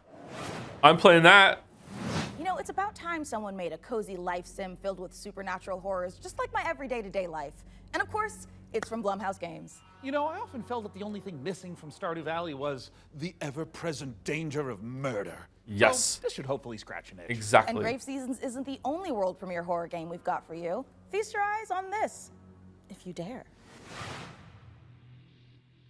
Actually, great games. It's been a good weekend for game announcements. Yeah, one of the best. On this most auspicious of nights, I would like to raise a toast.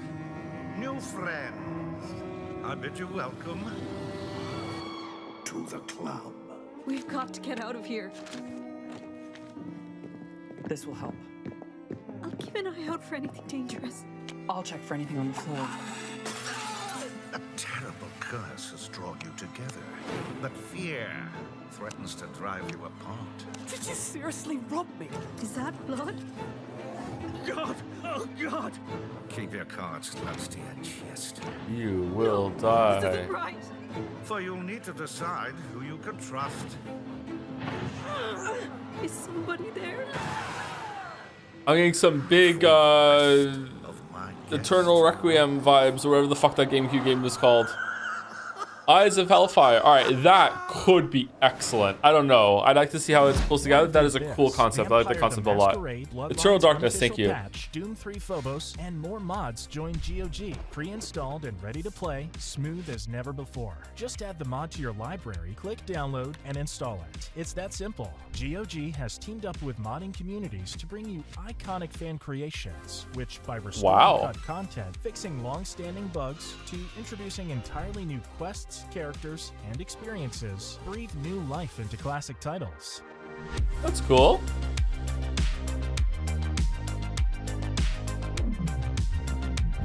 Should we play Vampire the Masquerade again with the unofficial patch? Sky Oblivion. Wow. Hungry? Yeah. Get some fast food. Velocity noodles. Fast food at this bad. You played it before? Yeah, we streamed it.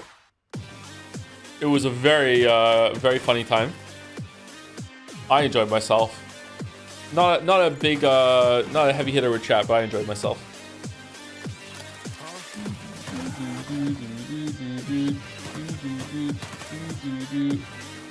Thank you, Super Sexy Senoritas, for the resub. Really enjoyed the Lies of P stream. So did I. I hope I can do another one tonight, but I might be too tired. We'll see how it goes. I'm eager to get to the DLC.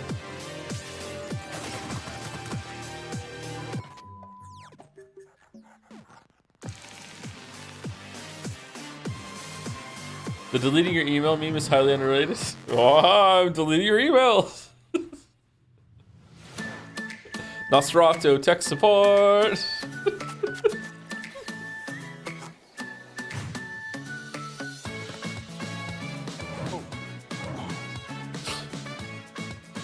Would you ever play Amori? I mean, if you make me play it, sure, but I don't really have a big interest in it.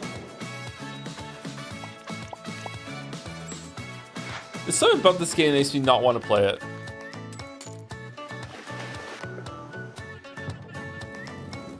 Maybe I just don't like voxel games all that much.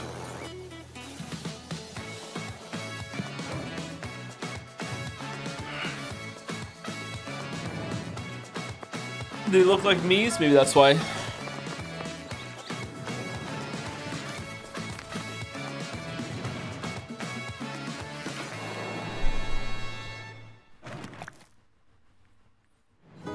All right, do we have one more thing, Sean? What are we doing? Well, Sean, by using my advanced spy technology of looking out the window, I think the rig is just about ready to boot up. Hey, Frankie, how we doing in there? I think we are just about ready to power this bad boy up. What do you think, J-Money? She's ready to roar. Sean, would you like to do the honors? Oh, you guys, I thought you'd never ask. Ugh.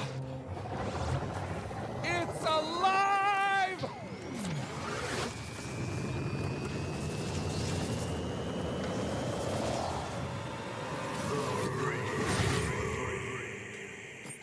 It's beautiful. It calls to me. I love it more than any parent could love their child. As a mother, I take offense to that. But in this case, I'll allow it. Lights in your computer are a waste of time. Now, I said it. Every PC could be yours. Mika, what do they need to know? That's right, you could be the proud owner of the rig. In all of its top-of-the-line AMD-powered gaming glory. All you need to do is follow the link I like the below case and fill though. out the I like the PC case. Gaming I like Show being able to survey, see inside and you will the be entered computer to in the chance see to win. when I need I'd to like enter take some myself, compressed air to but it. I am public enemy number 1. And then just 14 not do countries. that. I'm not about to add another. So head on over to PCGamer.com/survey now and get your hat in the ring. So our build might be finished, but we've still got more games to show. So let's take a look. Protect me from the evil within. May the Lord protect me from the evil within. May the Lord protect me from the evil within. May the Lord protect me from the evil Void within. Martyrs. May the Lord protect me from the evil within. May the Lord protect me from the evil within. May the Lord protect me from the evil within. May the Lord protect me from the evil within. Ooh.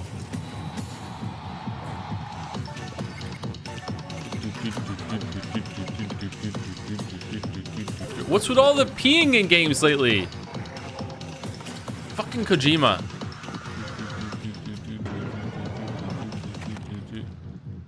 Clover Pit.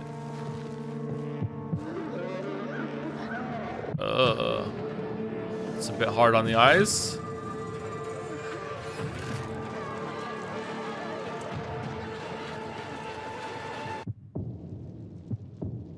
Eclipsium.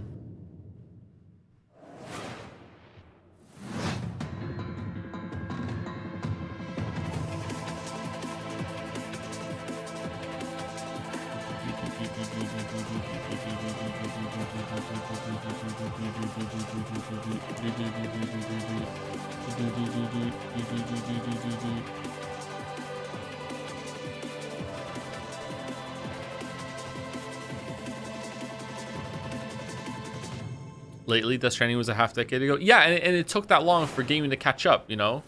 We're PlayFusion, a studio done playing by AAA rules who still believe games belong to players. What? Descendant is an FPS capture the flag reimagining What does that mean? where strategy collides with chaos. No politics in your game or something? What does that mean?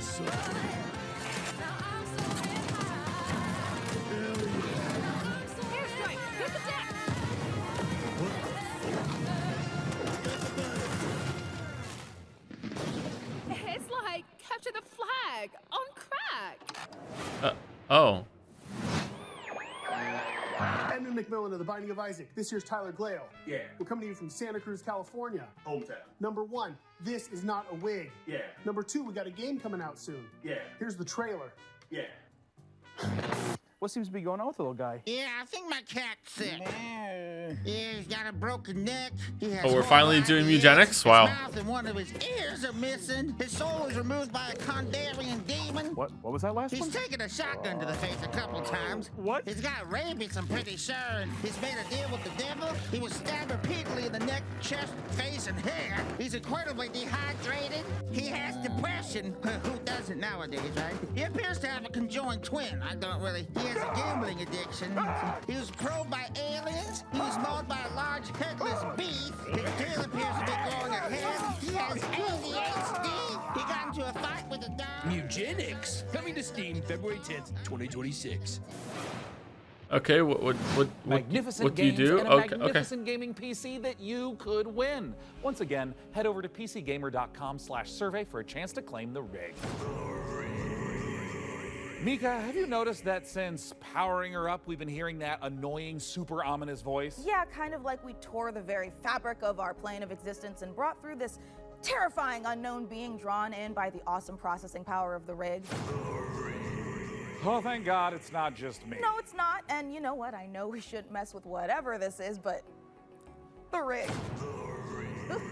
Yeah, I feel it in my teeth. God, same. But okay, listen. The show's almost done, so let's finish strong and agree to stop messing with whatever is saying the rig. Great idea. Let's close out the show the same way we began, with a trio of exclusive world premieres. Okay.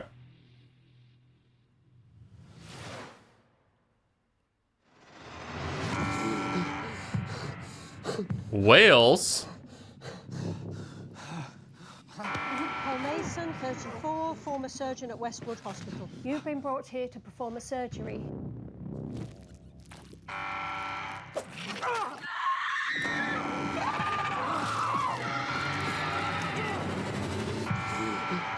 Paul Mason, former surgeon at Westwood Hospital. I don't know how, but I think we've done this already. Oh, what is the way out of here?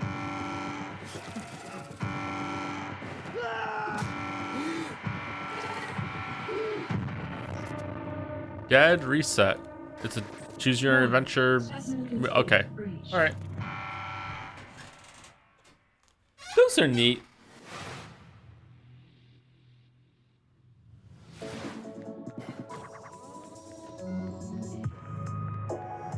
Wander through an alien city. Pick up garbage.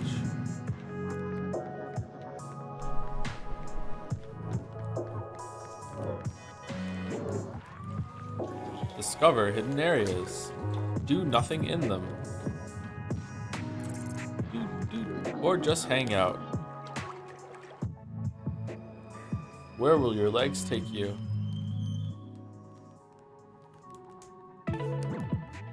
Burn band.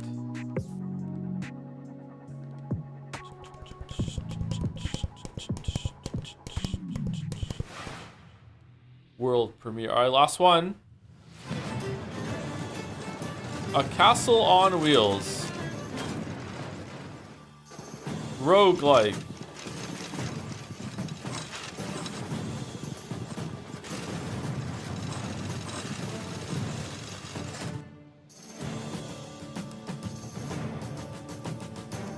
All right, that looks pretty cool.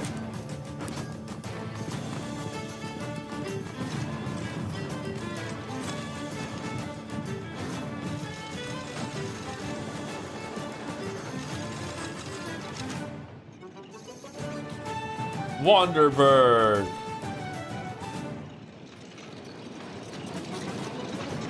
Oh, that thing's huge. What a spectacular show that was. The games, the rig, the gadgets, the non-lethal electrocutions, the thermal paste. Oh my God, the thermal paste. And speaking of gadgets, we've got time to show off one last little invention of ours. Oh, goody! Inside this keyboard is a hidden compartment for storing hand-encrypted messages, and I've left a special farewell message for the viewers. We have just got to crack it open.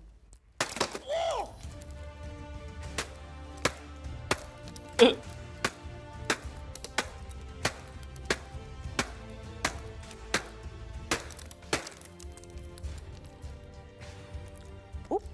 Yeah, this is just a normal keyboard. It's Jim's from accounting.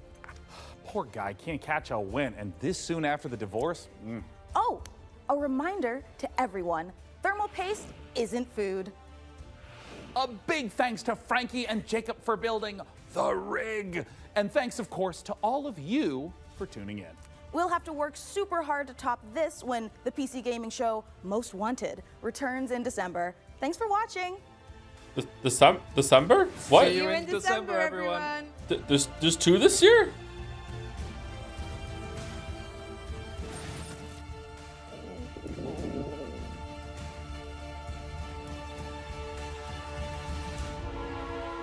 We're going. All right, it's time. Tell me when. Hello, everyone, to the PC Gaming Show pre-show. I'm exhausted from that. Trust me, you do not want to miss it. What the? Some bits didn't even make it in? Wow. Oh, hi, Mum. I'm currently on set at the moment, building a PC. It's alive! You went like this. Yeah! It's alive! Oh. Shots for everyone! Mum, I'm currently on set building a PC.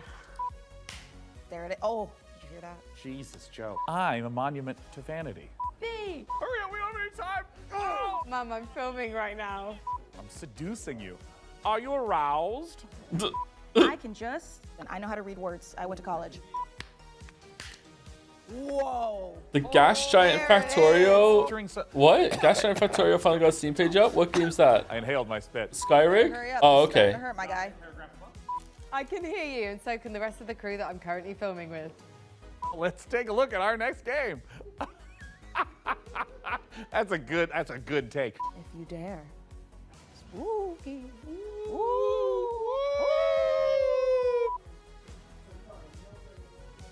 There are 3 days.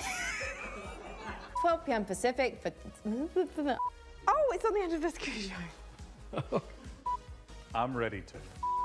Hi, viewers of the PC Gaming Show 2025. I think they should do this live and just keep the mistakes in. There it is. Incredible. Bye. That might have been my greatest take of all time.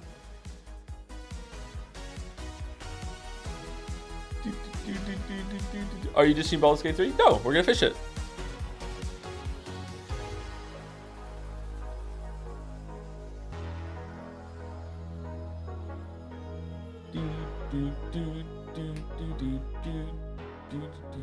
Thank you for watching. All right, well that was it. I think that this weekend of game announcements and everything was one of the best ever. I feel like there was a lot of games that that I'm interested in. Usually I only have like maybe 3 or 4. This time I think there was a ton that I'm like, holy shit, I would play that, and a lot more that I'm like, yeah, I would check that out. There were, don't get me wrong, there were a lot of them that are also like, yeah, that's not for me, but you know, not every game needs to be for me. I'm not 22 years old anymore. So yeah, I don't know. I thought it was pretty good. I thought some of the showcases were not that great in terms of like the content, how they were showing the content, but the content itself was fine. I think that what they did for Outer Worlds 2 is probably one of the worst I've ever seen, because it didn't even feel like they knew what they were saying. It was like simultaneously for people who have never played a video game before, but also a lot of jokes that are for people that like have to understand gaming and like know that this is a sequel and know that that person that was there was an actor. They were doing a skit. Like, I don't know. The Grounded one was better, but not great still. Yeah, I don't know. But Jeff's show was really good. Showed a lot of games. They kept it going quickly. It didn't feel all that corporate. This is probably, in terms of like the tone and how they did it between the announcements, this is probably the worst PC gaming show. It was very much about like ads and here's about the computer and build the computer, and it's like it felt like I don't know, 25% of it was just an ad for AMD, which kind of sucks. But you know, they're funding the show, so I guess that's why. I don't know, like but some of the game announcements were pretty good. Yeah, I don't know. It was all right. To be honest, if you were today's 22, you'd hate everything new on principle without even knowing what it is. Do you think so? Maybe. All right, I'm going to be live with Mouse in 50 minutes, unless Mouse tells me otherwise. I don't know if Mouse is still here. I think that we are still doing Sekimea. So I'll be live on Mouse's stream in about 50 minutes. We're going to be reading Sekimea. I'm going to go get some food and take the dog out and use the bathroom. But before that, rapid fire dolls. Here we go. Here we go. We got to do the rapid fire dolls. We have to. We have to. We don't want to lose our dolls. Okay? Rapid fire dolls. What the fuck? Slopney, hypothetical sloprus, naslop, the slopner. What the fuck is...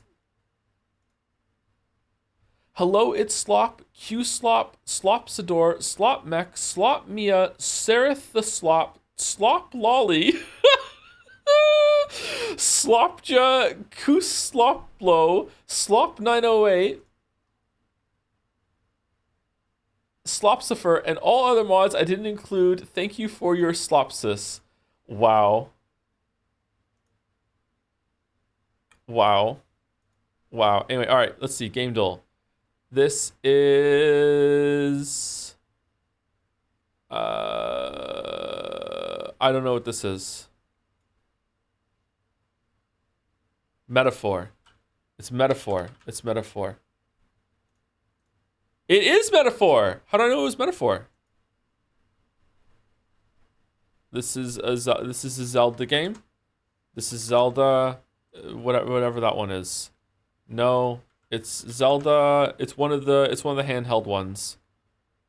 It's Spirit Tracks. No. It's Zelda Minish Cap. No. It's Zelda... What's the other handheld one? Oracle of Seasons. No. Is it the other one? Zelda Ages? It was Oracle of Ages. Okay. Okay. Bandle, let's go. Can you hear it? It's going to be really loud, sorry.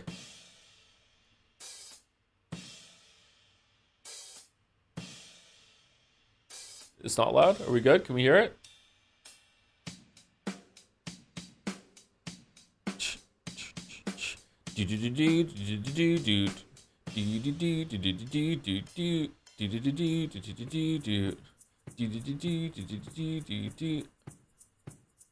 Come together?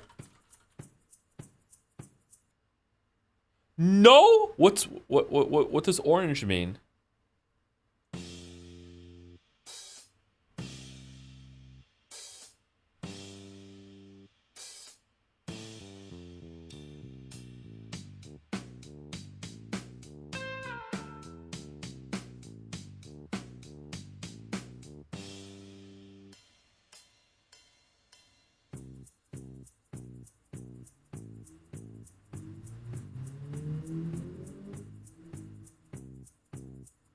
I don't know what the song is. It's by the Beatles? I don't know what it is. What is it?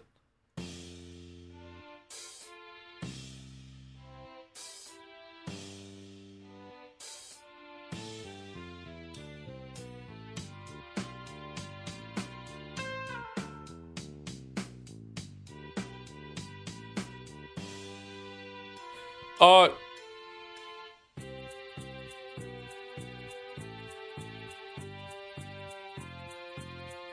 I don't know what it is. Beatles.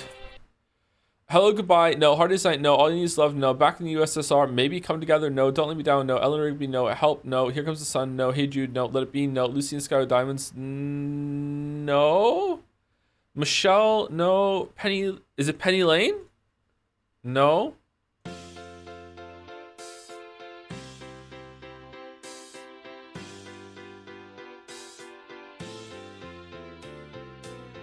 I know the Beatles songs.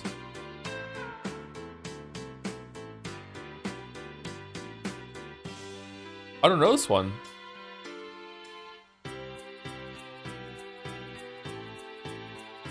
All right. I'm not getting it.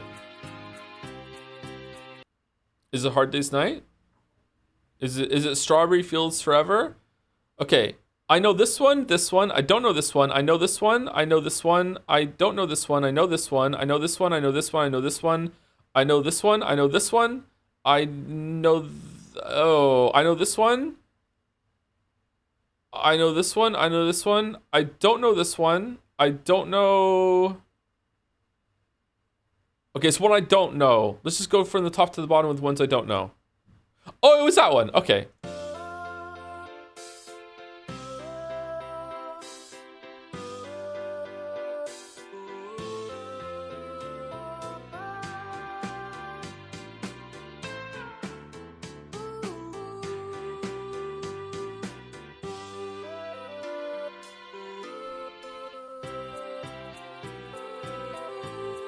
Oh, I do know this song.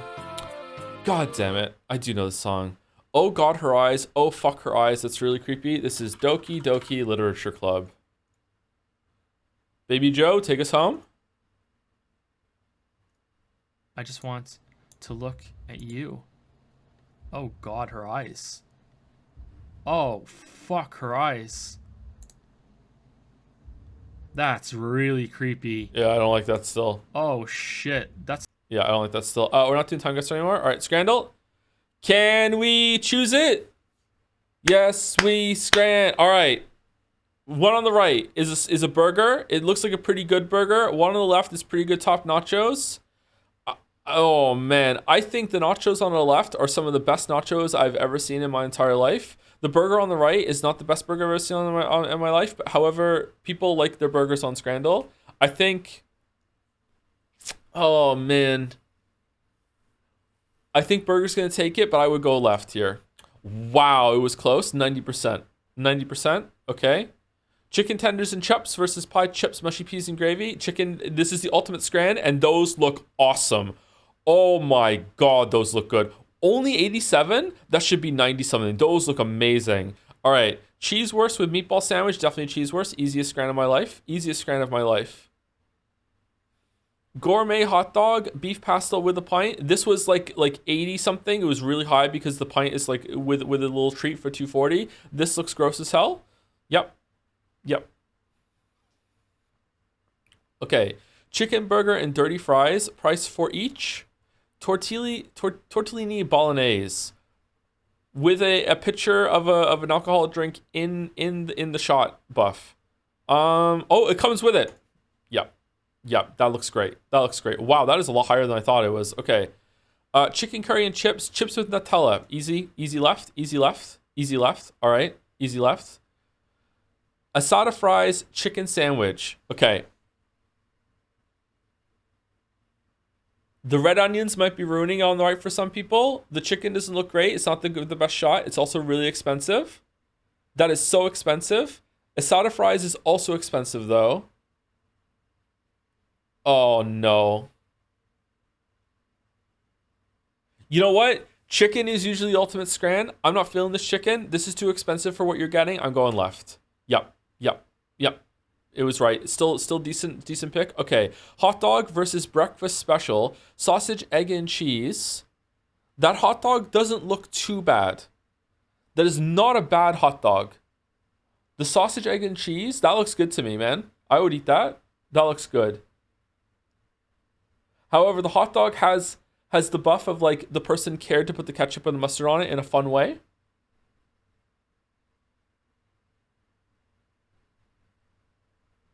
I'm going left. No! No, the perfect scran. Fucking hell. Double cheeseburger with bacon, pepperoni pizza. Definitely left. Definitely left. Definitely left. Tacos, a burrito, and fries versus $1.50 churros. Oh, man. That looks good.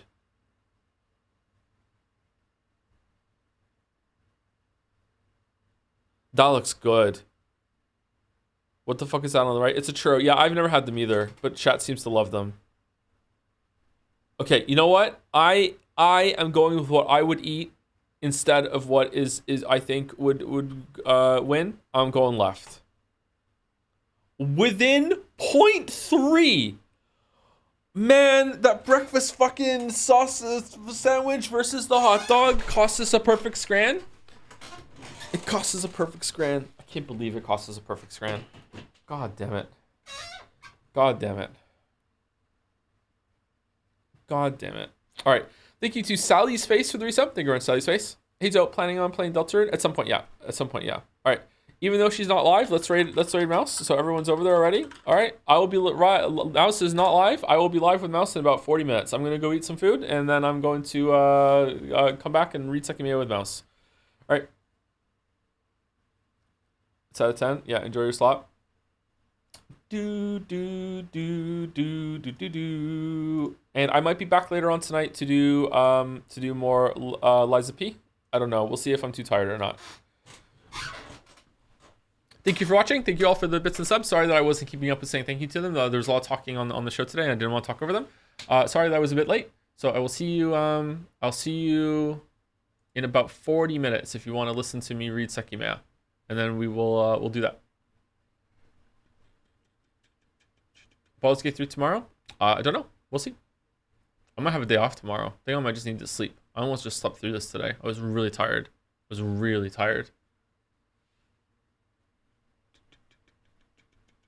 See you later.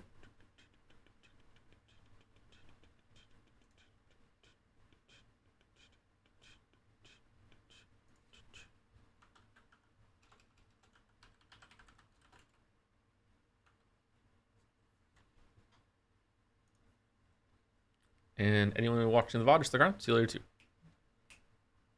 Have a good end of your weekend. The rare Sunday stream. Rarest of stream days.